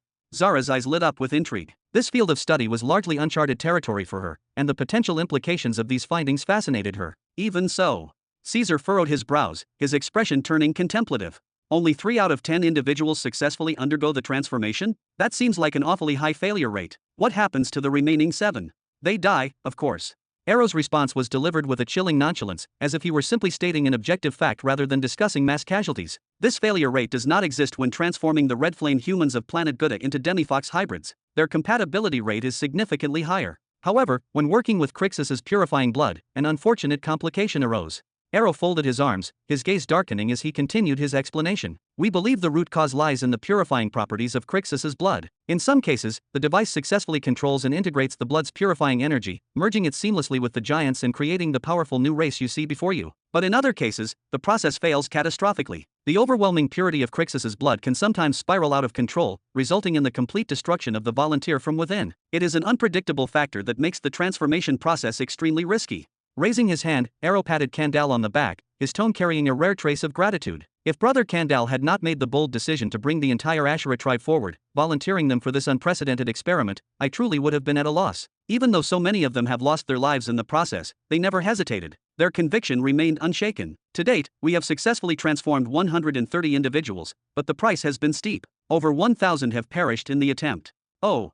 Caesar's eyebrows lifted slightly upon hearing about the Ashura tribe's voluntary sacrifice. His expression shifted subtly, betraying a mix of admiration and unease. The Ashura giant tribe, renowned warriors, the only ones brave enough to stand against the Great Serpent Empire in the decisive battle. Their courage knows no bounds. His words were sincere, yet as he spoke, his gaze involuntarily flickered toward Theo. For years, rumors had circulated suggesting that the Ashura tribe was secretly aligned with the true beginning empire. However, no concrete evidence had ever surfaced to confirm these suspicions. On the surface, their actions appeared to be motivated solely by their commitment to the giants and their unwavering dedication to protecting their people. Yet beneath this noble facade lay a dark and deeply buried truth, one known only to a select few within the highest echelons of power. The reality was that the entire Ashura tribe had been forcibly subdued through the use of an advanced slavery seal, a secret so well guarded that only a handful of generals and elite shadow swords were privy to it. No one had ever dared to speak of it aloud. Even now, the greatest figures of the Ashura tribe, their martial emperors, their high-ranking leaders, their most formidable warriors, all of them were bound by the unbreakable chains of Theo's enslavement. And now, learning that they had willingly walked into this blood-soaked transformation process, where most would die, Caesar suddenly became aware that he had been staring at Theo for too long. Quickly regaining his composure, he attempted to shift the conversation. Brother Theo, Brother Peon, what are your thoughts on this new warrior race? Quite remarkable, are they not? Peon, his massive frame exuding an air of unshakable confidence, looked Kandal up and down with a critical eye. They are certainly large, but I will reserve my judgment until I have had the chance to fight a few of them myself. They are interesting. Theo's response was devoid of emotion, his voice flat and impassive. He did not even spare them a glance. At that moment, the sound of approaching footsteps echoed throughout the hall, heavy and deliberate. They are infuriating. A low, deep voice carried across the chamber, laced with irritation. Haha, it has been quite some time. Upon hearing the voice, Caesar's expression visibly lightened, his previous tension dissolving. He turned around, opening his arms in a welcoming gesture as he addressed the new arrival. Brother Sakar, it seems the Sea of Magma has managed to captivate you more than expected. Have you grown so fond of it that you considered staying permanently?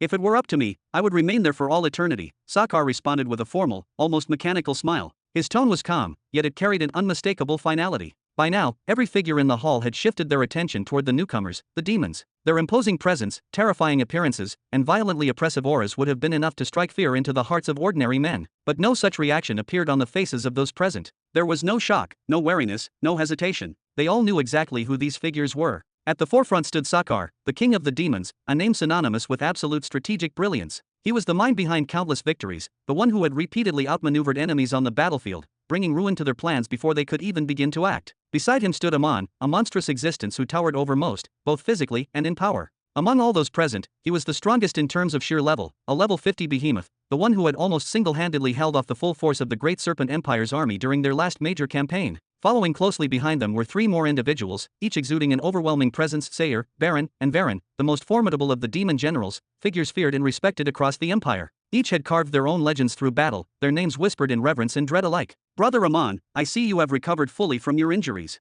Congratulations. Caesar stepped forward, offering a firm clap to Amon's massive arm. A knowing smile played on his lips as he continued, one of these days, you must tell us what it feels like to be the only level 50 individual in the entire empire. No need to tease me, son of the Lord. Even at level 50, I would rather not fight you. Amon let out a deep, rumbling laugh, his sharp teeth glinting under the hall's lighting. He then returned the gesture, giving Caesar a solid, brotherly strike to the shoulder. Though his words were humble, the truth was far from it. Inside, he was elated. He was soaring. For the first time in years, he felt like he belonged among these individuals, that he had truly earned the right to stand among them, not as an underling or a lesser warrior, but as one of their own. The second Supreme General, welcome, Arrow greeted with a broad, practiced smile, his posture exuding a careful mix of respect and familiarity. Sakar, however, did not return the pleasantry. Instead, he merely shifted his head slightly, his eyes scanning over Arrow for only a moment before locking onto someone else. His gaze sharpened, predatory, before he finally spoke. Look who we have here. Seems like the Third Army will be quite the spectacle. A heavy silence followed. Across the hall, the 7th Prince had been keeping his head lowered. But now, his fists clenched at his sides, his teeth grinding together so hard they might shatter. He had faced Sakar once before, atop Winter Punishment City, and that day had been his utter disgrace. Sakar had humiliated him, taken from him the Cataclysm sealing cube, slaughtered his entire crew, and, worst of all, forced him into submission. He had no choice but to agree to Sakar's terms, to leave his army stationed in the south, never to respond to his own father's summons, a betrayal forced upon him, a humiliation that still burned in his soul. And now, standing before him once again, Sakar dared to look at him with amusement. Oh, I was just discussing this with the first Supreme General moments ago. I believe it would be best for everyone if we left the past in the past. Arrow interjected, clapping his hands twice in an attempt to divert the conversation, drawing attention back to himself. And that thing. But Sakar remained indifferent to Arrow's words. He did not look at him. Instead, his gaze had moved once again, this time settling on Kandal. A dangerous glint flickered in his eyes. That same feeling, the one I had when I faced the winged lizard. A wretched feeling, a hostile feeling, a feeling that makes my blood boil. Ah, haha, well, that would make sense. Arrow let out a nervous laugh, raising a hand to pat Candle's broad back. He is, after all, a descendant of the great wyvern Crixus. But they are on our side now. No need to fear them. Fear. Finally, Sakar's gaze left Kandal, shifting to meet Arrow's eyes directly. Even the winged lizard they descend from is unworthy of making me feel fear. Choose your words carefully when speaking to me. The hall fell into silence. Arrow's smile did not fade, but it visibly tightened at the edges. A flicker of discomfort passed through his eyes. His fingers twitched slightly, though he quickly stilled them. He did not respond. But deep down, he had expected this. It was never going to be easy to step between two legends and simply declare, "Hello, I am your equal now." This was precisely why he had initially rejected Robin's order to form this army. He had known that in doing so, he would be placing himself between figures who had years of dominance in history, warriors who had already earned their seats at the top. To suddenly emerge as their peer, to demand recognition, was not something that would come easily. But the truth was simple. He was weak right now. Personally weak, and militarily weaker still. He had no choice but to swallow every insult, to endure every slight, to bide his time, to wait for the day when he would no longer have to take this treatment, to wait for the moment when he would not just be their equal, but their superior. And judging by how things were progressing, that day was approaching faster than anyone realized. Chapter 1180. Oh, the entire executive power of the Empire gathered already. With swift, confident strides and a sharp, authoritative voice, a woman wearing glasses stepped onto the platform. She held a thick file filled with documents tightly against her chest, exuding an air of strict professionalism. 3 individuals followed closely behind her, each moving with purpose. Zara immediately chuckled and greeted her with open arms. "Sister Emily."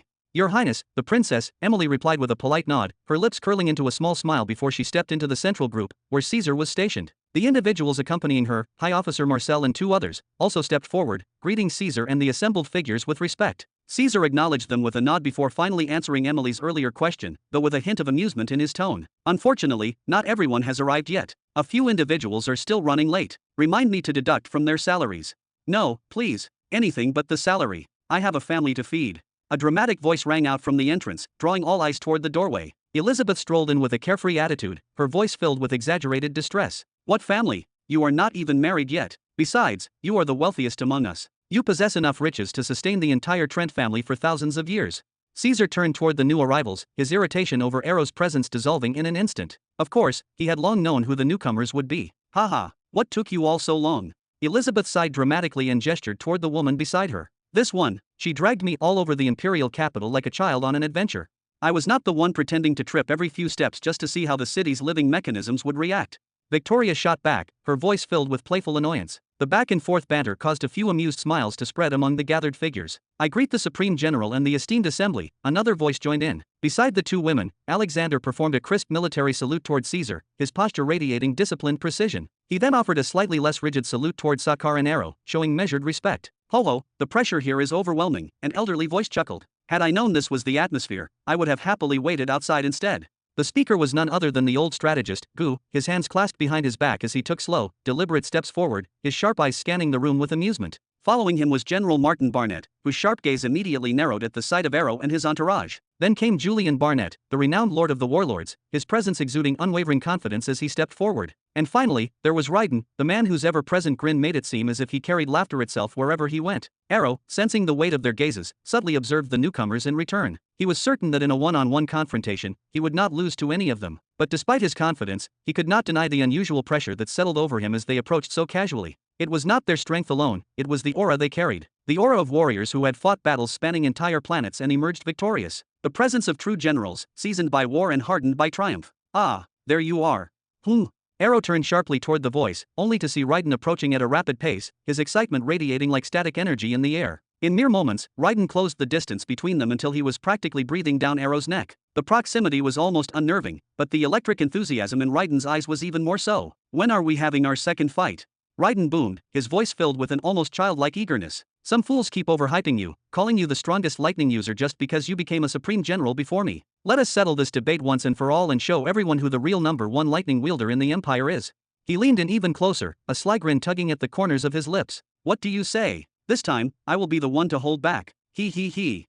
Arrow's mind instantly flashed back to their previous encounter, the battle they had fought during His Excellency's first visit to the Orphan Blood Planet. At that time, Arrow had been at level 43, while Ryden had been at level 41. Despite the gap in power, Ryden had persistently provoked him, relentlessly challenging him. In the end, Arrow had agreed to limit his strength to level 41 to match Ryden's, and fought him in front of everyone. That battle had ended in a draw. But now, Arrow was at level 46. And Ryden, from the overwhelming pressure he exuded, it was clear he was on the verge of breaking through to level 49. If you are looking for a fight, our Supreme General does not have time to waste on you. But if you insist, I will play with you instead. A sharp female voice suddenly cut through the tension, heralding the arrival of new guests onto the scene. The speaker was none other than Flora, her signature crimson flames dancing wildly between her curved horns, radiating an intense heat. She was not alone. Beside her stood a girl whose physique was an uncanny fusion of human and raptor-like beast, her piercing golden eyes surveying the gathering like a predator analyzing its prey. Next to her, a figure with 8 tendril-like legs moved effortlessly, wielding a trident with 3 deadly blades that gleamed under the light. And among them, standing tall and composed, was Sandria.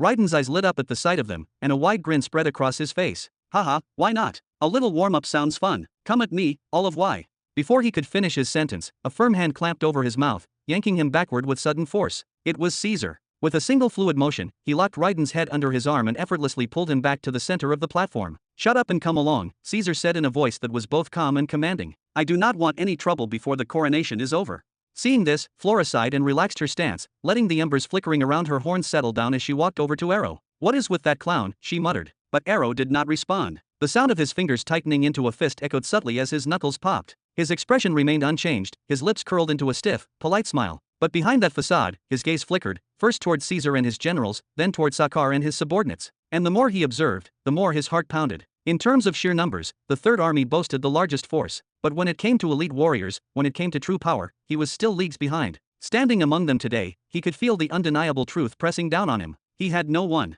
in his army who could stand on equal footing with the titans before him. Caesar, Sakar, Amon, Richard, each of them held an overwhelming presence, an individual force capable of shifting the tide of war on their own. And now, even Ryden was creeping into that tier. Arrow clenched his teeth. He had no one, not a single one. Marshall had been his only obstacle thus far, and he had barely managed to keep him at bay. Meanwhile, those 4 had already proven themselves capable of annihilating Marshals with ease. At best, Servan and Harrows could challenge Ryden, and that was their ceiling. And that was without even factoring in the others. Peon, Theo, Alexander, Sair, Varen. The list went on, each name belonging to an experienced war general, each of them a seasoned veteran of interplanetary battles. Who among his generals could hold their ground against any of these figures in a duel? No one. Even Martin and Elizabeth, who were seemingly a little weaker than the rest, were stronger than every single one of his commanders, except for Harrows and Servan. His only glimmer of hope lay in His Excellency's words. When His Excellency entrusted him with the Third Army, he had made a promise that he would search for a power to grant Arrow the strength he lacked, a force to rival the flames of life and the flames of death, or at the very least, something close enough to bridge the gap.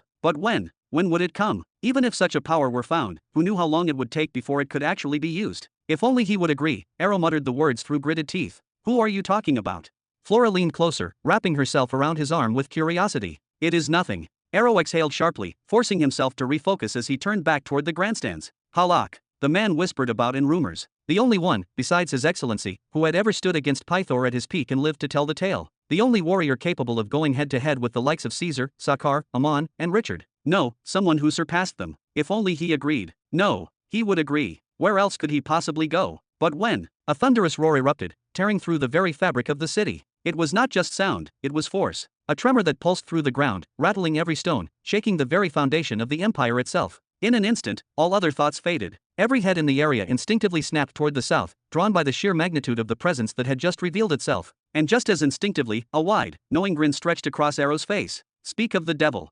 Chapter 1181. Flap, flap, wearer. Crixus opened his enormous maw once more, releasing a thunderous roar that reverberated across the heavens. The sheer force of his voice sent shockwaves through the air, scattering the clouds above the capital as if the very fabric of the sky had been torn apart. It was a roar not just of power, but of dominion, of a creature that knew no equal in its realm. His massive wings, like the sails of a cosmic ship, carved through the atmosphere, their motion creating powerful gusts that sent tremors down to the city below. His titanic body, a masterpiece of raw destruction, blended the deep abyss of black with vibrant streaks of glowing blue, forming an awe-inspiring spectacle. Every flap of his wings pressed down upon the world like an invisible force of nature, and with each exhalation, searing flames hissed from his nostrils, distorting the very air before him with their heat. What in the hell brought that thing here? Sakar growled in irritation, his expression darkening as his instincts screamed at him. Beside him, Amon and the other demon generals stiffened, their previously relaxed demeanor vanishing in an instant. Their bodies tensed, poised on the edge of action, ready to respond at a moment's notice. Truthfully, Crixus had never directly attacked any of them before. Even in Sakar's previous battle against him, it was Sakar, Caesar, and Richard who had gone after the beast, launching a relentless assault until they had finally subdued him. By all logic, it should be Crixus who held a grudge against them, not the other way around. Yet, something within Sakar, no, something within all demonkin, recoiled at the sight of that blazing blue fire. It was something primal, something deeply buried in their blood, whispering to them in an ancient, instinctual voice, flee. Of course, as grand generals of the empire, fleeing was never an option. Their first instinct would always be to eliminate the source of the threat. What's wrong? Relax. Caesar raised a hand before the demonkin generals, his voice calm but absolute, leaving no room for argument. Fine, Sakar finally muttered, exhaling sharply as he folded his arms. His stench is just unfitting for a place like this. He made a dismissive gesture, signaling his subordinates to stand down. But seriously, who in their right mind invited a beast like that to an event of this importance? I did. Caesar tapped his own chest lightly, as if it were the most obvious thing in the world. Not just him. I also sent invitations to Beast King Diavos and Beast King Durger. Durger and Diavos too. Zara's eyes widened in shock, barely able to believe what she had just heard. Why would you do that? I would very much like to hear the reason too, Sakar added, his tone now laced with a little anger. What's the issue? Caesar shrugged, glancing at them with an easy confidence. Maybe they were our enemies once, but His Excellency reached an understanding with them. Now, they contribute a great deal of blood and strength to the Third Army. You could say they are allies, to some extent. Then, with a simple nod of his chin, he gestured toward the massive grandstands filled with spectators. As for why I invited them, just look. Zara, Sakar, and the rest of the generals turned their attention toward the massive audience. There, nearly 200,000 spectators sat frozen in place, their heads tilted upward, eyes locked onto Crixus as he carved through the sky. Mouths hung open in silent awe, bodies trembled under the crushing weight of his presence. Even the monarchs of distant planets, men and women accustomed to ruling entire worlds, could feel the invisible force pressing down on their shoulders, an undeniable reminder of their insignificance before such raw, unfiltered might. This entire event was designed to showcase the Empire's strength to the known universe, Caesar continued, to cement the absolute authority of His Excellency. These recordings will not just be seen today, they will be broadcast every single year, across every single world in the Empire, for generations to come. Then, as if to emphasize his point, he lifted a hand and casually waved toward Crixus. How could I possibly pass up the chance to invite such majestic creatures? Their mere presence raises the significance of this event tenfold. Oh. Zara raised her eyebrows in understanding, a hint of intrigue flashing across her face. Crixus did join the Empire, so it makes sense that he would answer the call. But do you really think Diavos and Durger will show up?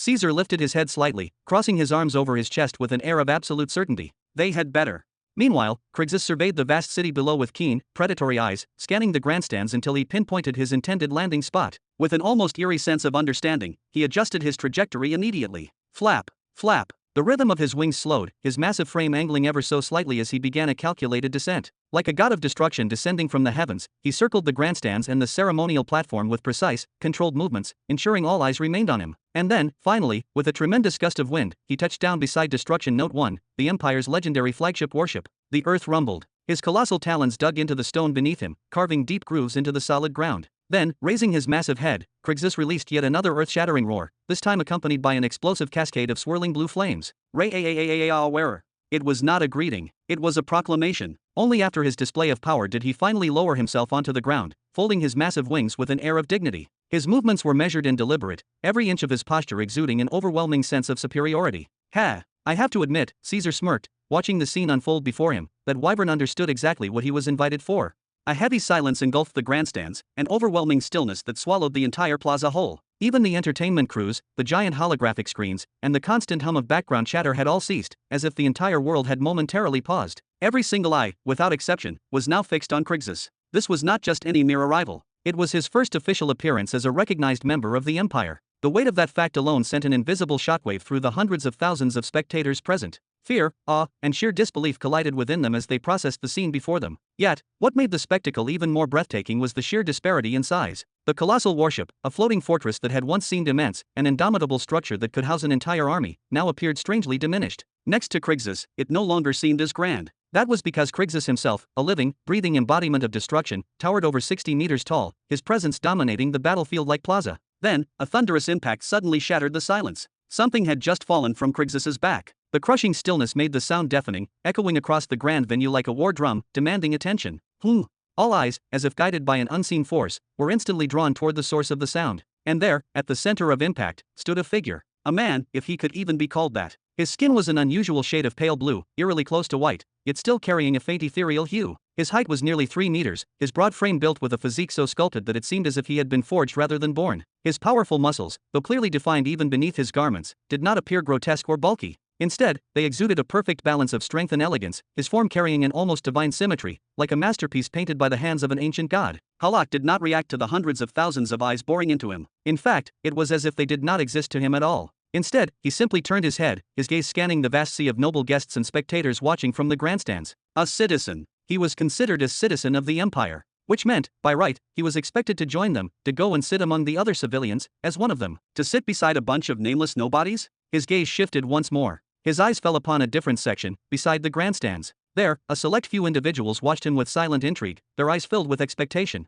Judging by their composed demeanor, their aura of authority, and their vastly different appearances, Halak immediately understood. They were not commoners. They were representatives, ambassadors of different races and planets. Perhaps his place was among them? Tisk! A sharp, dismissive spit hit the ground beside him. Halak's gaze shifted once again, this time toward the platform where the Empire's supreme generals and generals stood. And without a sliver of hesitation, he leaped. A tremor rattled the platform as Halak landed directly between Caesar's faction and Ero's faction. His entrance, though abrupt, was completely unshaken, as if the sheer force of his landing had never even registered to him. He exhaled slowly, his deep voice rolling through the air with effortless confidence. "Hello," he greeted, his tone entirely casual, as if he had just arrived fashionably late to a dinner party. "I was a little late. I know. No one invited you to begin with," Caesar remarked, his golden eyes narrowing as he tilted his head slightly. Then, with a single gesture, he pointed toward the grandstands. "Go sit over there," Caesar ordered, his voice carrying the weight of authority. "This platform is reserved for high-ranking officials of the Empire. There is no place for you here." Before Halak could respond, a third voice swiftly cut in. "There is no need for such harshness, Your Highness Caesar."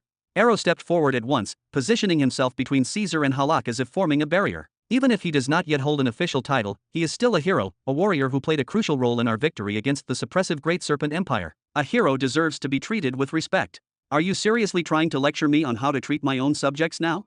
Caesar's golden gaze darkened, his once loose arms unfolding as he pointed directly at Halak. He has been given multiple opportunities to join us, and yet he refused. Again, and again, and again. Am I supposed to carry him on my shoulders just because he graced us with his presence?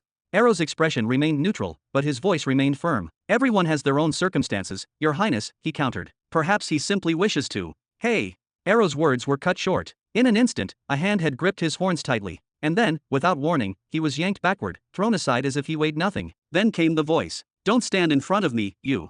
Halak's voice was calm, far too calm. Ero stumbled slightly but quickly regained his footing, his expression unreadable. Caesar, however, laughed. A sharp, mocking chuckle escaped his lips as he watched the scene unfold. Humph, that's what you get for sticking your nose where it doesn't belong, he sneered. You've never dealt with this barbarian before. You don't even know what he is.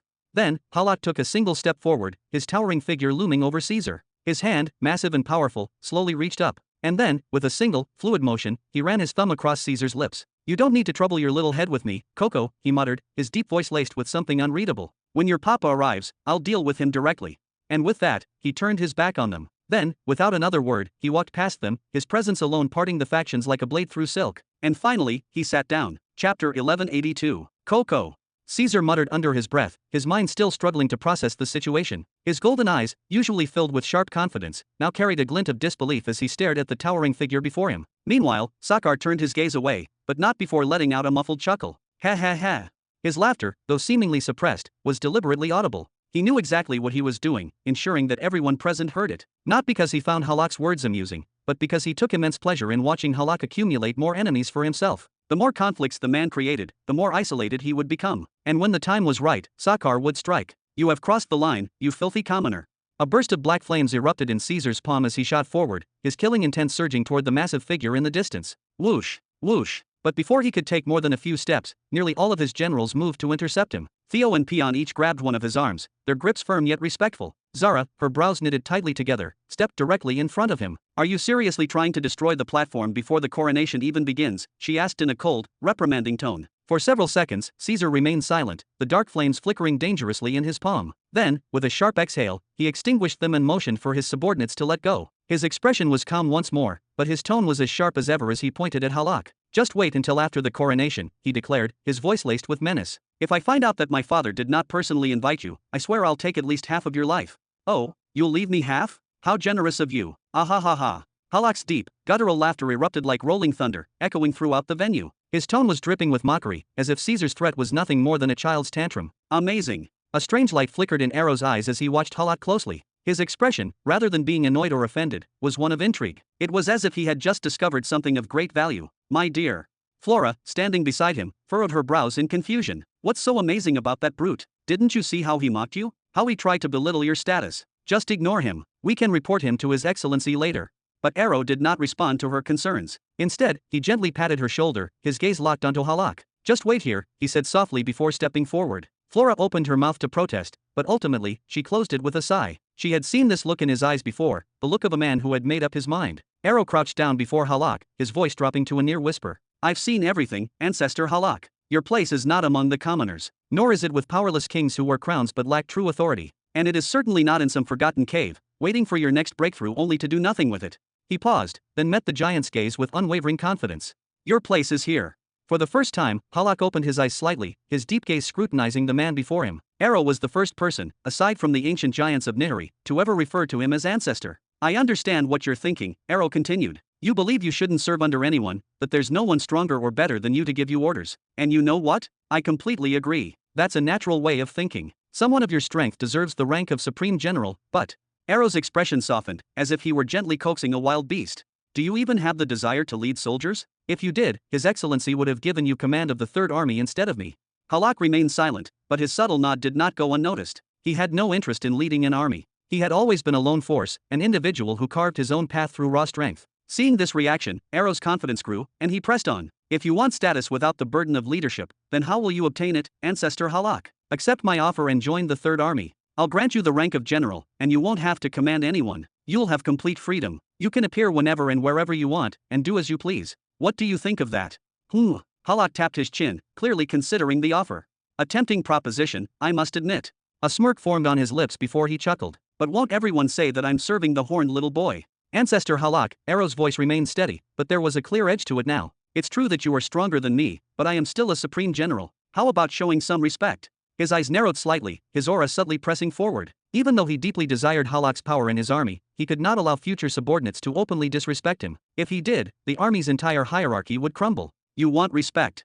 Halak let out a low, rumbling chuckle before raising his massive hand. Slowly, he reached out and tapped Arrow's neck twice, his fingers heavier than stone. Earn it first. Do you not intend to take anything in your life seriously? Arrow grabbed Halak's wrist and shoved it away with force, his eyes filled with frustration. If you refuse to lead men under His Excellency's banner, and you reject my offer to become a free general with no obligations, then what exactly do you want? Will you become a mere bodyguard now? Is that the grand destiny of the almighty Halak?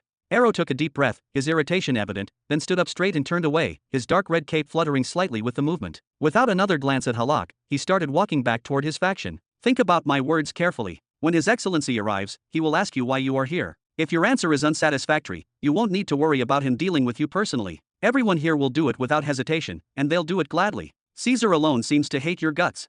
Halak remained seated, watching Arrow's retreating back with an expression that was both amused and contemplative. He rested his chin on two thick fingers, his large, clawed hand supporting his face as he muttered to himself, the horned little boy does have a way with words. He's good at laying things out plainly. As the tension sparked by Halak's unexpected arrival gradually settled, an eerie silence took hold of the area once again. Caesar and his faction stood at the very center of the ceremonial platform. To their right stood the imposing Demonkin faction, and to their left was Arrow with the generals of the Third Army. The atmosphere was thick, nearly suffocating. Beyond the occasional quiet whispers exchanged between some of the women present, the space felt as though it was being weighed down by an unseen force. It wasn't just formality, it was something far more ominous. Particularly for Caesar, Sakar, Amon, and Arrow, all four of them maintained an unwavering composure, their gazes locked forward toward the towering grandstands, as if their regal bearing and pride alone could ward off any sign of unease. They had appearances to maintain, after all. But in truth, not a single one of them was focused on the ceremony itself. No, what truly occupied their thoughts was the unpredictable menace lingering behind them, Halak, the rogue beast who had suddenly inserted himself into this high-stakes battlefield of politics and power. Whoosh! At that moment, the rhythmic stomping of heavy talons against the stone ground echoed through the space as a massive Draco beast approached the platform. The creature's dark, armored scales gleamed under the celestial lights, its serpentine eyes scanning the gathered elites with something resembling wariness. Then, in one swift and practiced motion, a figure leaped from its back, soaring high into the air before landing gracefully on the balcony of the platform, directly in front of Caesar. Hey, guys. Sorry I'm late. The man's voice was casual, almost too relaxed given the weight of the event. Clad in a resplendent set of white armor, his presence was both commanding and yet oddly carefree. He grinned as he continued, there were a few problems that needed my attention, but I handled them. His words were lighthearted, but the moment his sharp eyes swept over the figures on the platform, taking in the sheer tension in the air, the lingering hostility, and the crushing pressure weighing down the very atmosphere, his expression changed ever so slightly. Yeah, you know what? Without missing a beat, he turned back around and bent his knees slightly, preparing to jump again. I'll just go pay my respects to Jura City first. See you later. Get back here. Before he could make his escape, Caesar moved like lightning, his hand latching onto the man's leg in a vice grip. You can pay your respects later. Caesar growled, tightening his hold. As the chief of the planetary police, you should have been here from the very start of the coronation. All right, let go already. The man, Billy Burton, the so-called chief of the planetary police, sighed heavily as he wrenched his leg free from Caesar's grasp. He landed beside him with a grumble, rubbing the back of his head. Damn it. Who is whose uncle, anyway? Robin needs to teach you how to respect your elders. Haha, friend of His Excellency and chief of the planetary police, I formally greet Sir Billy Burton. Arrow gave a theatrical salute before tilting his head slightly, a playful smirk forming on his lips. I wanted to ask, Sir Billy, if you were looking for more elite members in your force. I have plenty of exceptional candidates at my disposal. Or, do you intend for the police force to remain entirely human? Arrow's words were smooth, his tone measured, but the sharp, knowing glance he threw toward Caesar was impossible to miss. It was a veiled accusation. The planetary police, in theory, were meant to be an independent law enforcement body, one that upheld order across multiple worlds, free from the influence of any single faction. But in reality, they were little more than an extension of the first human army, a convenient tool for Caesar's people to maintain control over the planets they governed. And Arrow wanted everyone here to remember that. Tisk, didn't I tell you before? Caesar clicked his tongue, crossing his arms. I hate your little word games, Arrow. Play them somewhere else.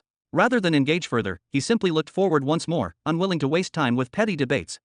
High General Arrow does make a fair point, though, another voice chimed in, smooth, feminine, yet carrying the weight of authority. Zara stepped forward slightly. The Light Sword police force is always in need of new recruits from all races. However, it has been decided that all members must wield the law of light. If you have any races with a natural affinity for it, send them to police headquarters. The chief will handle their training personally. She then turned her attention to Billy and gave him a playful pat on the shoulder. Right, uncle.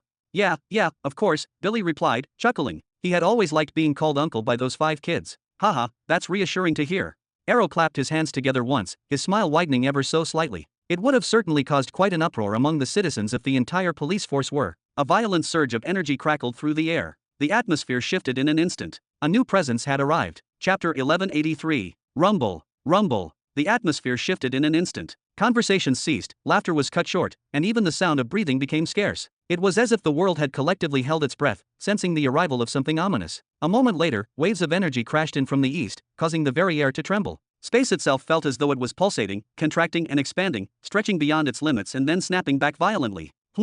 Caesar floated slightly into the air, his gaze sharp as he looked toward the disturbance. His eyes landed on one of the grand space portals. It was distorting unnaturally, its internal structure warping. The very fabric of space twisted and compressed within it, sending out powerful ripples of energy. Lightning bolts, not of any ordinary storm, but ones birthed from the void itself, crackled violently, striking everything within proximity of the portal. The scene looked unstable, as if the portal was on the verge of collapsing, or worse, exploding. What's happening there?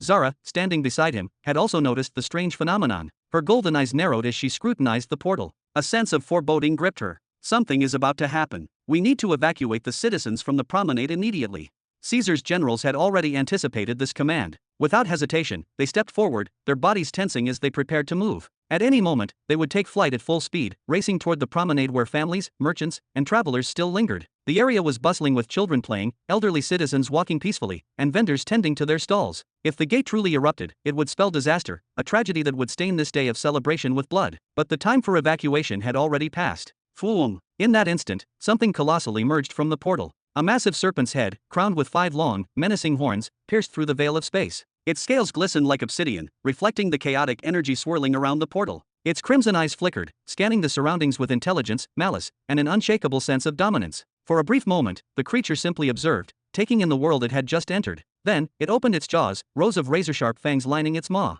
A thunderous roar erupted from the beast, shaking the entire imperial city. Though it was not as deafening as the legendary battle cry of Krixus, its effect was no less terrifying. The audience in the grandstands clutched at their chests, their faces turning pale. A primal fear seized them, as if their very souls were being drained by the sheer force of the serpent's presence. Their knees buckled, and some collapsed entirely, their bodies paralyzed by the overwhelming aura of the gigantic beast. And yet, their fate was still better than that of the civilians who remained in the pathway. Those unfortunate enough to be near the portal had no chance to react. When the beast's roar reached their ears and their eyes turned to see its monstrous head looming over them, their minds shattered. The overwhelming dread sent them sprawling onto the ground. Many screamed, while others were so petrified that they could not even find their voices. Some lost control of their bodies entirely, wetting themselves in sheer terror. Bzzzt. The moment the beast announced its arrival, sending waves of shock through the gathered crowd, it wasted no time. With terrifying speed, the 5-horned serpent lunged forward, fully emerging from the portal. Whoosh! Ah!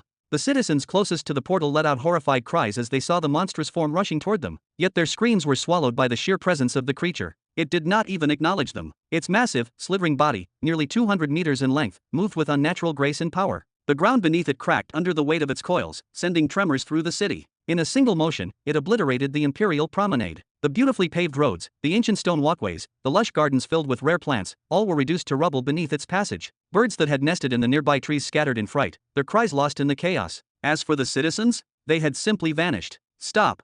The warlords and elite soldiers of the First Army sprang into action, their battle instincts kicking in. They surged forward, attempting to intercept the beast before it could wreak further havoc. But it was too fast. A blur of black scales and boundless energy, it moved as if gravity itself bent to its will. To make matters worse, no one dared attack it outright. A creature emerging from a space portal was not to be taken lightly. If it had come through an imperial channel, attacking it could have dire political consequences. Rumors had already spread that this beast might be an important ally of the empire nowadays. The soldiers hesitated, unwilling to take responsibility for striking first. Then, Durgar! Caesar's furious roar cut through the chaos. His voice carried an unrelenting power, shaking the very air. Without wasting another second, he propelled himself forward, black flames igniting along his arms. His momentum sent a shockwave through the battlefield, his killing intent sharp enough to make weaker warriors falter. Behind him, the other generals followed suit. Their expressions were grim, their eyes burning with determination. Sakar, Arrow, and the rest of the high-ranking officers charged toward the beast as well. Even Halak, who had been watching from the imperial balcony, leaned forward with intrigue, eager to witness what would unfold.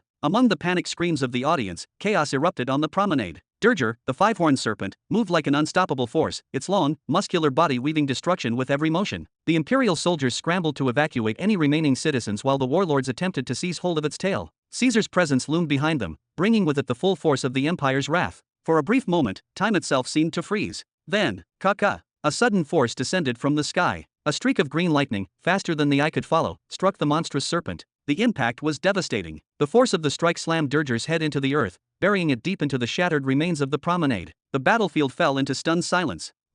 Caesar halted mid-air, his brows furrowing as he processed what had just happened. Something was off. However, there was no time to dwell on it. The distance between the Grand Plaza and the Grand Portals was vast, and he could not afford to waste even a second. Without hesitation, he resumed his path, black flames igniting along his legs as his speed increased. Meanwhile, on the ground, hey-ah!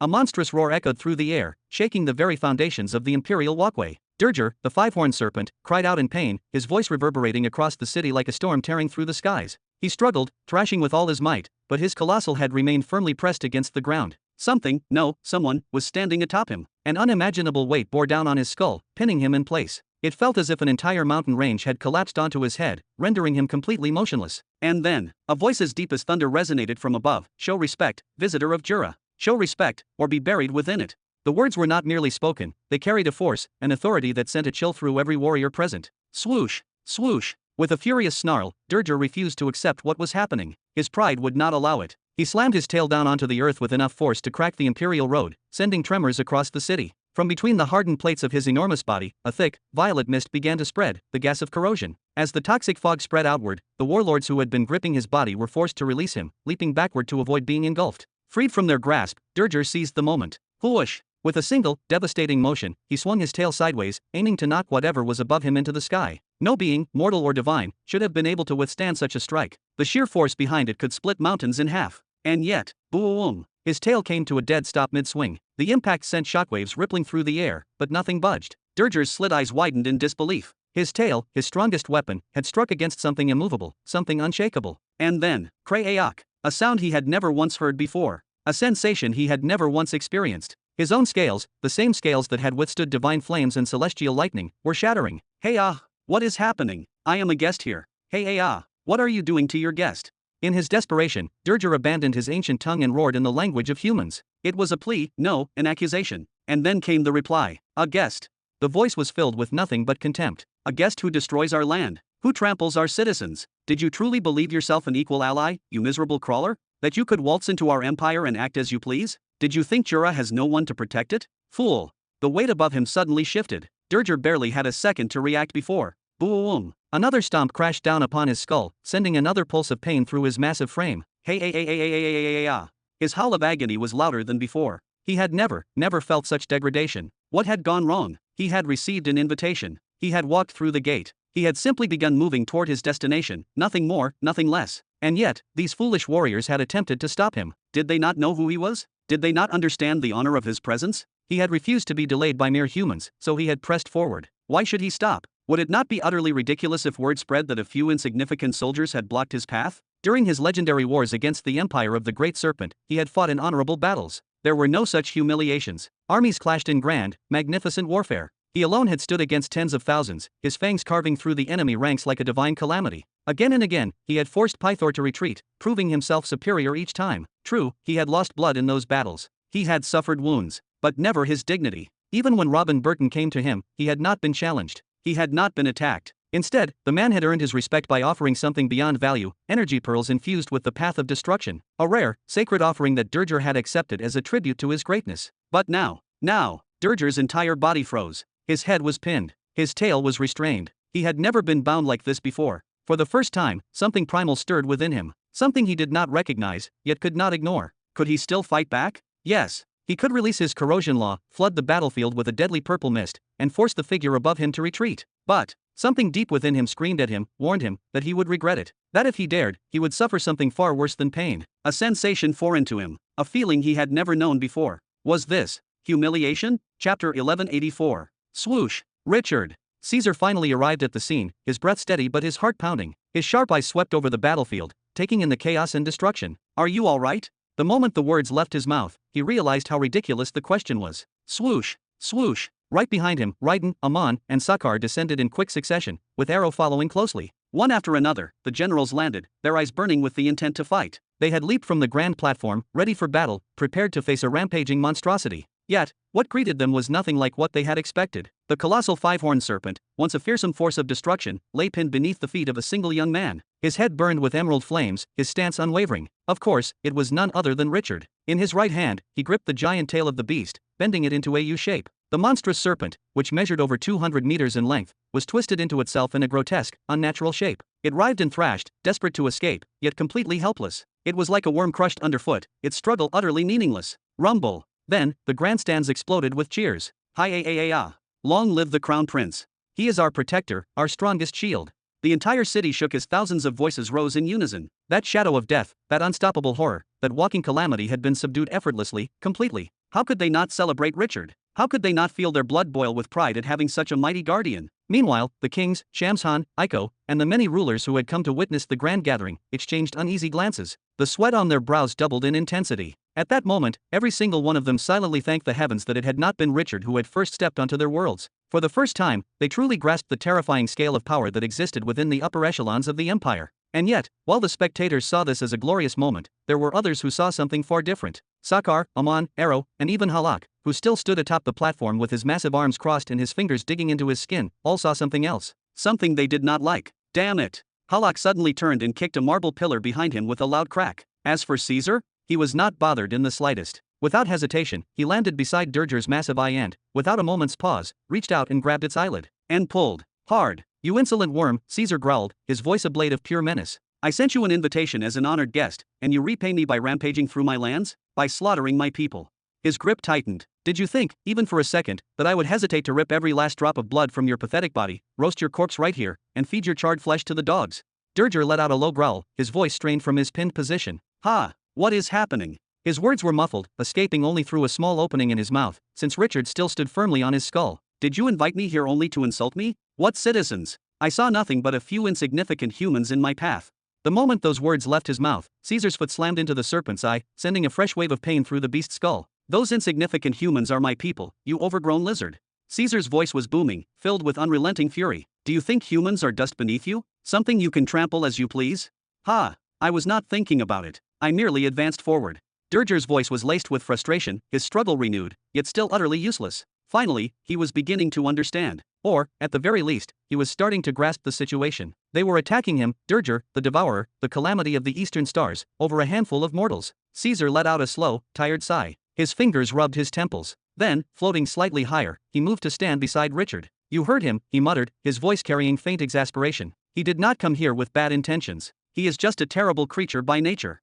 He paused for a moment. So, what do we do with him? The green flames atop Richard's head dimmed. Slowly, they faded completely, revealing his long, flowing white hair. He exhaled softly. You are the elder brother, Richard murmured, his dull eyes gleaming like polished steel. You decide what is best. Caesar lowered his gaze back to Durger, his golden eyes gleaming with cold judgment. Destroying the pathway and disturbing the festival's atmosphere can be overlooked, he muttered, tapping his fingers against his arm in thought. In fact, I believe your little display only heightened the crowd's excitement rather than diminishing it. His tone darkened. But those victims.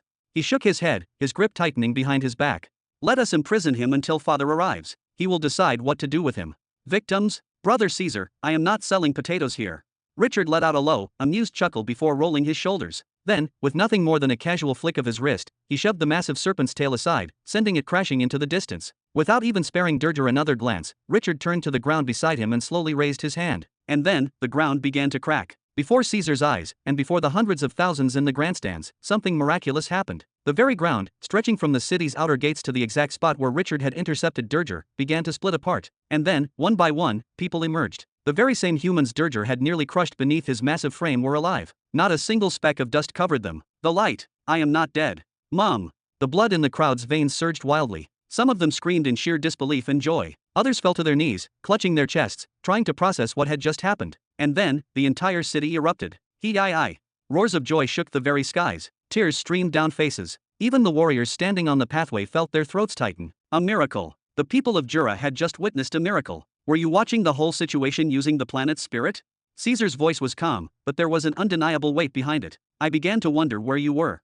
A grand event like this requires careful monitoring, Richard laughed lightly. But you have gotten ridiculously strong, have you not? Caesar's sharp gaze scanned his brother from head to toe. His level was still 47, just as before, but his veins were far more prominent than they had ever been. Their pulses were not normal. They throbbed as if each had its own heart. Is this because of your refinement of Jura's spirit? Heh, do not think too hard about it, he said, rolling his shoulders. I wasted a significant portion of the life energy I got from the magma sea on this fool. He sighed. Maybe I should pay that place another visit soon. I just hope the life energy has not dispersed completely yet. Hey excuse me. Durger was whimpering at this point. Can you two take your conversation somewhere else? The humans are alive, right? The problem is solved, right? Caesar stared down at the pathetic heap of scales for a few seconds. Then, with a single, firm nod, he spoke. Let him go, Richard. After the coronation, I will inform father of what he has done. He will decide his punishment. Then, with a smirk, Caesar stomped on Durger's head twice. I trust you will watch where you are going from now on, will you not? Yes. Durger shouted immediately. A violent surge of energy crackled through the air as the ground rumbled once more. Suddenly, a new disturbance echoed through the sky. It was identical to the one that had announced Durger's arrival. Sakar, Caesar, and Amon instantly tensed. There was no way they would allow Richard to handle another intruder while they were here. The space within the newly opened portal warped slightly. Then, emerging slowly, came a white fox's head, pure as freshly fallen snow, without the slightest imperfection. The fox's eyes opened. It glanced left, then right. Its gaze landed on Durger, and the two figures standing atop his skull. Then, it turned toward Sakar, Amon, Arrow, and the others, all of whom were staring at it with sheer hostility, with an assassin's intent. The fox stared. "Sorry, I have come at the wrong time. You may get back to what you were doing." Then, without hesitation, Diavos pulled his head back into the portal, and the portal snapped shut. Chapter 1185. After only half an hour, the sound of clattering echoed through the air as a violent surge of energy crackled nearby. The enormous fox's head slowly emerged from the shimmering portal once more, its piercing eyes scanning the surroundings with cautious curiosity. The scene had undergone a drastic transformation. The tension that had once hung thick in the air was now absent.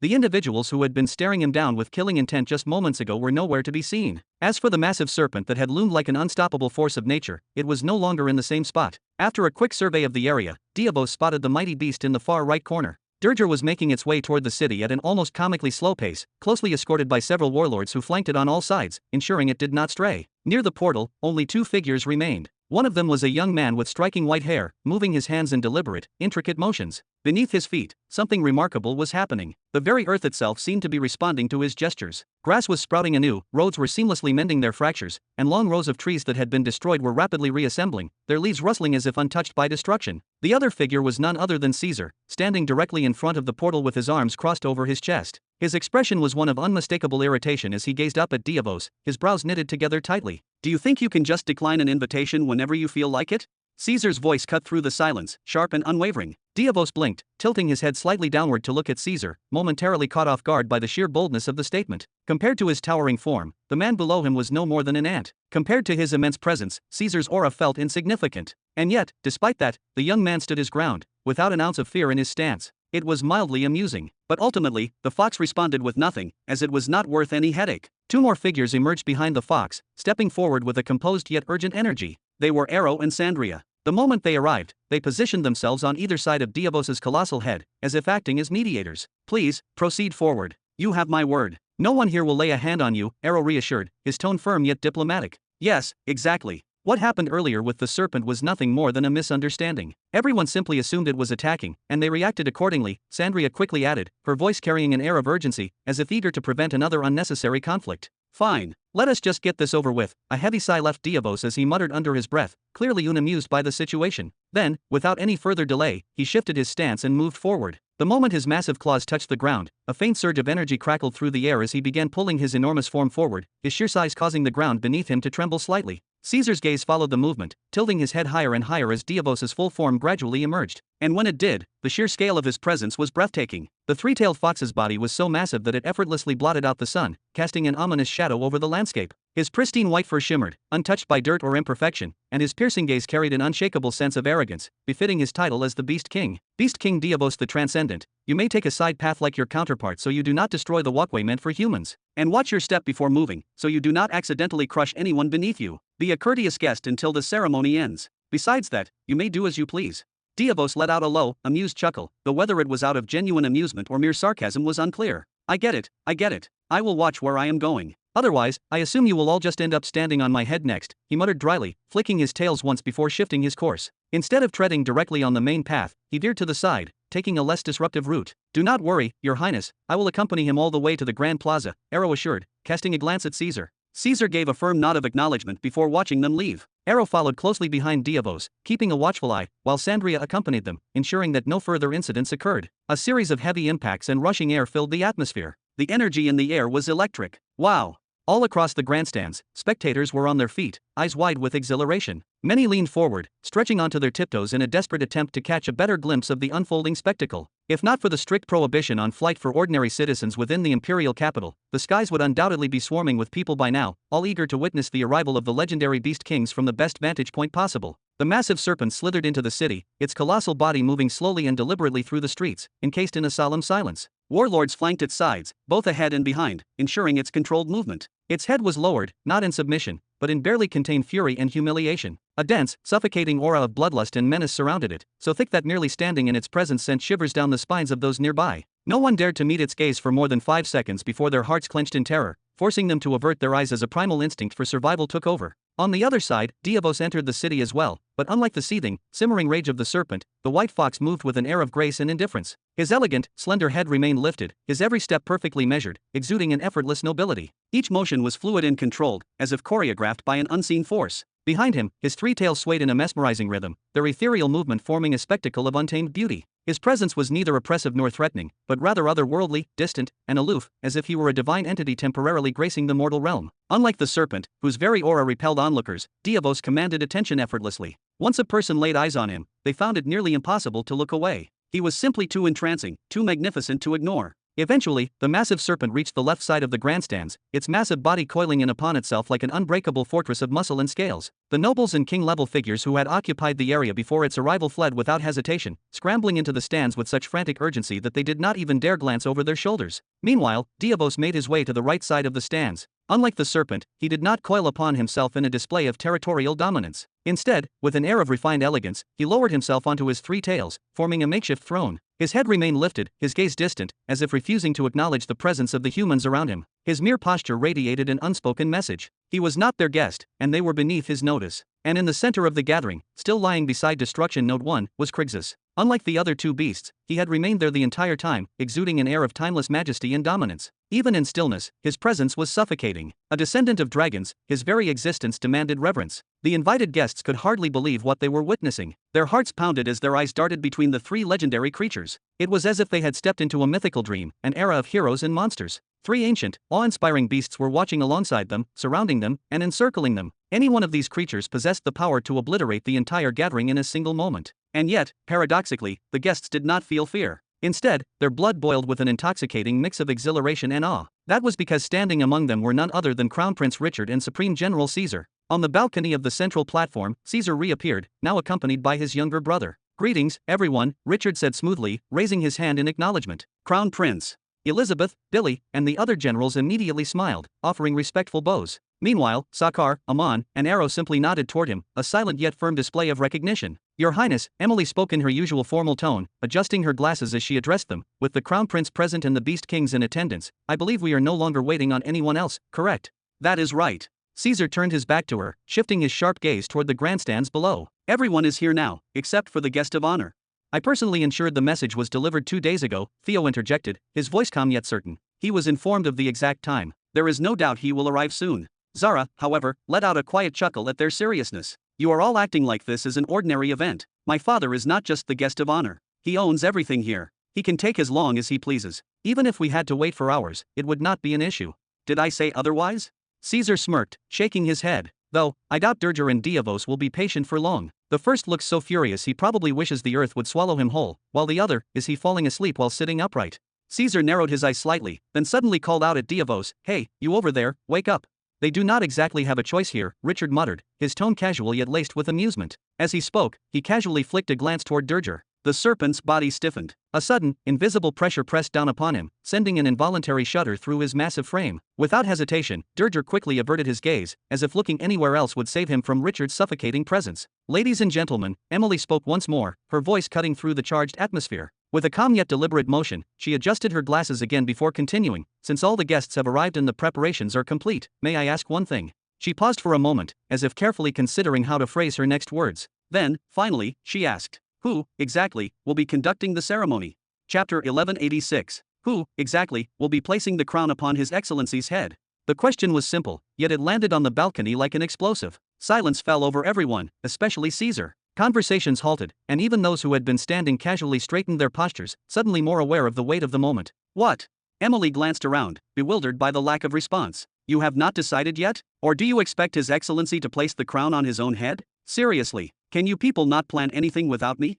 It's not that big of a deal, is it?" Caesar sighed, pressing his fingers against his forehead. His temples throbbed slightly, not because the question itself was particularly difficult, but because he knew it would turn into an unnecessary debate. Who usually performs the coronation in cases like this? Traditionally, the one who places the crown on a new king or emperor's head is the previous ruler, his father, Emily explained, her tone growing more formal as she slipped into lecture mode. The second option is the leader of the dominant religious sect of the kingdom, a high priest or equivalent figure, who blesses the ceremony and anoints the ruler. She folded her arms. But neither of those options apply here. His Excellency has no predecessor to crown him, and Jura has no unified religious authority. The planet's religious groups are fragmented, most of them small sects that venerate their ancestors. Their influence is too scattered to make any of them a legitimate choice. She paused for a moment as if recalling something, then added, now that I think about it, there is a religious sect that has been gaining traction recently. It originated from Lady Zara's explanations to the scholars of the Research and Development City regarding His Excellency's philosophy on the nature of divinity and the creation of the universe. According to reports, this sect has amassed nearly 10,000 followers as of last week,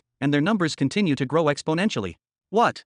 Caesar's expression twisted in disbelief. Are you telling me that a brand new religion has formed just because Zara couldn't keep her mouth shut? I'm not going out to find the leader of a 10,000-strong cult to crown my father. Caesar turned to Emily, utterly baffled by the suggestion. Then he turned to Zara, narrowing his eyes. Seriously. The scholars love hearing anything about father. How was I supposed to know it would spread like this? Zara defended herself vehemently, crossing her arms. However, the intensity of her older brother's gaze was too much, and she quickly ducked behind Peon, using him as a human shield. Ugh. Caesar groaned, rubbing his temples again. He turned toward Richard, already knowing he would regret this. All right then, you do it. Me. Richard blinked, then quickly shook his head. Absolutely not. I'm the youngest brother. How would it look if I crowned our father while you stood there watching? Second, he exhaled sharply, already prepared for an argument. I still reject the title of crown prince that people keep throwing at me. It's an undeserved position when you, brother Theo, brother Peon, and sister Zara all stand before me in priority. If there's any kind of line of succession, I should be the last in it. Cut the nonsense. Caesar took a step forward and smacked Richard on the back of the head, earning a small grunt from him. You're his only biological son. Of course, everyone sees you as the crown prince. It's settled. You're the one performing the coronation. Sorry, phrase it however you like, but I stand by my decision. Richard shook his head stubbornly. Crowning father while the four of you are present would be overstepping my place, and I could never forgive myself for that. Even father wouldn't be comfortable with it. He stepped back slightly, distancing himself from the discussion. What about you, Your Highness? Emily locked eyes with Caesar. I don't think anyone would object if you did it.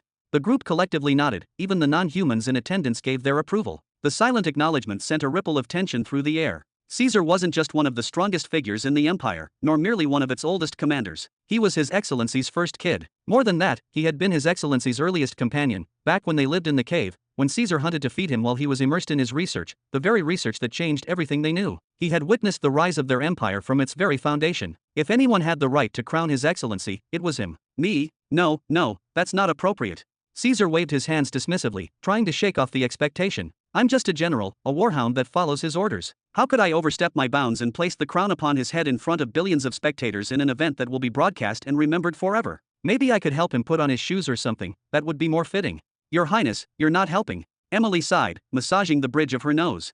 Based on what you just said, it sounds like you're rejecting the idea of any general performing the coronation. What then? Do you want me to crown His Excellency? She nodded firmly. I have no objections.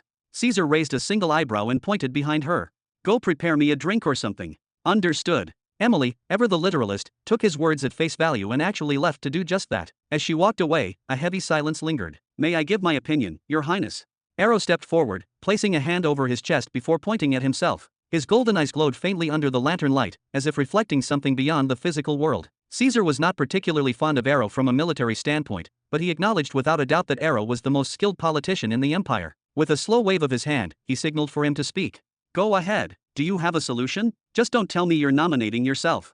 Haha, of course not, Your Highness, Arrow chuckled, shaking his head with a knowing smile. I am fully aware that even the rank of Supreme General, or surpassing my position in any way, is beyond my place when compared to you or Supreme General Sakar. With your strength, lineage, and accomplishments alone, both of you are the only ones worthy of such an esteemed role in His Excellency's court. He then placed a hand on his chest in a gesture of humility. I am merely His Excellency's tool for managing the various races under his rule. I do not see myself as anything more than that. Both Sakar and Caesar felt a subtle sense of relief settle in their chests. Arrow had always been an enigmatic figure, one whose loyalties were sometimes questioned. But at the very least, it seemed he knew his place. That being said, I do have a suggestion, Arrow continued smoothly, stepping forward slightly. Since His Excellency has no predecessor, neither by bloodline nor by position, why not create a predecessor for him, drawn from his own lands? Caesar narrowed his eyes slightly, intrigued but skeptical. Go on. The Tree Fathers, Arrow stated plainly, his voice firm and deliberate. They are the oldest sentient beings within His Excellency's domain. Their lifespans are estimated to be in the millions of years, and they possess the ability to create smaller projections of themselves, ones that appear ancient and wise.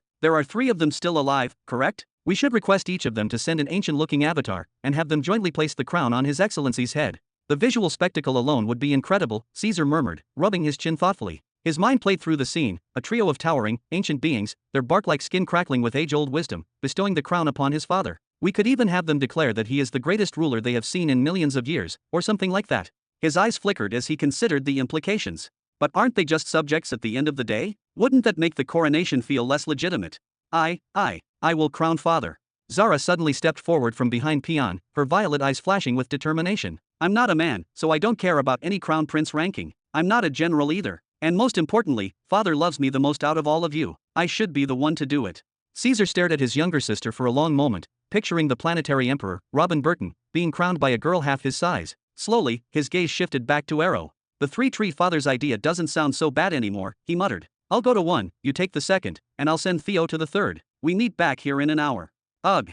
Zara stomped her foot against the ground in frustration. You're always like this. Always. A deep, echoing rumble vibrated through the air. In the span of a single instant, everything was consumed by an overwhelming white light. A suffocating pressure descended upon them, pressing down with the weight of something far beyond mortal comprehension. Everyone who had been speaking swallowed their words. Everyone who had been breathing held the air in their lungs, too afraid to release it. A collective realization struck them all at once. Something had happened. Something that could not possibly be good. A moment later, the intensity of the light dimmed slightly, just enough for the onlookers to force their eyes open and turn toward the source. There, hovering high above the arena, was what seemed to be a sun of unnatural shape. At first glance, it was nothing but a blinding sphere of white radiance, pulsing with energy that defied all logic. But upon closer inspection, that sun had legs. It had feet. It had a head. A towering being of pure, luminous energy floated above the grandstands, radiating such oppressive power that even the strongest warriors in the Empire struggled to remain standing. The air itself felt heavy, crackling with an unfamiliar force. The entity, its form shifting like a celestial storm contained within a humanoid frame, scanned its surroundings.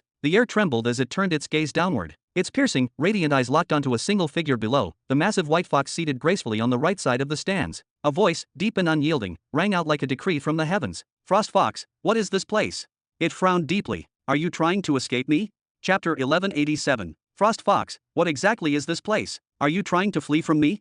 The voice of the radiant being, shaped like a human made of pure white light, rang out through the grand plaza. It was not distinctly male or female, nor was it warm or cold. It had no tone of anger, nor one of peace. It was just there, direct and absolute. The words did not echo. They simply arrived in everyone's ears at once, like commands of nature itself. Words so calm, yet so heavy, that breath halted in throats and time seemed to pause. The sheer pressure radiating from that glowing figure was suffocating, overwhelming. It pressed down as if the sky itself had collapsed upon them. There was no mistaking it. This entity had not come in peace. Its presence was like that of a judgment long overdue. Naturally, the entire gathering tensed, hearts pounding, instincts screaming. I was merely attending a friend's ceremony, that is all, Diavos responded at last, his massive frame shifting slightly. He scratched the top of his head with the claw of his front right paw, an awkward, almost sheepish gesture. Just a celebration, really. Nothing serious. I was planning to leave right after.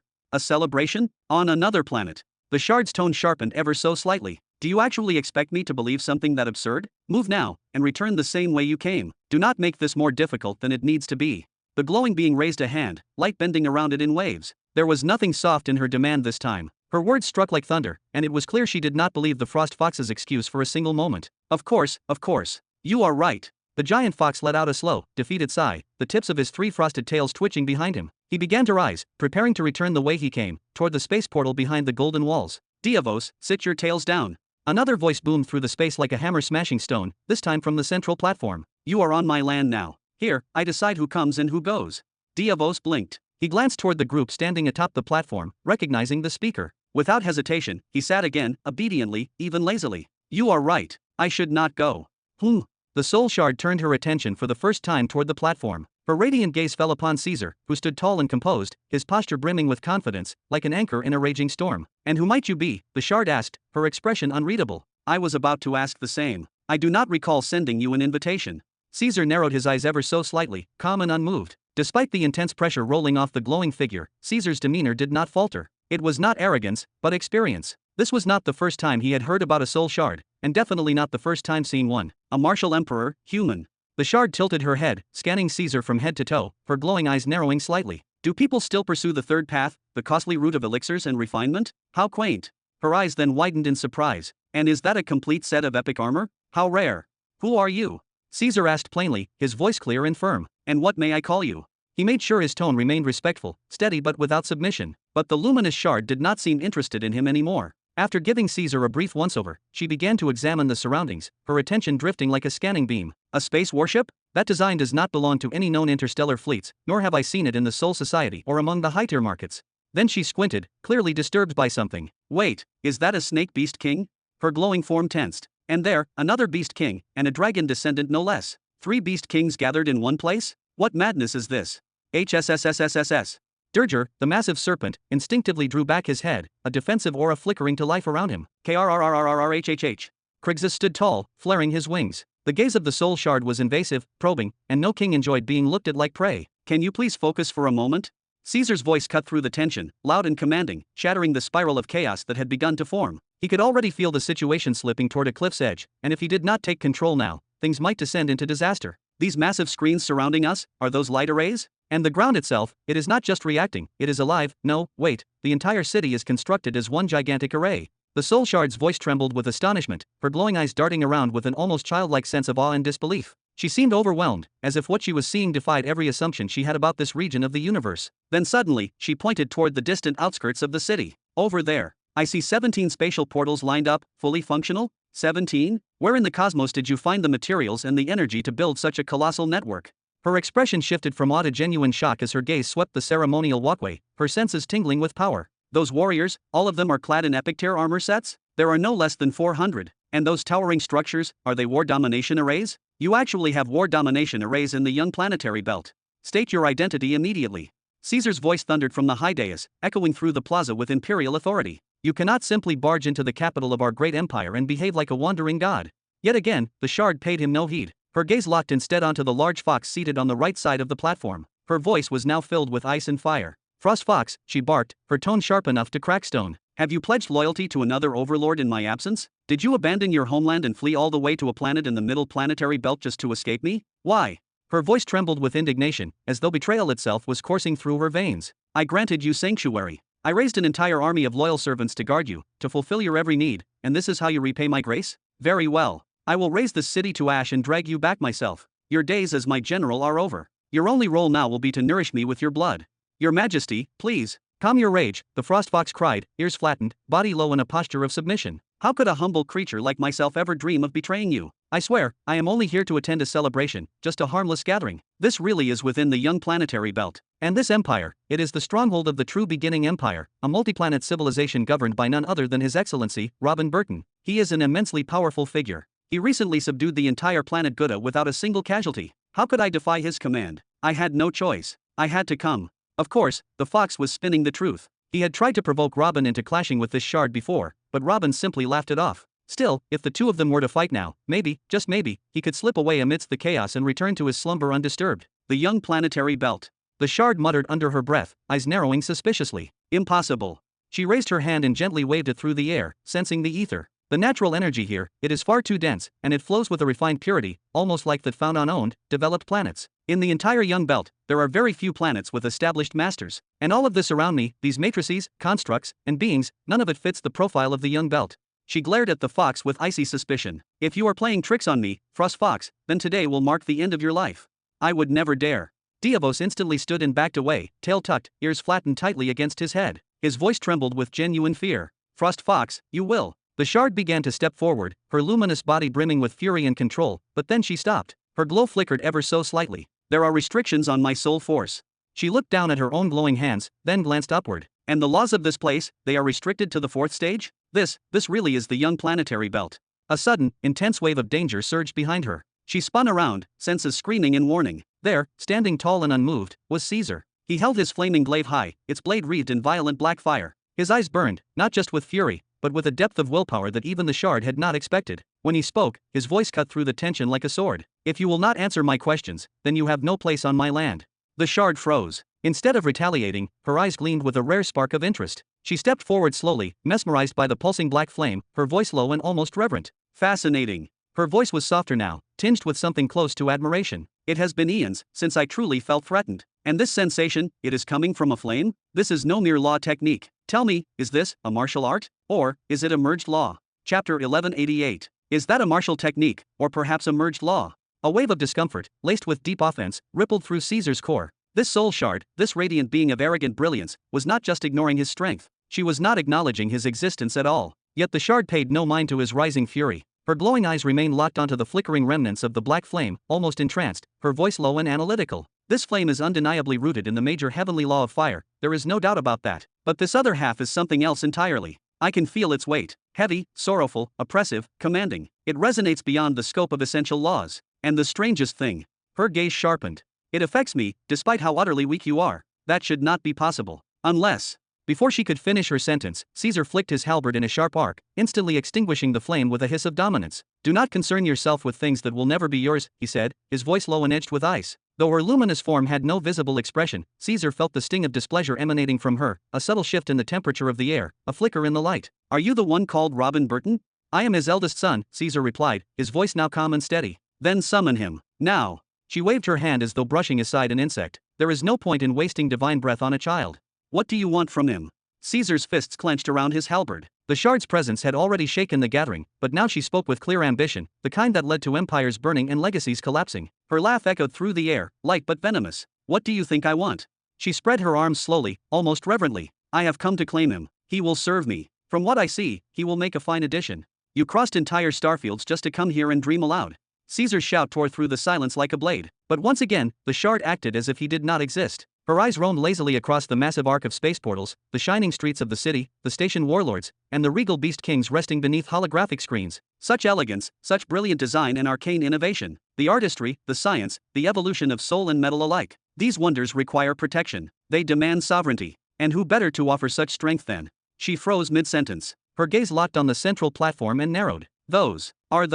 Red plague. Sakar's body trembled, his core reacting instinctively. This was not the first time he had heard that term, and every time, it left echoes in his bones. No, the shard said, her voice suddenly taut. They are not just red plague. There are 5 of them, calmly standing among you, unmoving, watching me with eyes full of comprehension, listening, even. Their armor is epic tier and custom forged. This is no accident. What is happening here? What is this place? And then, the impossible happened. The shard, for the first time since her radiant arrival, braced for combat. Light, blinding and ancient, began to gather and coil above her right hand, forming a spearhead of transcendent energy. No matter, she whispered, her voice like thunder building behind clouds. A plague is still a plague. I will do that Burton man a favor and purge these insects for him.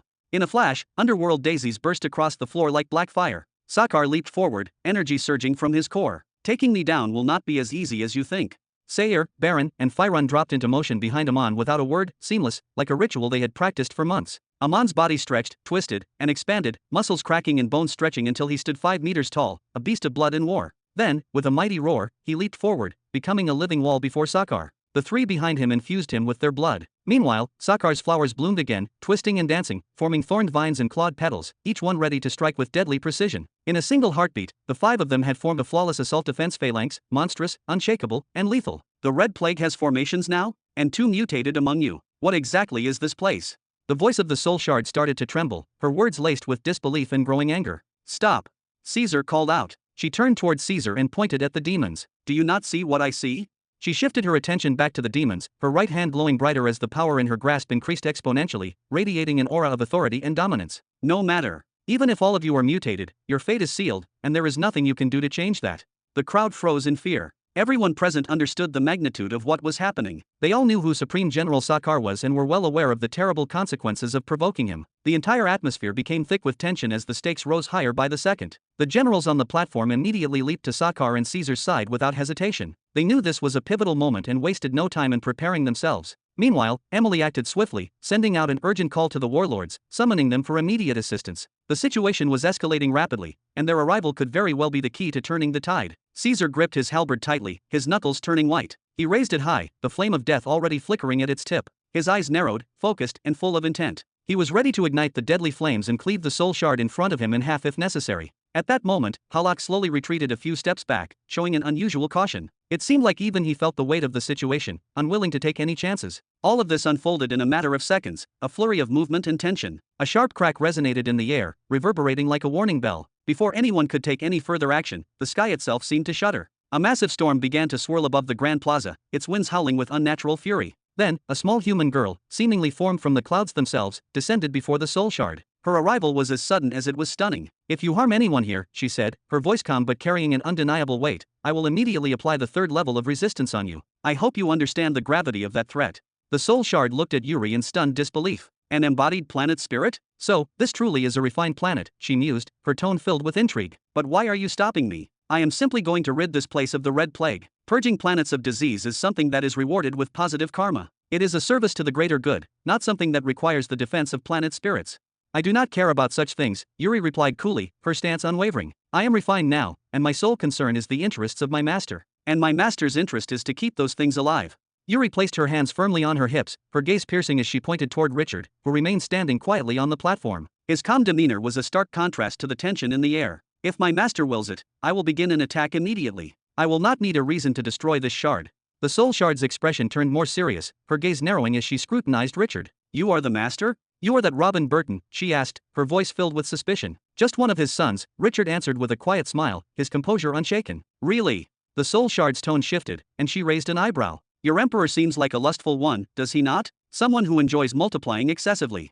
The sarcasm in her voice was evident as her words grew sharper. "Tell me, Planet Master, why do you allow the Red Plague to stay among you?" Richard remained calm, his voice still steady. "Please, come to my side as an honored guest until my father arrives. He will answer your questions." The soul shard sneered. "I will not stay in a place tainted by those things," she said, her finger pointing toward Sakar with a mixture of disdain and anger. "Then please, return to where you came from as an honored guest," Richard replied smoothly, still maintaining his calm demeanor. "This is Supreme General Sakar's homeland, just as it is mine, and he will not leave." The words seemed to resonate deeply within Sakar, Amon, and the others, especially as they came from Richard, the son of their lord. They could feel the weight of Richard's words, and a quiet sense of pride and unity stirred within them. Even though the situation was perilous, they stood firm, unwilling to let anyone threaten their home. The soul shard hesitated for a moment, her gaze shifting to those around her. "I leave, and they stay." She pointed at herself, her fists clenching tightly. "I, who moved the Nine Paths Empire with a mere gesture, am being driven out by a handful of humans, all for a handful of red plague. No matter." The soul shard turned quickly toward Sakar, her right hand raised in anger and authority. "I will clean my planet with my own hands." A massive explosion echoed through the Grand Plaza. Chapter 1189. The soul shard raised her right hand toward Sakar, her voice as sharp as steel and laced with divine arrogance. "Then I shall cleanse my planet with my own hands." Those words crashed into everyone's ears like a thunderclap tearing through silence. In that instant, the audience in the stands and the generals all realized the same terrifying truth: things were about to spiral into chaos. The situation had just become catastrophic. With terrifying speed, beams of concentrated radiant energy erupted from the palm of the soul shard's hand. Each arrow of light was forged from pure intent and overwhelming might. No ordinary martial emperor, no matter how skilled, could withstand even one of them unscathed. These were not attacks meant to threaten or intimidate. They were meant to annihilate. Humph! Yuri, the planet soul, didn't hesitate for even a heartbeat. Her expression darkened as she raised her hand and swung it down like a judge delivering the final sentence. From the heavens, bolts of violet and silver lightning rained down in perfect synchronization with the arrows, each bolt a divine counter meant to neutralize the incoming attack. "The fourth wall," whispered the soul shard, her voice barely audible but crackling with power. She raised her left hand high into the sky, and at once, four massive walls of celestial force erupted from the ground, layered tightly atop one another. They rose like mountains, towering and radiant, glowing with ancient glyphs and runes of defensive power. The explosion that followed was earth-shattering. The collision between lightning and barrier ignited a cascade of force and fury. The first layer of the fourth wall was vaporized instantly. The second shattered like fragile glass. The third groaned and buckled under the pressure, finally giving way. But the fourth, somehow, held. Barely. What technique is that?" Yuri shouted, her voice thick with disbelief and outrage. She had invoked a second-degree planetary resistance, a force that a mere soul shard shouldn't be able to counter. And yet here stood the soul shard, not only alive, but smug. Meanwhile, the arrows had not stopped. They were already upon Sakar and the others. Amon didn't flinch. Instead, he struck his chest twice with closed fists and then roared, "Flesh shield!" His arms spread wide, as if to embrace the storm. Amon's body, once a regular vessel of flesh and blood, had long transcended its former limits. During the last great battle, he had sacrificed every drop of blood within him to purify the celestial dome. He had returned to what many thought was his original form. But that wasn't the truth. Not even close. That forced expansion, when he had grown into a behemoth beyond mortal scale, had permanently altered him. His very biology had been rewritten. After that battle, when he lay broken and near death, Sakar took him to the Sea of Blood, where he was allowed to heal by drinking its scorched, corrupted essence. But instead of healing alone, his hunger was awakened. No matter how much blood he drank, it was never enough. His body would swell and grow, each gulp enlarging him more, until he towered once again without even meaning to. Of course, it hurt. Every stretch, every tear of his muscles, every repair, it all came with unbearable agony. But in time, his nerves dulled, and his body adapted. It learned. His cultivation had stabilized at level 50, and with it came a new gift, a mutation of immense potential. Where he once thought he would never again be able to use that monstrous form except in desperation, now it had become a trump card he could call upon at will, a gift that made him a true king among the demons. Well, almost. Because while Sakar could compress his vast blood energy within a compact form, Amon could not. Not yet. His movements were clumsy, his presence enormous, too large to operate freely. Still, Sakar saw the spark in him. Without being asked, he extended a hand and offered guidance. Together, they trained for months, side by side, teacher and student. Sakar taught him how to circulate blood through his limbs at speeds so fast it felt like fire running through veins. It was a method of control, of precision, and slowly, Amon began to understand. He wasn't as gifted as Sakar. His affinity with the blood path wasn't natural, but as a level 50 demon warrior, his comprehension wasn't poor either. Slowly but surely, he learned to compress just enough blood into his frame to swell to 5 meters tall, barely more than twice his original height, but it came with dense, layered strength. And more than the size, what mattered was this, that compressed blood wasn't just for growth, it was armor. A protective shell formed beneath the skin and around the core. When activated, it made him near invincible. Even Sakar had trouble cutting through his defenses when they sparred. So now, as the glowing arrows approached like falling stars, Amon clapped his massive hands together once more and shouted, "Ra-ya-ya!" His arms opened in defiance. Behind him, the 3 loyal generals stabbed their own bodies, sacrificing blood without hesitation. 3 crimson fountains burst from their backs, channeling their essence into Amon. Then, with a single gesture, Sakar himself sliced off a portion of the sea of blood and sent it flying toward Amon's back, an overwhelming torrent of ancient power. Amon's body swelled rapidly. His skin expanded, muscles thickened, and bones groaned beneath the pressure. In seconds, he grew so large that he blotted out the horizon from the soul shard's view. 4 of the 5 radiant arrows slammed directly into his massive frame, and upon contact, they detonated, releasing waves of annihilating force. The earth trembled. The sky fractured. The world held its breath. 3 of the blazing soul arrows struck Amon head-on. One pierced clean through his broad chest, another drilled into his side, and the third dug deep into his abdomen. The 4th arrow exploded violently against his right thigh, reducing a good portion of his leg into smoldering chunks of flesh. The force behind them was not just devastating, it was apocalyptic. The result was an utter catastrophe. Amon's body, once standing as a towering symbol of raw power and primal defiance, was torn apart on the spot. Muscle shredded, bones fractured, and dark blood rained down like a thunderstorm of gore. His colossal figure was ripped to pieces, his limbs blown away like twigs in a hurricane. By the end of it, the only part of him that remained intact, barely, was his massive, bloodied head. He was, for all intents and purposes, gone. But the 5th arrow did not stop there. It continued its deadly arc through the chaos, carving a path through blood mist and drifting sparks. Its trajectory never wavered. It was aimed with surgical precision toward the one who stood at the heart of the resistance, Sakar. Sakar wasn't idle. The instant his senses registered the incoming threat, thousands of underworld chrysanthemums bloomed into existence around him. They spun, interlocked, and fused into a single, breathtaking construct, an enormous spectral flower glowing with deep violet and black. Sun-Seal Daisy. Sakar roared, his voice echoing like a divine command across the battlefield. The arrow met the flower in a spectacular collision. The explosion that followed was blinding, blotting out the sun for an instant. The blast shattered the flower, tore through space, and sent Sakar's body flying backward like a falling star. He spiraled through the air, blood gushing from his lips, already wounded from before, and now hurled like a broken weapon into the void. "Filthy! You creatures reek of corruption," the soul shard muttered with cold disdain. She flicked her fingers as though brushing away dust and then gave a smile, one filled with condescension and absolute certainty. "No matter. With the red plague cleansed, the rest of you can rot in silence." Her words, though quiet, struck the crowd like hammer blows. The battlefield seemed to freeze for a second. "You dare!" It was Caesar. His voice broke the stillness like a thunderclap. His fury surged like a tidal wave, crackling in the air as his polearm ignited with black fire, flames that consumed even light itself. With a primal war cry, he dashed forward, cleaving toward the soul shard with everything he had. Her eyes narrowed slightly, surprised but unimpressed. A human? Charging her? As his weapon neared, she prepared to catch it with her bare hand, a statement of overwhelming superiority. But then, her expression changed. Her fingers faltered mid-air, refusing to touch the weapon. Within the flames of Caesar's polearm, something stirred. A power ancient and vile. Something born not from training, but from death and despair. It was as though her soul, so old and untouched, recognized it, feared it. She refused to make contact. "Soul seal net," she barked, instantly releasing a glowing white lattice of energy from her palm. It shot forward, wrapped around Caesar's weapon mid-air, and snapped, dragging it away. Caesar was pulled with it, hurtling backward. "Damn it," he shouted, trying to resist, to fight the net. But in that single instant, she felt it. A killing intent, raw, direct, and sharp enough to flay a god. It smothered her like a cloak of daggers. Her body froze. From above, a young man descended like a meteor streaking through crimson skies. White hair wild in the wind, sharp eyes burning like twin stars of fury and judgment. There was no fear in his gaze, only determination and an almost suicidal courage. He was going to punch her. Not hurt her. End her. "Fourth wall," she screamed, fear finally tinting her tone. For massive barriers burst into existence ahead of her, each layered behind the next, each forged from her soul force, lined with the same runes that had just blocked the divine wrath of a planet spirit. But Richard didn't slow down. He cocked his fist back, and the first 2 barriers exploded on contact. Then his other fist followed, like a comet laced in wrath. The third and fourth walls shattered like porcelain. He tore through them all. The soul shard staggered back, genuine alarm on her face. What is this? A mortal. A human who hasn't even reached peak martial emperor realm. How can you possess this kind of strength? But even as panic flared, she didn't lose focus. Her palms snapped down. Tidal waves. Invisible ripples of pure soul force exploded downward. The very air screamed. Space warped. The attack smashed into Richard mid-air like a meteor of gravity itself. Aic. Richard's vision spun. Blood sprayed from his nose and mouth as pain lit up every nerve in his body. He clenched his fists harder, trying to endure, but the blow was too sudden, too overwhelming. His body hit the ground hard. The skies above twisted violently, turning a bloody crimson. A cyclone of soul energy began swirling, and from the center of it appeared Yuri. The planet soul raised a single finger, pointing it downward like a judge issuing the final sentence. You wield fine soul techniques, intruder, she said coolly, her voice cold as space. But now let us see how you fare against the third degree of planetary defense.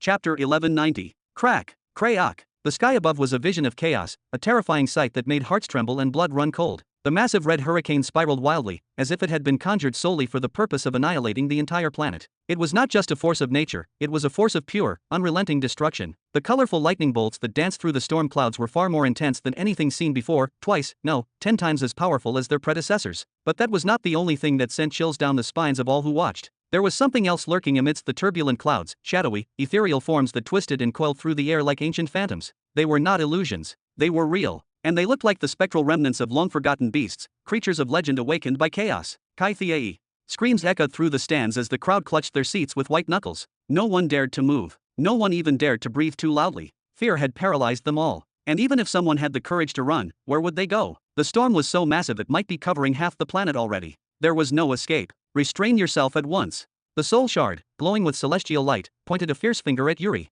Until now, I have held myself back. I have not entered battle mode. I have no intention of harming this planet, because I consider it mine. I regard its people as my own subjects. But if you dare to use third-degree defensive measures to destroy the shard and injure me, I will retaliate. And when I strike back, you will suffer. Oh, and what exactly are you planning to do? Yuri crossed her arms over her chest, her eyes burning with defiance. Her voice echoed like thunder, bold and unafraid. Will you drag your own body into the young belt just to destroy me with your own hands? Can you withstand the wrath of the law of karma upon you? Or will you send your minions from the belt to attack us? Look around you, and tell me, who in the young planetary belt can defeat the true beginning empire? No, not that. Not this either. The soul shard smirked with venomous amusement, her grin full of dark intentions. What I do with the locals of this planet is between me and them. That is none of your concern. However, if you destroy my shard, I will file a report to the Star Academy stating that there is a red plague spreading on your back. Yuri's mocking laughter stopped instantly. That threat was not empty. It was not a bluff. Everyone in the universe knew what happened when a planet was suspected of harboring any kind of infectious disease, especially the various strains of plague. Once a report was filed, the stellar academies would begin their investigation without delay. Even if the target was deep within the young belt, even if it was remote or hidden, the academies would send their best to examine the world in question. If the report turned out to be true, and the academies confirmed the existence of the red plague on planet Jura, it would spell disaster, not just for the planet, but for the entire foundation of the true beginning empire. We will not allow you to use us to threaten the Lord. The voice was gravelly and filled with rage. It belonged to Sakar. Heads turned toward him as his presence dominated the field. From this day forth, the demons shall withdraw from planet Jura. We will leave and never return. But before that, you are alive. The glowing shard's expression twisted into confusion and disbelief. Sakar looked like a man reborn, standing tall, full of vitality and power. Even the injuries that had once covered his body were now completely gone. But it was clear why. The heavy, metallic scent of fresh blood coursing through his veins was unmistakable. The Red Plague. Such repulsive, loathsome creatures. Raising his right arm slowly, deliberately, he directed it toward the soul shard. As it lifted, the arm transformed, shifting into a massive cleaver, glowing faintly with a deadly aura. Before leaving, I shall destroy that shard. An overwhelming number of daisies began to circle around him, petals whirling in an eerie spiral. Their numbers were vast, uncountable, until they suddenly compressed, merging into 100, then a mere 10, and finally just 5. Each of those 5 flowers pulsed with unimaginable energy. Each one radiated an aura so terrifying it tore at the fabric of Jura's fragile space. Reality itself seemed to shudder around them. Hee, can you do it? The soul shard chuckled, mocking. Without the intervention of the planet spirit, she had no reason to fear anyone. Crack, crack, A sudden voice echoed through the thick tension in the air, immediately drawing the spirit shard's attention. Her gaze shifted, and there she saw something impossible. Amon, or more accurately, the scattered pieces of Amon, were gathering themselves together with eerie precision and unnatural speed. Thin, pulsating threads of blood stretched out like spider silk from joint to joint, limb to limb. These threads moved with purpose, pulling the severed parts into alignment. At each point of contact, a thicker, darker strand of blood emerged, sizzling, searing, and fusing the pieces like living welds.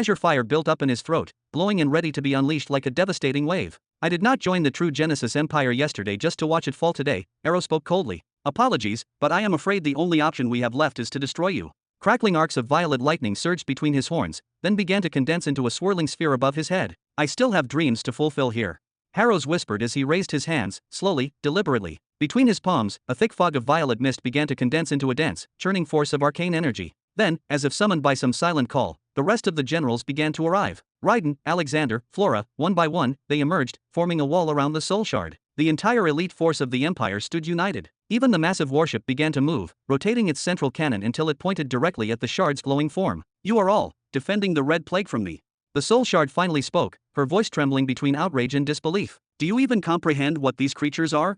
And now, she felt it. Real danger. For all her arrogance, she was not without limits. When she arrived on the planet Gouda, she only left a shard of 40,000 soul units. But now, only 20,000 remained. And just those few soul techniques earlier had already cost her nearly half her remaining force. She was not an eternal warrior. She could not keep fighting forever. Enough, all of you. Lower your weapons. A calm, commanding voice broke through the building chaos. And you, lady, he continued, addressing the shard directly. You will tolerate the presence of these demons until the man arrives. That is all we are asking for. I refuse to remain in the same place as the Red Plague. The shard snapped, waving her glowing hand violently. Remove them from this planet, then I will consider waiting. By now, she could not lie to herself. She wanted to back down. There was something seriously wrong with this planet. Too many beings were unnaturally powerful for their cultivation levels. And worse, they were united. Far too united. They surrounded her, prepared, coordinated, and none of them tried to bribe, beg, or flatter her. But if she reversed her decision now, what would her supposed new subjects think of her? The savage Halak has a soft side. Sakar sneered, then raised his cleaver and pointed it directly at the shard. I do not trust this shard. We should destroy it before the Lord arrives, before it tries to harm him. Stupid Red Plague.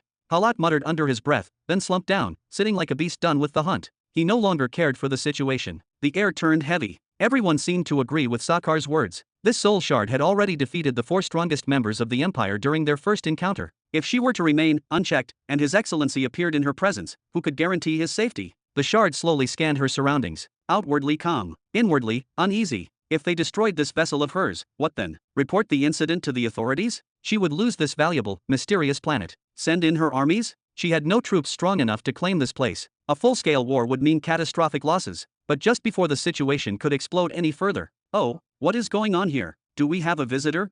A new voice entered the fray. Chapter 1191. Oh, what is happening here? Do we have an unexpected guest?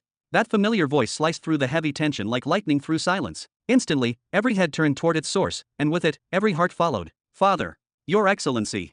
Lord. The entire arena erupted. The crowds in the stands, who had just seconds ago been paralyzed by fear, breathless and afraid they would be caught in a cataclysmic battle between cosmic forces, now exploded with joy and relief. Their savior had arrived. They raised their hands to the heavens in reverence and awe. Their voices thundered like a second storm, roaring with uncontainable emotion. Even the kings of planets, those beings of immense pride and status, threw away decorum and shouted with the people, loud and unashamed. I should have known you would make your entrance now, Haros said with a long exhale, letting the purple energy in his hands fade into the ether. You would never let a moment this theatrical pass you by. But despite the sigh, a small, knowing smile had crept across his lips. His Excellency. He is also the Red Plague's lord. He is human. The soul shard stared wide-eyed at the figure that now stood before her. The Red Plague was infamous. It was a parasitic force of nature, one that devoured everything in its path. It recognized no rulers and no masters. In its presence nothing was safe. If a race showed even a flicker of weakness, the plague would consume them without hesitation. So to hear the word Lord, not once, but repeatedly, from the mouths of these creatures,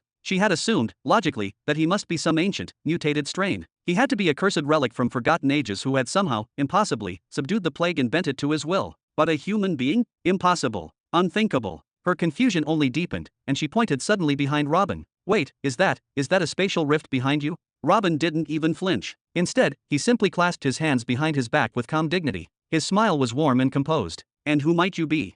I am Planetary Empress Renara, she announced, lifting her chin with regal grace. Sovereign of the Nine Paths Empire of Middle Sector number 100, and as of this day, the owner of this planet. She locked eyes with him, expecting hesitation. Ah, the Nine Paths Empire, so you are the lady who descended upon planet Gouda, Robin said with a thoughtful nod. Fascinating. I am Robin Burton, the host of today's festivities. And as luck would have it, I serve no one above me. He chuckled lightly, then extended his arm to gesture toward the sky, the plaza, and the celebrations still echoing around them. Listen please, Lady Renara. Today is a day of celebration for my empire. It is a sacred day, the day of my coronation. Why don't we set aside conflict, just for a moment? Join us as an honored guest and share in the joy. Afterward, we can talk properly and peacefully. What do you say?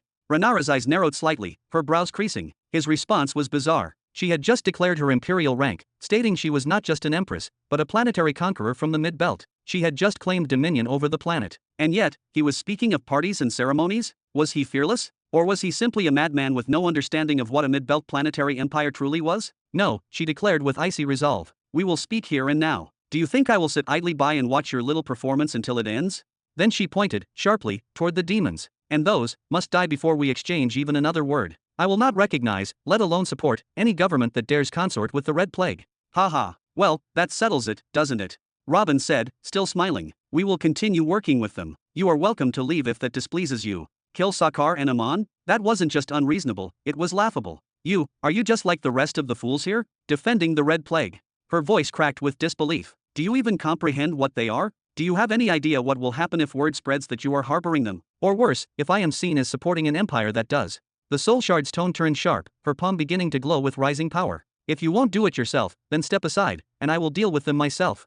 Sakar clenched his fists until his knuckles cracked. He knew the Lord would never abandon them. But to be the reason he was threatened, to become his liability, it was humiliating. It was unworthy of the one who had saved them all. Robin swiftly raised his hand, cutting off both Caesar and Richard just as they began stepping forward toward the soul shard, tension rippling through the air like a taut wire about to snap. Then, with a calm, measured smile, he spoke, his voice carrying an air of gentle authority. My lady, must you insist on starting with hostility the moment we meet? Why draw your blade before words are exchanged?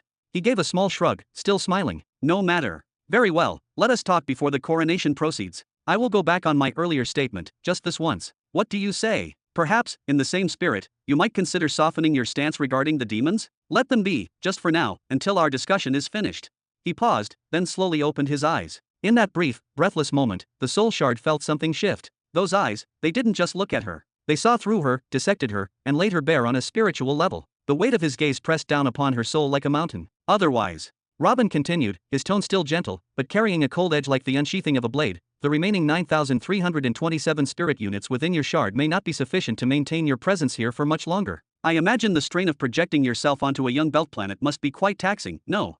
Renara instinctively took a half step back, but her pride caught her, and she forced herself to stand still. The fact that this man could read her soul reserves with such alarming precision meant only one thing: his soul perception was superior to hers. That, or his strength was on a scale she had grossly underestimated. How could someone, a human no less, on a mere young belt world, possess more than 9,000 soul units? The implications were staggering. She said nothing for a moment, but her eyes swept across the arena once more, trying to make sense of the growing absurdity around her. Hostility had reached its boiling point. She had expected this to go the same way it always did, descend from the sky in blinding light, issue a few commanding words, and receive bows, reverence, and obedience. Even if this world had ties to a powerful High Lord, they were still young belt dwellers. They should have been overwhelmed by her presence alone. And yet, instead of worship, what greeted her was an organized military response. It was clear now that they held no regard for a title from the mid-belt. To them, her presence wasn't awe-inspiring, it was a challenge. And now, their leader, this smiling, soft-spoken Robin, stood before her, threatening her in the most elegant way possible, implying that he could erase her existence all on his own. What is this place? Still, she wrestled her frustration down. Losing this shard, and simply filing a report about the planet, would bring her nothing. If she truly wanted to gain something from this strange world, if she wanted to unravel the mystery of its terrifying strength or benefit from its impossible unity, she would have to adapt. She would have to play by their rules. The blazing energy that had begun forming in her palm faded. The intense, blinding light that had enveloped her spirit projection dimmed until, at last, her true spiritual form was visible to all. Her eyes were sharp as a predator's, yet lined with lush lashes that gave them an entrancing beauty. Her ears were long and fox-like, covered in soft fur, twitching ever so slightly in the light breeze. Her nose was delicate, feline, and barely noticeable. And behind her, 9 long, thick, furred tails moved with graceful, hypnotic rhythm. These were the features that marked her as otherworldly, but even beyond that, her physical form radiated a beauty that seemed sculpted to perfection. She had a small, finely shaped mouth with lips as full and inviting as those of the most breathtaking human women. Her gown, regal, elegant, and modest, was nonetheless fitted in a way that hinted at curves most women could only envy. Her entire being shone with a glowing, ethereal white light. Her face was stunning, yet oddly blurred, as if part of it were veiled in mist. It only added to her mystique, enhancing her allure beyond mortal standards. In that moment, Rhaenyra had captured every eye, not through divine authority, but through sheer, spellbinding presence. She placed her left hand gracefully on her hip and tilted her head ever so slightly. "Very well," she said, her voice now smooth and controlled. "Let us talk." Robin blinked once, visibly impressed, then let out a soft chuckle. "Ah, of course, yes. Please, this way, my lady. Our conversation need not be shared with the entire crowd." He stepped aside with a gentlemanly bow, gesturing toward the elevated platform with humility, still smiling, though a flicker of caution passed behind his eyes. Then he turned and barked toward Caesar. "What are you doing just standing there? Lead us somewhere more appropriate, will you?" "Why yes, of course." Caesar, still visibly shaken by what he had just witnessed, snapped out of his daze and dashed ahead to show the way, eager to fulfill his task and avoid further embarrassment. Chapter 1192. The platform, in truth, was nothing like a grand stage or an ornate ceremonial structure one might expect in such a gathering. Rather, it was a 3-story architectural enigma, brimming with secrets and purpose, each level steeped in intention. The front-facing side of the building, the one overlooking the Grand Plaza, consisted of spacious terraces. They were empty yet designed with deliberate elegance, where honored guests and figures of power could stand or sit to spectate the proceedings with full visibility. The top floor, however, was a different story altogether, a domain of luxury and unmatched prestige. It held a single, magnificent throne carved and reinforced with celestial metals, designed for His Excellency and His Excellency alone. There were no other seats, no space for equals, because none existed in his presence. That space was not merely exclusive, it was sacred, but it was the back of the structure that defied expectations further. What seemed like a simple raised platform from the outside concealed within it a private world, a small fortress of diplomacy and command. There were large council chambers designed to host dozens of commanders, a more secluded strategic planning room reserved for delicate discussions, and even temporary bedrooms, elegant yet efficient, prepared for those who might be required to stay for long negotiations or sudden campaigns. In essence, the entire structure was not just a platform, but a miniature palace. A long breath, more a sigh of relief than anything, was released in unison by everyone in the square the moment His Excellency and the soul shard disappeared from view. Only then did the crowd slowly begin to realize the state they were in. Many were still frozen in place, their minds only now catching up to the pressure that had just lifted. A few glanced down in horror, their robes soaked through, pools of liquid forming beneath them on the cold stone seats. Some of it was sweat, yes, but some puddles were sharp-smelling and acrid. Could it be urine? No one dared ask. No one would admit it, because the truth was that they were all the same. "Aman," Sakar called out in a low voice, raising his hand to retrieve the underworld daisies. "We are leaving. This place is no longer for us." "I was thinking the same," Aman replied quietly, his voice hoarse from blood loss and emotional strain. With effort, he pressed what little essence he had left, compressing himself back to his normal form. "His Excellency saved us the humiliation, but if we linger, we may bring him problems he does not deserve."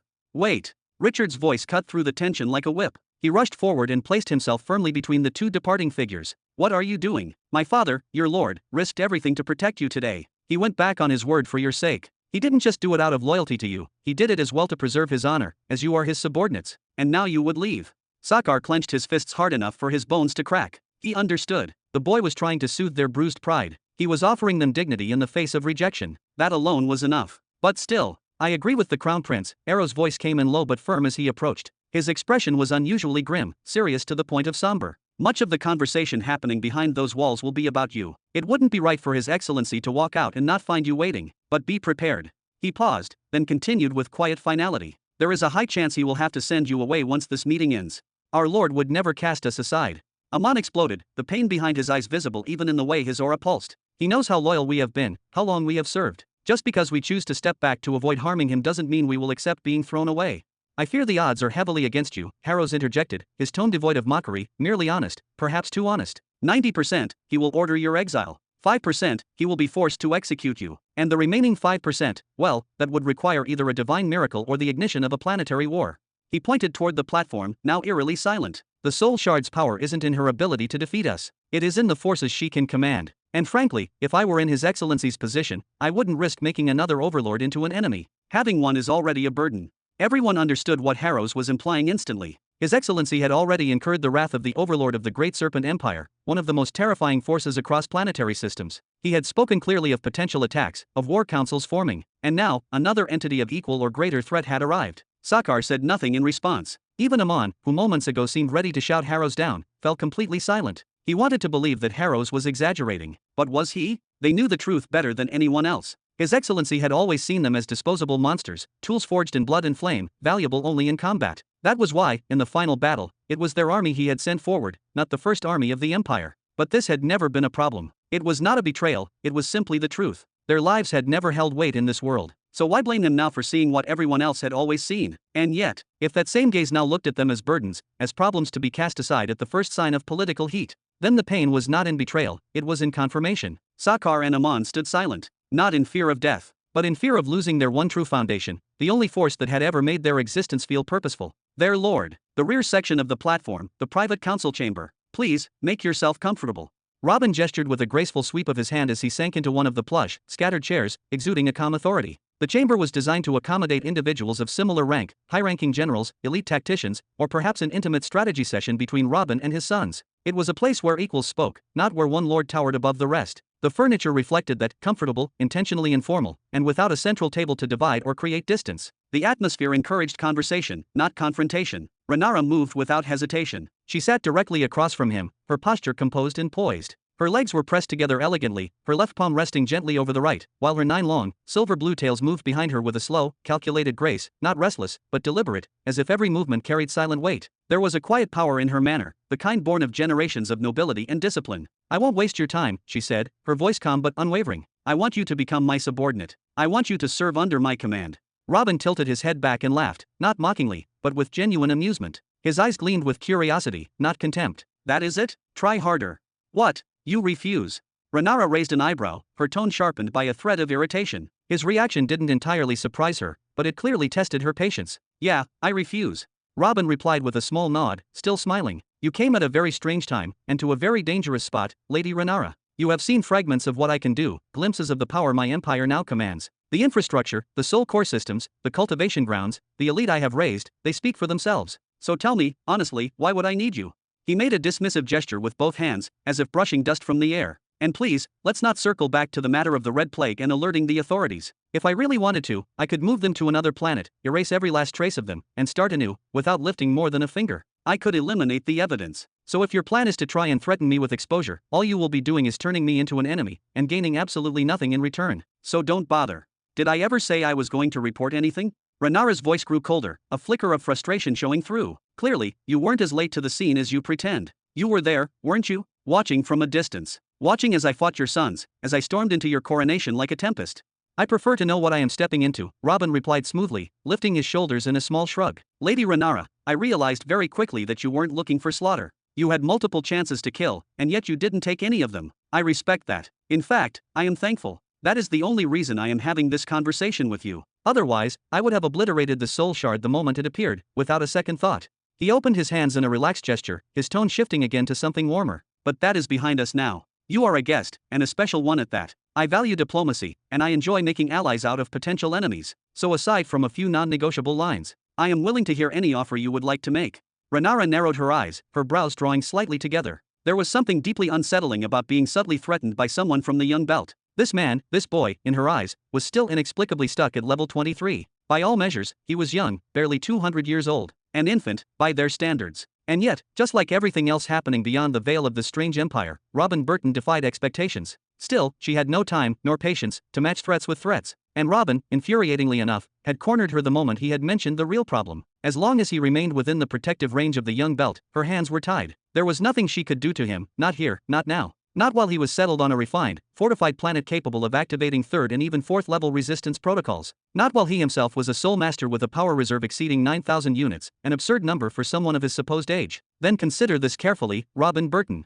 Rhaenyra raised her chin slightly, her voice calm but layered with iron. I know you serve an overlord. That much is as obvious as the sun in the sky. I don't know who your overlord is, but I am telling you, without arrogance, I am stronger than them. I am richer, I command more influence, and I offer you something they cannot. The Empire of the Nine Paths stands ready to welcome you with open arms. We will prepare a grand stage for you in the Middle Belt, a theater worthy of someone with your power. Chapter 1193. I understand that you have an overlord. That fact shines as clearly as the midday sun. I do not know who they are, but I assure you of this, I am stronger than them, wealthier than them, and my influence stretches farther than their reach ever could. Robin's expression didn't flicker. He neither flinched nor reacted, and his gaze remained steady and unshaken. He didn't appear impressed, but neither did he seem skeptical. Stronger, wealthier, and more influential than my overlord, he thought. Is that even possible? If Robin considered the all-seeing god to be his overlord, then this woman was making a bold claim, a claim laced with both arrogance and conviction. Was she truly stronger than the all-seeing god? He had no way to confirm. The all-seeing god had wielded advanced stages of essential heavenly laws like time and life easily. He had seen glimpses of realities that should not exist, moments plucked out of possible futures. But this woman, this Fox Queen, moved with the kind of confidence that didn't feel rehearsed. Even in her fragmented, incomplete form, a mere soul shard, her presence carried weight. It was hard to judge her full might. As for her wealth, well, Robin had no real doubts there. After all, he had heard the full story from Diavos the Transcendent. Planet Gutta, his planet now, was rich in elemental resources. It had natural ice pearls, flame pearls, natural cores, and subterranean veins humming with raw elemental energy and rare materials. And yet, she had ignored all of it. She had overlooked what entire planetary empires would wage wars for, and focused entirely on the fox, on cultivating and preserving the bloodline of the Diavosians, on turning the entire planet into a sanctuary for a single creature. That was not poverty. That was strategy and long-term vision. Most likely, she was waiting. She was waiting for Gutta to ascend from the young belt into the middle planetary belt. Once it did, her soldiers could walk in through the spatial portal she had gifted to the locals, those same locals who revered her, who considered her a benefactor, a guardian, or a deity, even if some looked at her like an evil god. They would not resist. They would not fight. She would take the planet without shedding a single drop of blood. This was the brilliance of investing in young worlds, of sowing seeds early and harvesting empires later. Even the Great Serpent Empire operated on this same principle. If any of its 9 sponsored planets evolved, they would be absorbed instantly into its dominion with no war, no conflict, and just prearranged allegiance. So no, her dismissal of Gutta's current wealth didn't mean she was unimaginably rich, but it certainly meant she wasn't in need. But richer than the all-seeing god? That man had casually handed Robin the coordinates to Néhari and simply said, I want nothing from it. That kind of gesture wasn't wealth. It was abundance beyond mortal comprehension. And when it came to influence, Robin drummed his fingers gently against his thigh, deep in thought. Then, with calm curiosity, he asked, Do you know someone who goes by the name of the all-seeing god? Who? Rhaenyra blinked, her brow furrowing slightly in confusion. Never mind. Robin exhaled through his nose, a long, slow breath. The all-seeing god was a mystery even to this day. There were moments when Robin felt he was staring into the eyes of an ancient deity, a being whose power stretched beyond systems and centuries. And there were other times when it felt like he had met a tired old man from the Middle Belt who just happened to know too much. And now, with his absence since the end of the war, what was he planning? Robin had long hoped to meet him again, if only to sever their connection properly. Maybe the seer had already done that himself. Maybe Robin completing the mission had been enough. Robin rubbed the bridge of his nose for a moment, then glanced up toward her, his voice soft but steady. Tell me more about your empire. The soul shard shimmered faintly at his request. The Empire of the Nine Paths has a recorded history that spans over 7 million years, she said, her voice rich with pride. It was founded by my great-grandfather. Then it passed to my father, who stabilized it, expanded it, and set the foundation for our planetary dominance. And now, she said, straightening her posture slightly, I carry that legacy forward. Her 9 ethereal tails shimmered gently behind her, shifting like veils of moonlight. Under my direct command are 91 planets. We are only 9 planets away from earning the sacred classification of a centennial planetary empire. She let the words sink in, then tilted her chin upward ever so slightly. So unless your overlord commands an ancient centennial empire of his own, I find it hard to believe there is any real competition. Even the newer centennial empires, those who have risen quickly through brute force or fleeting alliances, cannot compare to us. They lack the heritage, the history, the depth, and the weight of 7 million years of accumulated knowledge and power. 7 million years, and only 91 planets. Robin murmured, his voice low yet deliberately audible, as if speaking more to himself than to her. Across from him, Rhaenyra's lips curled into a composed, knowing smile. In most political courts or negotiation tables, such numbers would be flaunted like royal jewels. To survive even a single additional day in the vicious, endlessly contested warzone known as the Middle Planetary Belt was considered a triumph. But 7 million years? Robin's silence lingered, deep in contemplation. Then he leaned slightly forward, his tone still casual, but edged with curiosity. Isn't that a bit too few, considering the span of time? 91 planets over 7 million years. Rhaenyra blinked once, clearly surprised. Her smile faltered just enough to show genuine astonishment. Few? 91 mid-belt planets, and you called it few? She let out a short laugh, half amused and half incredulous. Who fed you such expectations? Do you even remotely grasp what it means to own one planet in the Middle Belt? The 100th planetary sector was already divided, claimed, and fortified by countless superpowers tens of millions of years ago. That was during the era we now call the Great Colonization, led by the tyrant Eras, whose ambitions reshaped the balance of power forever. She leaned forward slightly, her voice sharpening as the weight of her words grew heavier. From that time until now, seizing a single planet has been a challenge beyond belief. And building an empire of even 5 or 6? That is not ambition. That is practically a declaration of endless, bloody war. You have to kill those already in power, then hold the planet day and night, every second, against retaliation. You don't just own a planet. You bleed for it. And even then, your control is always at risk.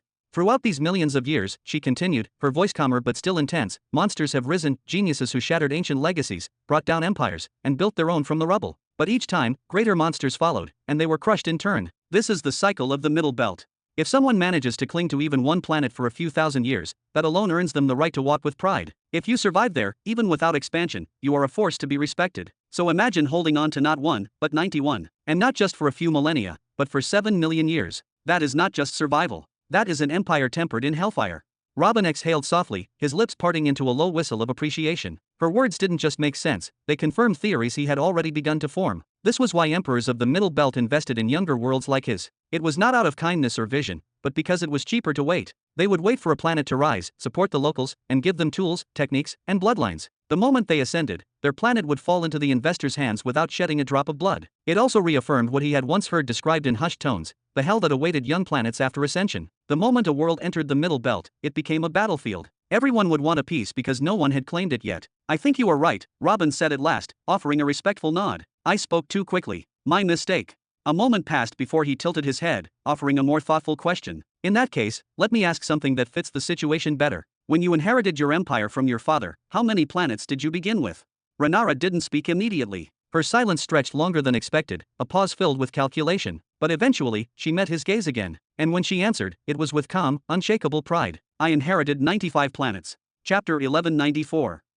Well, this doesn't exactly sound like a cheerful situation, Robin said, letting out a soft, amused chuckle. Robin Burton, Rhaenyra's tone grew sharp, her expression darkening with unmistakable irritation. A little respect wouldn't hurt you. Respect lingers in people's minds, and so does disrespect, sometimes for far longer.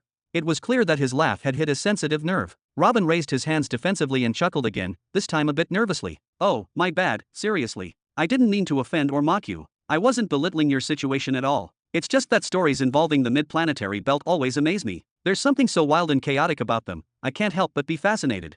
He gave a few awkward waves, trying to diffuse the tension. Then don't let your imagination carry you too far, Rhaenyra replied, her voice cold but composed. I didn't lose 4 planets, as you seem to believe. No, I lost 20. 20 entire planets fell from our grasp after my father was assassinated, simply because I couldn't consolidate my authority over the 9 imperial factions fast enough. Chaos spread quickly. But I returned, once my grip on the empire was firm, and I reclaimed 18 of those planets through sheer force. Later, I lost another 5 planets to a completely different power altogether, one that emerged from outside our usual sphere of conflict. But I didn't stop there. I fought back, and from them, I seized 7 planets. Recently, yes, we've lost 4 more in a series of difficult campaigns. And if the current tides of war continue, we are in serious danger of losing 3 more at any moment. She paused, letting the weight of her words hang in the air before continuing with striking calmness. Planetary exchange through war is not some strange or rare event. In fact, it's practically tradition in the mid-belt. A single planet might change hands dozens of times throughout its lifetime. Among all the planets currently under the 9 Paths Empire's banner, perhaps only 5 have remained with us since the founding. The rest, they've been traded, seized, reclaimed, and conquered countless times. So your laugh, Robin, it wasn't just a display of poor manners. It was ignorance, plain and simple.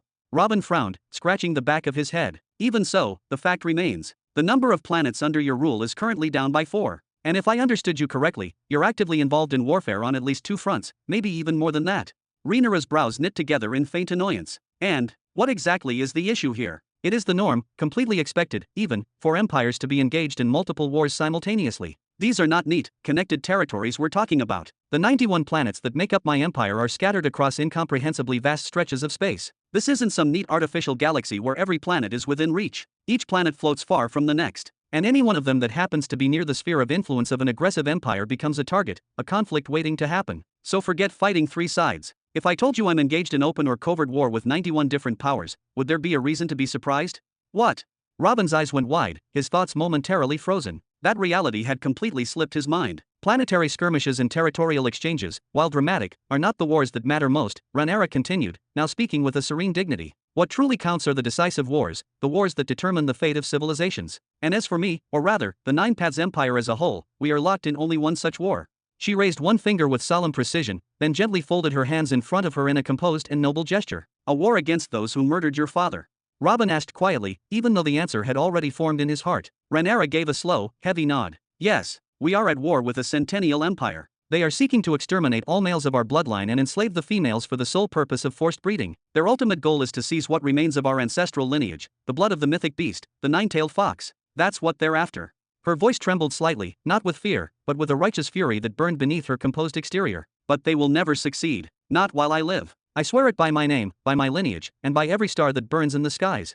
Robin froze again, overwhelmed. His thoughts raced in panic, and in a moment of desperation, he reached out within his soul domain. Néhari, didn't you say I'd be safe if I reached the rank of a centennial empire? This woman, this terrifying woman in front of me, she's already nearly at that rank, and yet there are still forces that dare to hunt her people, forces powerful enough to kill the emperor himself. And what exactly is the problem? Néhari's tiny shoulders rose in a delicate shrug within Robin's soul domain, her tone casual, even a little amused. That war she spoke of, it might have been raging for hundreds of thousands of years, maybe even millions, for all we know. And despite all that time, despite the chaos and bloodshed, she's only lost 4 planets. Only 4. Her empire is still intact, still formidable, still awe-inspiring. She turned slightly, her voice growing just a touch more serious. I never said that once you achieve the title of a centennial empire, everyone around you would suddenly turn into saints or angels, letting you live your life in peace and harmony. That was never the promise. What I told you was that you'd earn respect, a shield, a layer of protection. That's all. And right now, you're witnessing exactly what that sounds like. Robin nodded several times, slowly, his mind beginning to string the pieces together.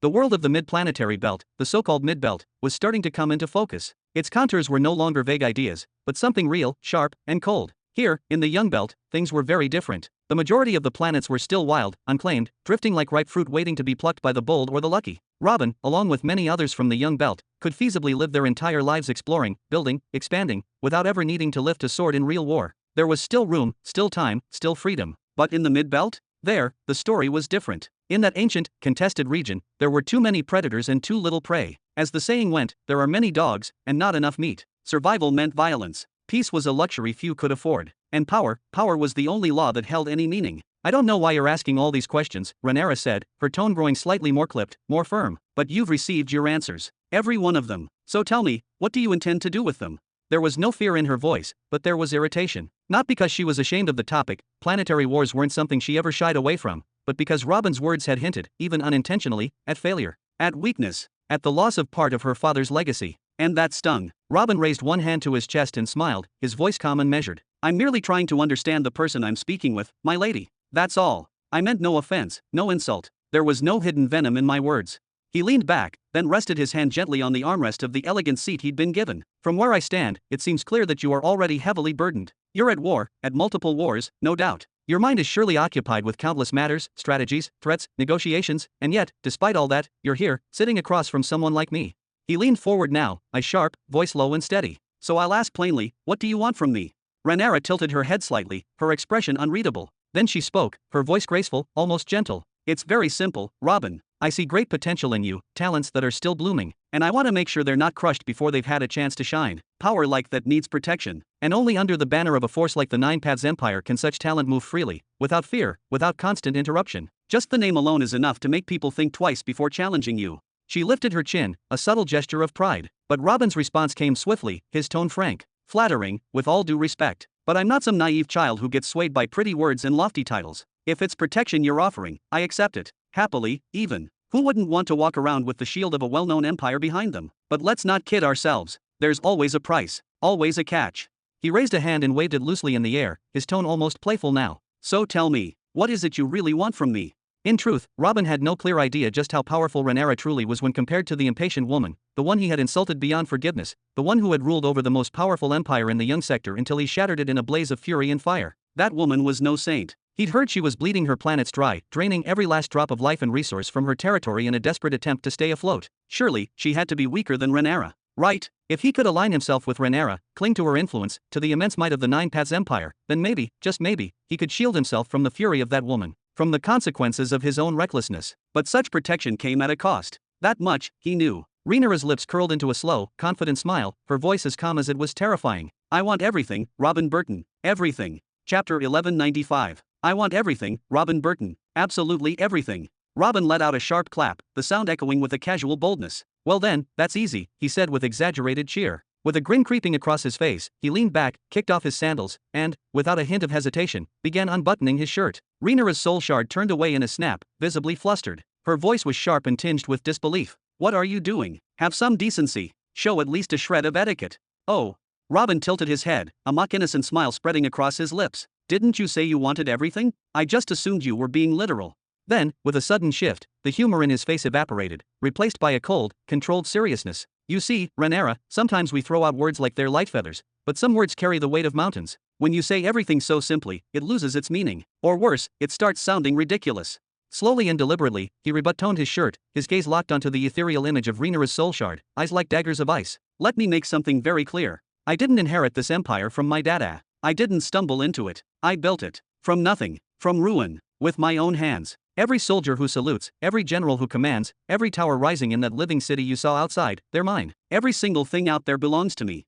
He dropped back into his seat with a casual sprawl, arms spread as if claiming invisible territory. Apologies for my little stunt earlier. I thought we'd started tossing sanity out the window. I figured I'd play along. Robin Burton. Rhaenyra's voice snapped like a whip, her soul fragment trembling with restrained fury. She clenched a translucent fist, her tone harsh. Don't let this shard deceive you. You're not speaking to some petty noble or a lesser clan leader. You're not dealing with a rival or a subordinate. I am not someone you can afford to speak to with arrogance. Not now. Not ever. Robin gave her a slight bow from his seat, a mockingly polite smile stretching his lips. Of course, my lady. You have my utmost respect. Believe me, I know exactly what it means to forge a conscious soul shard and anchor it in a distant belt. I know how significant it is to house a fragment with 20,000 soul units in a place like the Young Belt. I can only imagine what kind of force you command at full strength.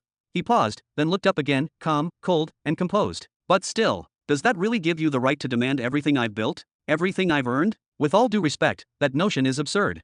Rhaenyra's image scoffed. And what, exactly, do you think I want, Burton? Your little stash of trinkets? Your minor planetary holdings? She waved a spectral hand dismissively. I govern an empire that spans 91 planets, each feeding my armies, my scholars, my factories, and my influence. This little rock of yours? This barely developed planet that just crawled past the dwarf class threshold? It wouldn't even register on my map. Even if I found it abandoned in the mid-belt, I might pass it over. It's barely worth the troops it would take to patrol. She folded her arms, her tone cooler now. Keep your meager resources, Robin Burton. I'm not here to rob you. I want what you've created, and how you've created it. I want the blueprint to that living city you've woven into the land outside. The design of the war domination arrays standing beside your spatial portals. I want the schematics for that warship of yours, the blueprints for those epic tier armor sets, and the materials and alchemy needed to forge them. I want the method behind that strange black flame your son wields, and of course, any other delightful little secrets you've tucked away. Robin's brow furrowed, the air around him seeming to grow heavier. I don't see how that's any better than your original demand. Why would I give you all that? The soul shard didn't flinch. Because that is the price of a true strategic alliance. A partnership where both sides gain and grow stronger together. You gain access to the might of the Nine Paths Empire, and I gain the marvels you've birthed with your strange mind and your boundless ambition. Right, Robin snorted a short laugh. Then tell me this, who exactly is subordinate in this little partnership? Because if I'm the one handing over all the goods, it sounds a lot less like an alliance and a lot more like a conquest. Rhaenyra narrowed her gaze. Burton, what exactly are you implying? I'm implying that an arrangement with you might bleed me dry. Why would I kneel to a master I have to fund? If anyone should be the overlord, it's the one bringing the gifts to the table. He tapped his chest, half in jest, half in challenge. With all respect, of course. He leaned forward slightly, his voice quieter now, but dead serious. Just moments ago, you claimed to be wealthier, more powerful, more influential than even my own overlord. Let's say, for argument's sake, that's true. Let's imagine my overlord handed me all of these technologies and tools you want. Robin raised his chin slightly, eyes locked on hers. Well, what exactly do you have to offer me in return? Then Robin slowly extended his arms wide, his voice calm but edged with challenge. You saw it with your own eyes, didn't you? I have no shortage of anything. I've got a refined planet teeming with life, advanced arrays humming through the air, new spaceships, and war gear of the epic grade. Not to mention, an army vast enough to conquer whatever zone I put my eyes on. So tell me, my lady, why would I ever need anyone? Why would I ever hand anything over to you? Convince me. Give me a reason. Rhaenyra's soul shard stiffened, her expression darkening like thunderclouds on the horizon. For the first time, she placed both hands firmly on the armrests of her seat, her fingers tensing, her composure slipping slightly. Burton, you are disrespecting me again. And I'm warning you, this is not a wise game to play. She leaned slightly forward, her gaze cold and piercing. Do you think acquiring an overlord patron, someone willing to shield you, to fight on your behalf, to put their entire name and power behind yours, is an easy feat? A casual arrangement? Let me make something perfectly clear. If you continue walking this path without backing, and if a grudge forms between you and any empire from the young belt, or worse, between you and someone of my caliber, then the gates of the mid-belt will forever be closed to you. You'll become a pariah, a target. The moment you try to set foot there, dozens of eyes will turn toward you, and many of them will not be kind. You will be hunted down without mercy. And of course, you'll be forced to bid farewell to your planets, your forces, your legacy, permanently. Then she tilted her head, offering a thin, cutting smile. And in that kind of desperation, you'll have no choice but to crawl to someone else. Hand over all your valuable schematics and secrets just to get a sliver of protection from some unknown warlord. So tell me, why not make the smart move now? Save yourself the blood and fire, and seal the deal while you still have choices. Robin nodded slowly, then chuckled, rubbing his chin. How lovely. Such a graceful presentation. But tell me, is that a warning or a threat? Rhaenyra's smile sharpened like a blade. Why not consider it both? Any intelligent man would. She then stood up from her throne-like seat with effortless grace. Do you think we're desperate for vassals, Robin Burton? That we grovel for dependence? In the mid-belt, we receive over a dozen requests for patronage daily. Kingdoms and empires alike offer us their taxes, their armies, their loyalty, just for a taste of our name's power. We turn most of them away. She looked at him with a tilt of her head, genuinely baffled. Yet you, a young lord from a newborn empire, are acting as though I need to persuade you. She clenched one fist under the other. Just 3 years ago, she'd rejected an empire with 7 planets from the mid-belt. This was no game. If Robin went off tomorrow and sparked a conflict with a power backed by a strong force, she would be forced to intervene, to clean up the mess. Maybe she'd need to issue a formal threat. Maybe she'd need to shed blood. Or maybe, just maybe, she'd get pulled into a war she never asked for. Robin raised his hand, calm as ever, and gave a little dismissive wave. For me, I'd rather just pay you a fixed fee every year. Energy pearls, ores, custom designs, you name it. As for that everything you're asking for, those epic armor schematics, that black flame technique, the warship blueprints, they're priceless. You know they are. And frankly, I still don't see an equivalent return. Rhaenyra narrowed her eyes, her voice clipped and stern. I don't see this conversation going anywhere useful. What do you want, then? Robin's voice remained smooth. Break it down. Give me a list. A price for each item, individually. Then I'll take a few days to consider and send a counteroffer. Ah. Rhaenyra gave a humorless chuckle, her tone mocking. So you want a balanced partnership, is that it? Equality. Robin shrugged. I don't see anything funny about that. I'm interested in your offer, genuinely. I do need a few things from the mid-belt, special resources, unique tools. And your reach? Your reputation. That'll help me find them. But let's not pretend you're not gaining a mountain from this deal too. Just those armor designs and the uracilium alloy you want? With them, you might even reclaim those 4 planets you lost. Rhaenyra's face darkened instantly. You've crossed the line, she whispered, her voice low and dangerous. A sudden gust swept through the room as she stood up fully, releasing a wave of raw soul force that rippled through the chamber like a tempest. Curtains fluttered. The air vibrated. Do you think the Nine-Path Empire, my empire, is waiting for some backwater warlord to hand them scraps so we can expand? Keep your toys, Burton. Your precious city, your fancy fire, your tech. We'll see who ends up needing whom. Robin stood too, a large fake smile stretching across his face as he raised both hands in mock surrender. Ha, please, my lady, don't be angry. Isn't negotiation supposed to be about back and forth? Give and take? We're just. But before he could finish, his eyes widened in shock. A sudden alarm rang through his spiritual senses, sharp and violent, like a dagger plunged into his soul. Owner. Disaster. A woman just arrived on planet. She swept her soul sense across everything like a tidal wave. Then, she punched space and cracked it open. She tore through the fabric of space and leapt straight into it. The direction of the breach, it's heading straight for planet Jura. Chapter 1196. The direction of the spatial rupture. It must be heading toward planet Jura. What? Robin froze in place, utterly shocked. His entire being was paralyzed for a second. It was as though he had momentarily forgotten that he could still communicate with Néhari through their shared soul link. His jaw dropped open, and with a voice full of urgency and confusion, he bellowed, "What are you talking about? Who exactly is it that's coming?" Rhaenyra, who had been pretending to leave the negotiation room as part of her psychological tactic to gain the upper hand, instantly halted. Her expression shifted subtly, her eyes narrowing as she caught the sudden intensity in Robin's voice. It was clear from his tone and posture that he was not speaking to anyone physically present in the room. She blinked, realizing that someone was communicating with him through other means. Naturally, leaving now would be foolish. She would risk losing access to this bizarre and fascinating place forever. She folded her arms, pretending to linger casually while secretly tuning into every word Robin muttered. Whatever this unexpected development was, she intended to see it through. Once it was over, she would resume her act of departure, hopefully with better results this time. I don't know. Néhari replied quickly, her mental voice slightly panicked. But whoever it was, she scanned the entire planet in one sweep, using both soul sense and a dense wave of energy.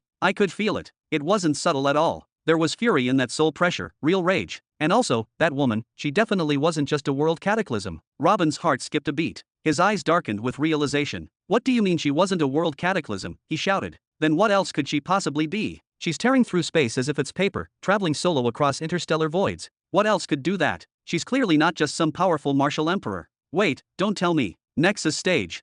As the words escaped him, the weight of the possibility struck him like a hammer. His voice rose in volume and panic. Are you telling me someone at the Nexus stage is headed to Jura right now, and is angry for some reason? He turned sharply toward Renara, pointing a trembling finger at her, his voice edged with both suspicion and disbelief.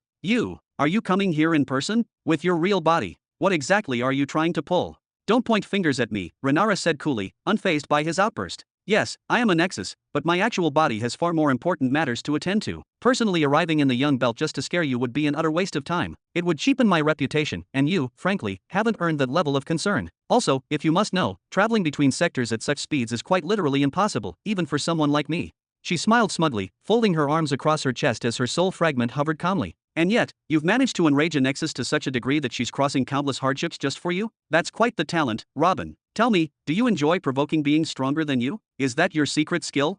Provoke? How would I even provoke a Nexus? I never communicated with a Robin's voice faltered. A beat passed before a chilling realization dawned on him. His eyes widened with dread. The impatient woman. The impatient woman is a Nexus. Of course. Didn't you hear her yelling at me during the fight? She warned me she's more than just a world cataclysm. Néhari replied innocently, as if it were the most obvious thing in the universe. I thought she meant she was just a stronger than usual cataclysm or something. Robin exploded, slapping his own forehead in frustration. Then, with a defeated sigh, he staggered backward and collapsed into his seat, burying his face in his hands. Oh, this is bad. This is so bad. I called her a bitch. Suddenly, a memory flashed in his mind. His head jerked upward as he yelled, Evergreen, didn't you tell me she wouldn't get involved directly because of the law of karma or something? Were you lying to me all along? Kai. The girl with the deer-like antlers yelped and bolted from her spot, quickly hiding behind Hoffenheim's towering frame like a child caught stealing cookies. Little Evergreen didn't lie. Don't yell at her. Maybe she just came to scare you a little bit, that's all. Néhari tried to calm the situation, waving both her hands in the air defensively. Even if she is a Nexus, that doesn't mean she can do whatever she wants whenever she pleases. I'm tired of hearing that bullshit.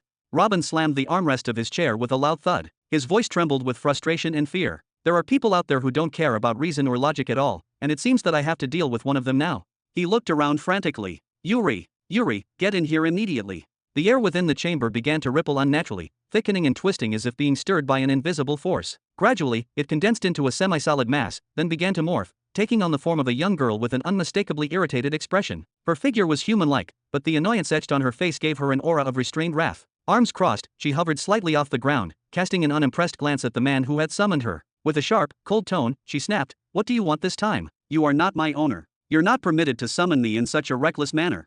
Robin waved his hand urgently, brushing her complaint aside. That doesn't matter right now, he said quickly. Yuri, listen to me. There's a woman coming here, a Nexus, and she's clearly in a state of rage. Tell me, can someone like her break into the planet's defenses and launch an attack? Could she abduct me or destroy this place from the outside? Can you raise a defense layer strong enough to stop her? What? A Nexus?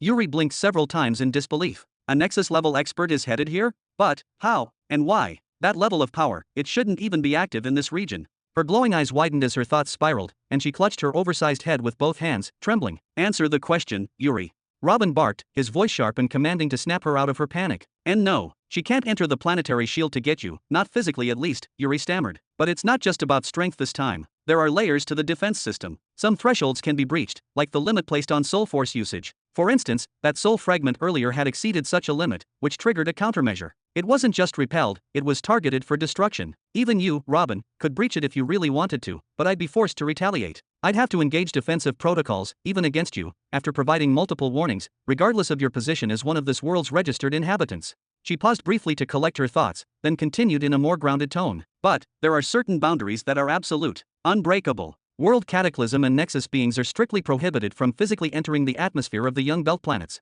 No matter how powerful they are, no matter how determined, they cannot force their way through that layer. It's not a matter of resistance, it's a matter of universal law. There's no room for manipulation or negotiation. Her voice, however, began to tremble again as a new realization struck her. But someone in the Nexus stage doesn't need to enter. They can move through outer space freely, as if walking across a field. They don't need ships or portals. They can hover outside the planet's orbit and launch attacks. Powerful, devastating attacks. She pointed to herself, eyes wide with urgency. If a world cataclysm tried to strike from space, I could defend against it with the sixth and final tier of planetary defense. It's designed to counter threats of that magnitude. I could stall them, maybe even repel them. But if it's a Nexus, I won't survive. Their energy output is too massive. Each strike could obliterate an entire continent of mine. If she really wanted to destroy me, I'd be gone after a handful of hits. Robin narrowed his eyes, trying to keep his composure despite the storm building in his chest. There's no need to panic just yet, he said, though the strain in his voice betrayed his own anxiety. Maybe she just wants to talk. Maybe she's looking to negotiate, or perhaps she wants compensation for something. It doesn't have to be the end of the world. I can try to reason with her. But as he spoke those words, his eyes betrayed him, staring off into the distance, unfocused. His thoughts were no longer in the room. Yuri noticed. You really believe someone in the Nexus stage crossed the cosmos just to have a casual chat with you? She shrieked. Her voice cracked with panic. She clutched her head again and shouted, "This is your fault. All of it. I knew keeping you around would bring disaster. Nothing good ever comes from your presence. You're going to drag me into ruin." Robin said nothing. He didn't flinch. Perhaps he hadn't even heard her at all. At this moment, there was only one thing occupying his mind, a single, desperate plan. Activate the planetary portal, and retreat. Flee to Néhari, the central planet in his dominion. Néhari was not only larger and better protected than Jura, it had before withstood a battle that would have annihilated a place like Jura. More importantly, the impatient woman had already searched for him there and found nothing. That would buy him time. But the price. Leaving now would mean abandoning planet Jura. She had gone from Néhari straight to Jura. That meant she had access to his planetary coordinates. Somehow. It was likely she acquired them through the Great Serpent Empire, as they once held the full list of his planetary archives. This wasn't a random rampage. She was looking for him. Otherwise, why leave Néhari so quickly after performing a soul scan? But if she searched every planet and still didn't find him, then what?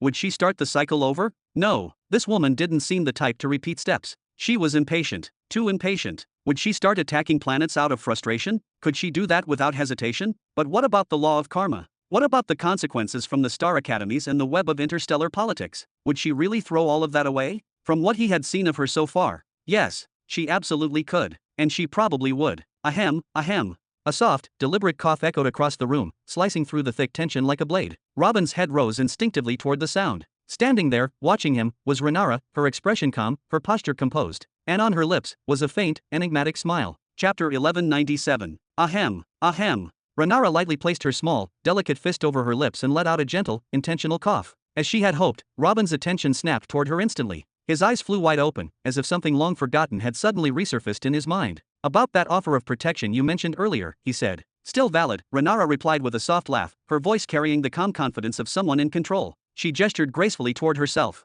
"This soul shard might be weak in power, but my identity alone is enough. The moment I reveal who I am, the attacker, whoever they may be, will stop immediately. I won't allow anyone to bypass me and hurt those under my wing. My followers are my responsibility, and I do not take that lightly." She then extended her hand toward him with quiet intensity. "Now, the ball is in your court, Robin Burton. You know exactly what I want. Everything, or, from where I'm standing, absolutely nothing at all." Robin clenched his jaw so tightly his teeth could have cracked. This protection, as she called it, was not a mere favor. It was, without question, an offer of allegiance. If he accepted, he would be swearing loyalty to her, stepping under her banner, and working for her cause from this point forward. And yet, was this not the second such offer he had received? The impatient woman had also offered something similar, though hers was more of a demand than an invitation. She wanted him as her subordinate, a tool in her grand design. But there was an ocean of difference between these two women and what they represented. First, and most importantly, he could never agree to the impatient woman's terms. The all-seeing God had warned him. She was his fated rival. He was the only one who could stand in her way. He had been chosen to stop her from acquiring the resources of Néhari.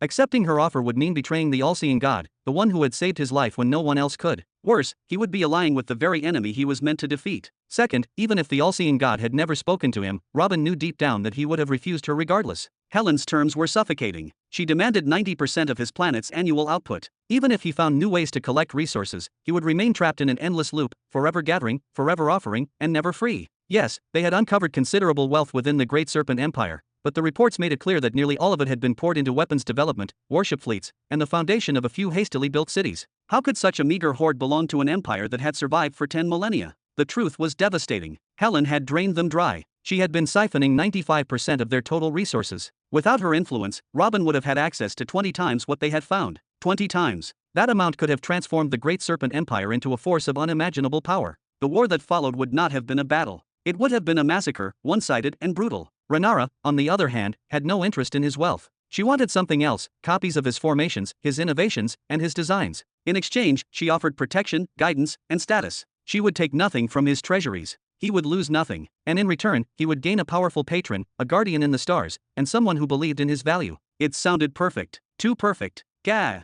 Robin suddenly smacked his forehead with the palm of his hand, letting out a groan of frustration. No, excuse me. Renara's voice was calm, but her brow furrowed just slightly in confusion. Over 200 years ago, Robin began, his voice quiet but heavy with memory, I left my family behind. I abandoned my mother and my only friend. I walked away from them and took a path I knew would likely end in failure, even death. But I walked it anyway. He grit his teeth, the weight of those years pressing into his words. After I chose my destination, a place called the Outer Beast Zone, I stopped more times than I can count. My legs trembled. My body screamed at me to turn back. I knew I was walking into death. I knew my decision was foolish and impossible. But I kept moving forward.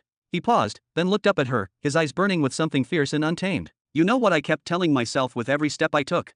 He slowly lifted his head, his face etched with defiance, and his burning eyes met Renara's gaze like lightning striking a mountain peak. A storm surged behind those eyes, a mixture of pain, pride, and raw, unfiltered will. I, Robin Burton, have earned my glory through suffering and stepped over countless bones to achieve it. I will never allow it to be stolen. I would rather die than live as someone's dog. Each word thundered through the chamber like a war drum in the void. He slammed his chest with a clenched fist, the thud echoing like a declaration to the cosmos itself. Renara's expression shifted, her amusement fading into a spark of genuine surprise, maybe even respect. And with dignity, she muttered to herself, how unexpectedly profound. But tell me, little warrior, what is your plan, then? How do you intend to stop what is coming? May I ask that? Robin's fury faded slightly, his breath growing heavier and his chest rising and falling as his thoughts raced. He glanced down. If you stop her, he said finally, his voice low but firm, I will give you the full blueprint of the warships I have developed. In exchange, we can begin a strong and lasting trade agreement. Everything else you asked for, I am willing to offer in trade. Everything, except for the black flame. Renara let out a chuckle, a sound that danced between mockery and intrigue. She shook her head slowly.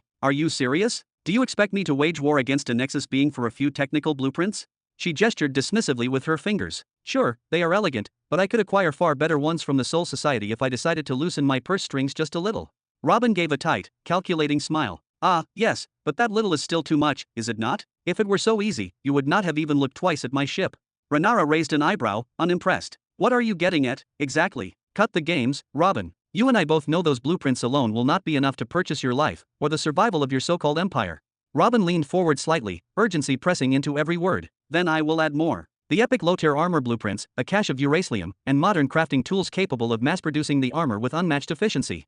He exhaled. And do not insult my intelligence by saying you can just buy those things from the Soul Society. We both know that is a lie. Still not enough, Renara replied with a finality that cut deep. Her tone turned colder and more commanding. So, tell me, what is the true price of your life, Robin Burton? Do you honestly believe a Nexus being would abandon all her responsibilities and journey across many sectors, only to leave empty-handed? She paused, her voice lowering like a shadow creeping across the floor. If the woman you fear so much arrives here, she will kill you, or she will take everything you own. There will be no negotiation, no compromise, no mercy. She raised her left hand, as though offering a path paved in salvation. Join me, Robin. Becoming a subject of the Nine Paths Empire does not shame you. It does not steal your past achievements. Naming me as your overlord should not be seen as a burden, but as an honor. She took a confident step forward, her eyes glowing with power. Kneel, and pledge your loyalty. I will raise your empire's prestige the moment I plant the banner of the Nine Paths on your soil. I will cleanse your lands of the red plague that festers within. I will take part of your army, refine them, and train them under the highest standards. She took another step.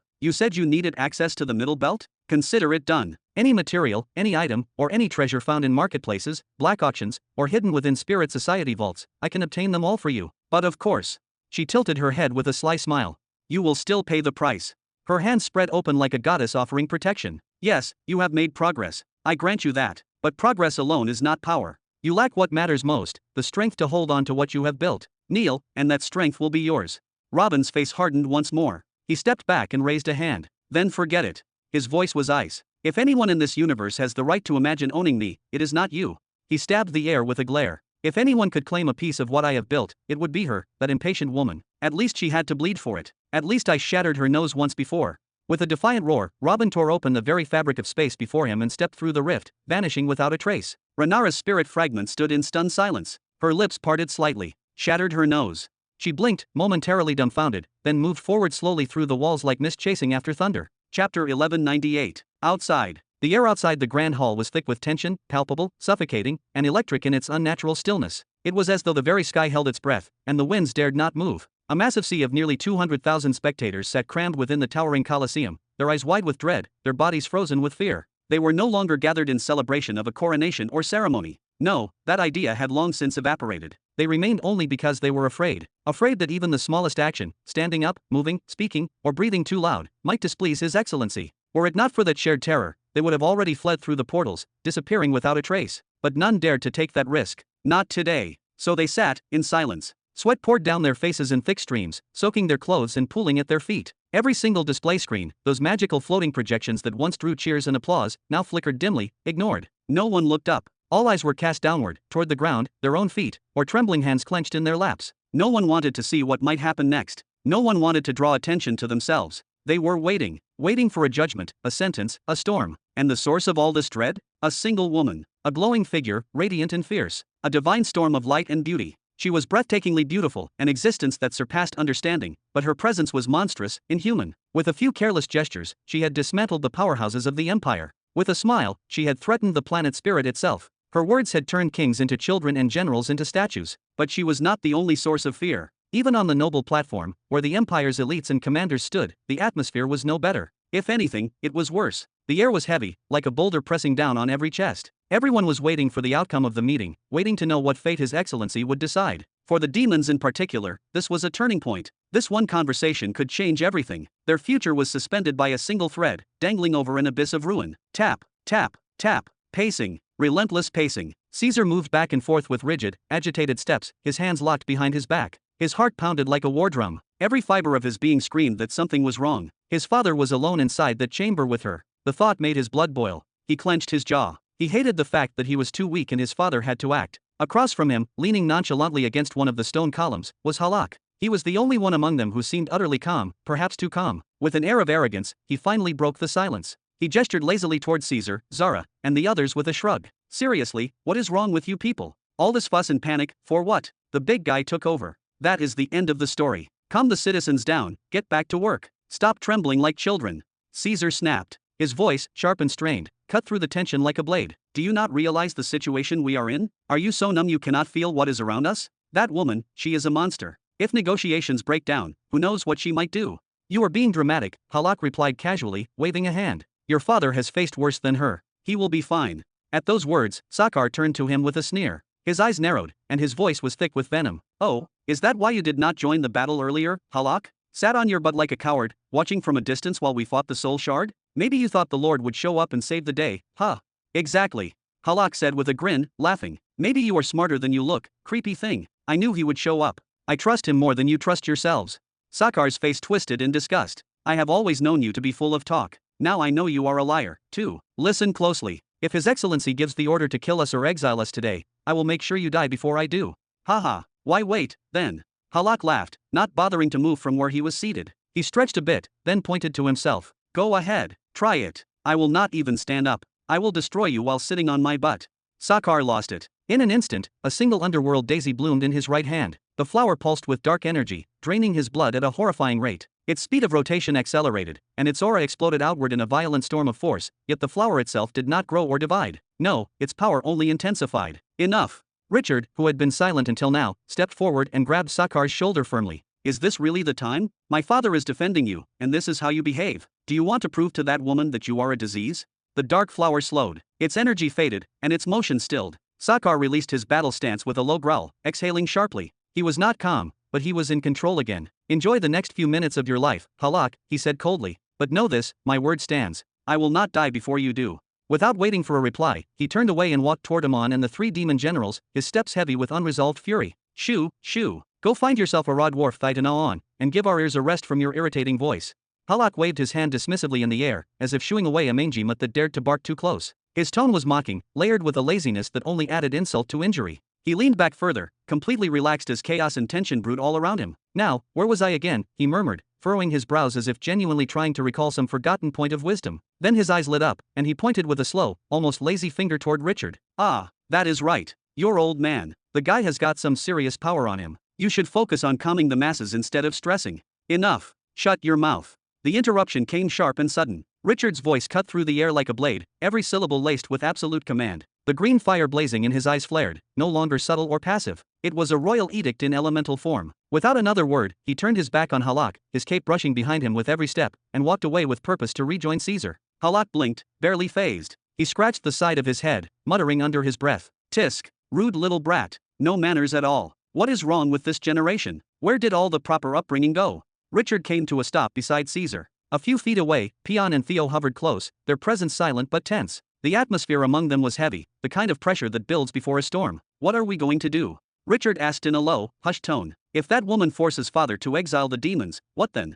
He tilted his head just slightly, his gaze flicking to Sakar. "I can tell they have been speaking telepathically for a while now. Their expressions are tight, not good signs, and removing the demons will not be as easy as she might think, or as clean." Caesar ground his teeth, his jaw locked in frustration. "Forget the demons. We have got a bigger issue."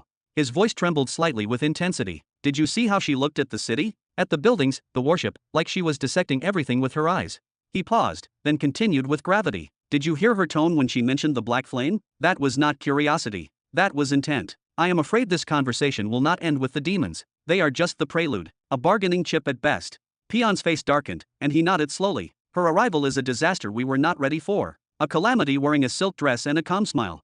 Then he turned toward Caesar again. "Was it really necessary to summon Diavos? How was I supposed to know the damn thing had a cursed soul shard inside its head?" Caesar snapped back in a half whisper, his tone somewhere between guilt and irritation. "Enough," Theo cut in, raising a hand firmly. "All this talk is pointless. Useless. Nothing we say will change what is happening. The only thing left for us to do now." He paused, his voice quieting. "Is wait for orders." He turned his head, looking out over the city. It now felt distant, alien, as if it were already claimed by another power. Orders might come to surrender everything she has seen. Everything. He pointed at his own chest. "Maybe the command will be to dissolve the empire entirely and place it under her control." His eyes moved toward the demons. "Or maybe it will be to destroy the demons outright, as a show of trust." Then he turned back to face his brothers slowly and deliberately. His gaze was steady, calm, and final. "Whatever father decides, it will not be easy, and it will not be kind. So brace yourselves, and be ready to obey. Obey with no second thoughts." A loud spatial tear split the silence like lightning. Everyone froze. They knew that sound. It was as familiar to them as their own heartbeat, the spatial tear of His Excellency arriving. But this time, no one stood out of respect. They stood out of raw, unfiltered fear. A nearly synchronized gulp echoed as dozens, if not hundreds, swallowed dryly. Every eye turned. Every breath was held. They were about to hear something that could change their future forever. Caesar. It was Robin. He came crashing out of the spatial rift like a bullet of panic, wide-eyed and breathless, as though the sky itself was falling behind him. "There you are. Richard, Caesar, all of you." His words tumbled over each other, rushed and scattered. He scanned his surroundings like a man lost in a nightmare. Then his voice sharpened, urgent and terrified. "I need you to begin evacuating the planet. Right now." "What?" The word exploded from every throat in the courtyard like thunder. Chapter 1199. Evacuate the planet? The entire planet? Are we really abandoning it? Caesar took 2 urgent steps forward, disbelief painted all over his face. Out of all the countless possibilities and contingency plans they had considered, not a single one had accounted for such an extreme and final measure as this. Though Jura was just a small, seemingly insignificant planet with little strategic or economic value, it remained their cherished homeland, the birthplace of the emperor himself, and the sacred ground that held the ancient city of Jura. Its historical, cultural, and emotional significance made it utterly irreplaceable. The idea of leaving it behind, to be claimed by someone else or even destroyed, was unbearable. From behind Robin, the soul shard of Néhari emerged, floating forward gracefully with her arms folded elegantly across her chest. A faint, amused smile tugged at her lips, as if she were a spectator enjoying the climax of a well-written tragedy on stage. "Father, are you really planning to hand over our homeland to that woman?" Richard's voice erupted in a mix of fury and desperation. "We have the power to fight back. You don't have to do this, and you do not have to force yourself to compromise. I alone am enough. I can destroy this soul shard myself." Theo's hand gripped Richard's shoulder firmly, and he gently shook his head in disapproval. "Obey with no second thoughts." But the words caught in the young man's throat like thorns. He stood frozen for a heartbeat before a single tear slid silently down his cheek. "At the very least, give her a different planet. We own so many. Give her one, or give her 2 if you must. I'll repay you, I swear. I'll make up for all of it." "It's not that simple, my son," Robin replied softly, his tone weary yet determined. "This is merely a precaution, nothing more. Just a temporary step, all right? Trust your father. I always find a solution, don't I?" He gave Richard's shoulder a few reassuring pats before gently nudging him toward the departure platforms along with his siblings. "I don't know exactly when she'll arrive, so don't waste any time. Start the process immediately. First, send the people who already belong to other worlds back to their respective planets. Then begin evacuating everything and everyone else as quickly as possible. Prioritize the extraction of energy pearls, treasures, and all high-value artifacts. Get them off this world at once. Every last bit. Those resources are far more critical than the people themselves. He then turned toward the gathered demons and generals, his voice exploding like thunder and his veins straining with fury. What are you all waiting for? A personal invitation? Move your damn asses, now.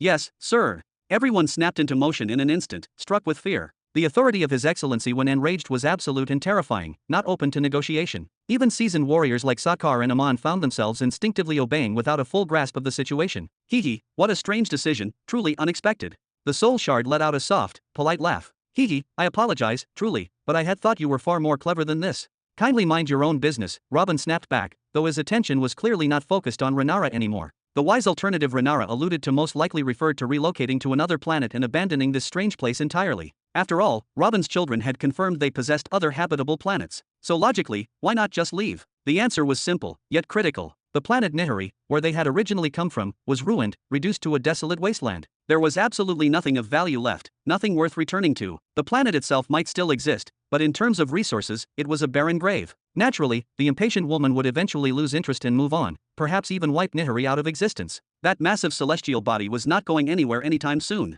But if she arrived here on Jura, and extended her soul sense across its surface, taking in all that had been built, a cold, involuntary shiver raced down Robin's spine. Abandoning the planet would not be enough to protect them. Despite all their progress, the vast majority of the wealth Robin had salvaged from Néhari had been relocated and consolidated here on Jura. This world was overflowing with treasure. Even the homes of commoners held small caches of energy gems. If that short-tempered woman discovered this, she might forget about Robin entirely, and set her sights on Jura instead, determined to claim it for herself. The only viable way to preserve the planet and everything it represented was to take everything valuable and leave nothing behind. If they failed to act fast, their small but meaningful homeland would be lost forever. But how do you intend to evacuate an entire planet's worth of population? Renara's soul fragment stepped slowly forward, approaching the edge of the platform's balcony. Her gaze swept over the chaotic scene below, where generals shouted orders and civilians scrambled to flee in a frenzy. I can sense the presence of roughly 1 billion people on this world. Physically transitioning between planets by tearing through space is extremely difficult, even for someone at the Nexus stage. But it's still more practical than using ships, which would take too long. I don't know precisely how far that woman is, but if she's within this spatial zone, then I'd wager she'll arrive in less than a month. 3 days would be the best guess if the planet isn't too far. That particular travel method, though crude, is nearly equivalent to using spatial portals for the very first time. She turned her eyes back to Robin, her smile fading just slightly. So you're planning to evacuate the entire planet within 3 days? And then what? Stay behind and perish with it? Since you've already turned down the offer, then please do us all a favor. Stay silent, or simply leave.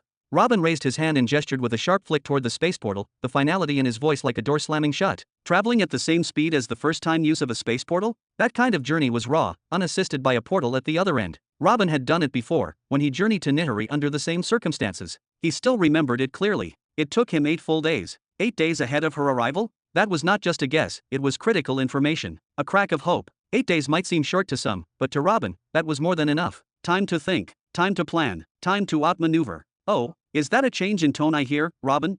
Renara's smile turned wicked, her voice sweet but lined with venom. Aren't you the least bit afraid that I might turn on you? That I might descend upon this place myself and burn it all down? Her eyes shimmered, glowing with dangerous amusement. Not in the slightest. Robin shook his head without hesitation. His expression was calm, composed, and just a little tired. You're many things, Renara, but reckless isn't one of them. You're rational, at least to a degree. You want power, yes, but not at the cost of triggering a full-scale war with the Star Academies or bringing the wrath of the law of karma upon your head. You're not stupid. He tilted his head slightly, watching her carefully. The most you would realistically do is provoke some young belt empires to make moves against us, or wait until we ascend to the middle belt.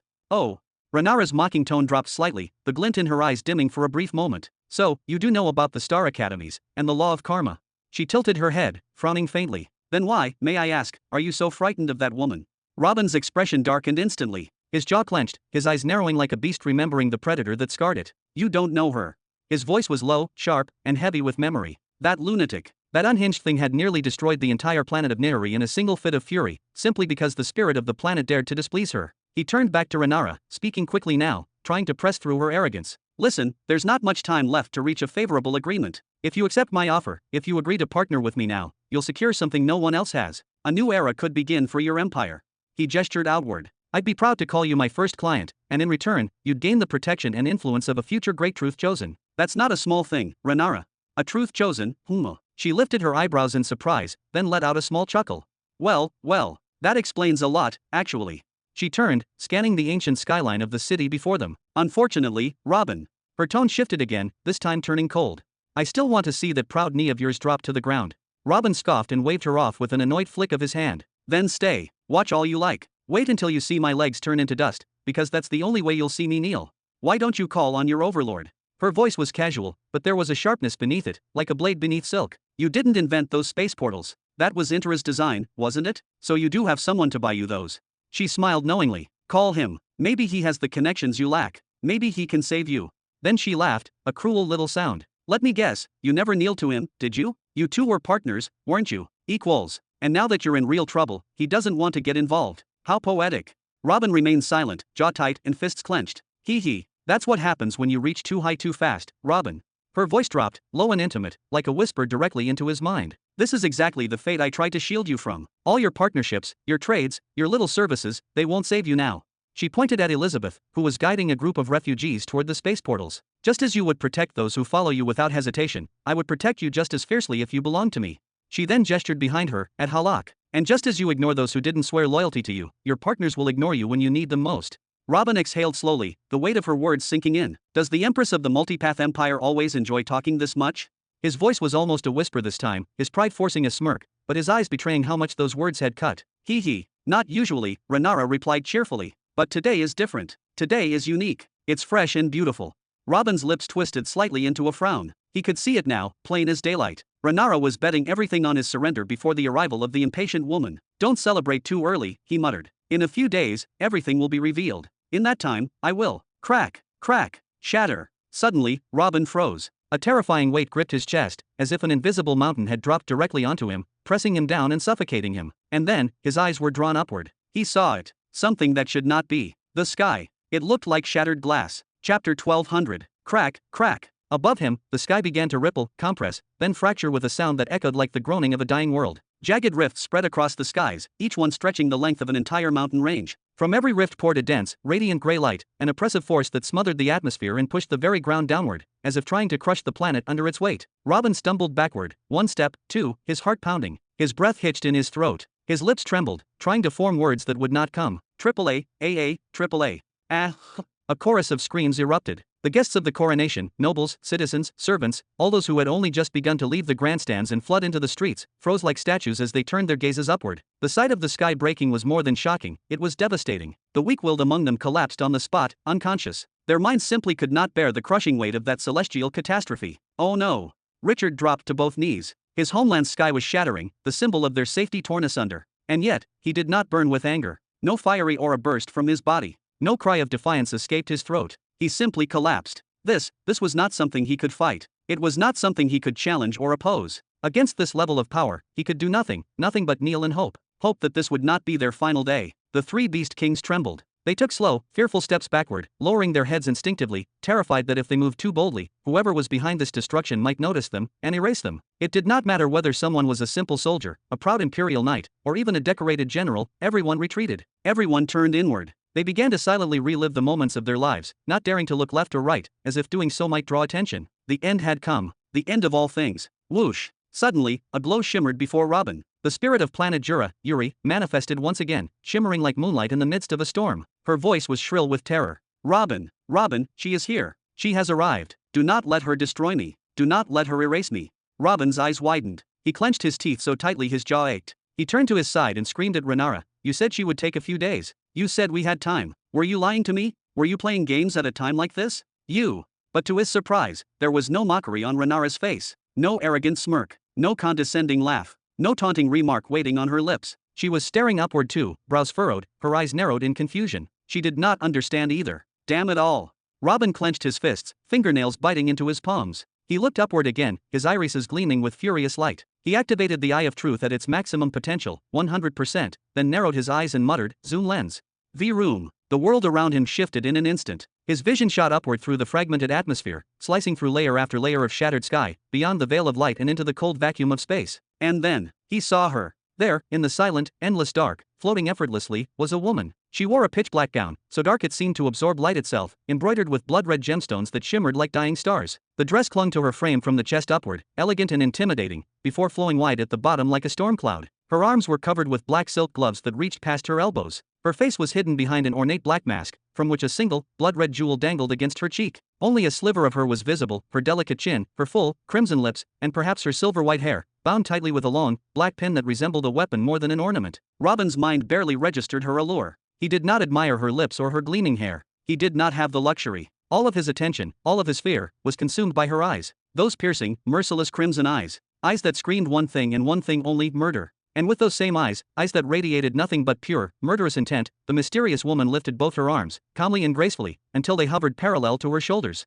Her motion was smooth, elegant even, but filled with dreadful finality, like a queen passing sentence upon the world. Around her limbs, a suffocating cloud of grey energy began to gather. It was not simply fog or smoke, no. It was a dense, heavy mass of something far more sinister. The energy curled and twisted like it had a will of its own, hungry and ravenous. Then, with terrifying slowness, agonizing slowness, she began to descend. Crack, crack. More fractures appeared in the sky. Not just little lines of broken space, but enormous rifts, each one spanning the length of countries. The fourth stage space shell around planet Jura was falling apart like a mirror struck with a hammer. From within these rifts, a blinding gray radiance spilled forth, thick and oppressive, pouring down like inverted waterfalls. This light was not divine. It was destructive. It sought to erase, not illuminate. It came down like judgment from the heavens, and anything it brushed against, trees, soil, buildings, even air molecules, was immediately unmade, scattered into oblivion without resistance. Damn it all. Robin took 2 trembling steps back, his instinct screaming at him to flee, though he had nowhere to go. The air around him had become heavy, dense. Breathing felt like dragging molten iron into his lungs. Just her slow descent alone was compressing the entire upper atmosphere beneath her. It was like a balloon being squeezed by an invisible hand from above, only a matter of time before it popped. And when it did, the devastation would be planetary. Yuri, do something, anything. Robin suddenly shouted, his voice laced with desperation as he remembered the planetary spirit still clinging to life. I already triggered 6th level planetary defenses, you absolute moron. What the hell do those truth-seeing eyes even show you? Yuri's voice roared back inside his head, brimming with frustration and fear. She still saw Robin as a cursed existence, a harbinger of doom. Then finally, Robin noticed. He saw it. The only reason those grey torrents had not yet incinerated the surface of Jura was because an opposing force was holding them back. A force pushing upward, fighting against the relentless pressure. It was Yuri. She was using every shred of her essence, her power, her existence, to keep this world from collapsing under the weight of a single woman. But it was obvious. It would not last. Robin clenched his fist so tightly his knuckles turned white. Those red eyes, that overwhelming power, the sheer fact that she unleashed such destruction without a single warning, without a declaration, without reason. It made Robin feel utterly, absolutely small, like a goldfish trapped in a tiny bowl. And outside that bowl, peering in with gleaming fangs, was a cat. A predator. One that did not want a conversation. One that wanted to eat. Yuri, connect me to her. Let her hear me. Inhale. Robin took a long, deep breath, forcing the tremble out of his voice. Then, releasing the air slowly, he opened his eyes and put on a painfully forced smile. Welcome, honored guest, such a powerful entrance. Was it truly necessary to go so far? You could have simply called my name, and I would have appeared immediately to greet you. Oh, the planetary emperor Robin Burton chooses to address me directly? How flattering. The woman in black responded at last, her voice like silk dipped in venom. She descended even faster now, closer, heavier, deadlier. Crack, crack, crack. Arg. Robin felt it. A quake shook the very crust of the planet. Mountains trembled. Oceans rippled. Cities screamed. The entire world responded to her presence with fear. Yet still, Robin forced the smile. His lips trembled, but he kept his tone steady. Barely. Haha, I am glad you remembered my name this time. It is, honestly, an honor. But why the mockery, my lady? His voice cracked slightly, but he pressed on. To my people, I may be an emperor, but I know very well I am not one in your eyes. I do not seek to challenge you. So, please, why do we not lower the tension a little? Destroying such a tiny planet is not worth it for someone as great as you. You do not need to prove anything. Let us talk, please. There must be another way, some neutral ground we can find together. Destroying planet Jura will bring benefit to no one. I will benefit. Her answer was instant, cold, absolute, and with it, she dropped even lower. Robin laughed nervously, struggling to think, scrambling for words. Well then, why not benefit more? Haha. I mean, if you want gain, I am open to negotiations. Please, just send a soul shard. We will discuss this like reasonable powers. Surely there are peaceful solutions. This is just a minor grudge, is it not? It is large enough for me. Her reply cut through the air like a knife of fate, and once more, she descended. Crack. To be continued. Thanks for listening. If you enjoyed this video, hit that like button and subscribe so you never miss an update. Check out the playlist to catch up on the rest of the series. I'll be back with the next part soon, stay tuned.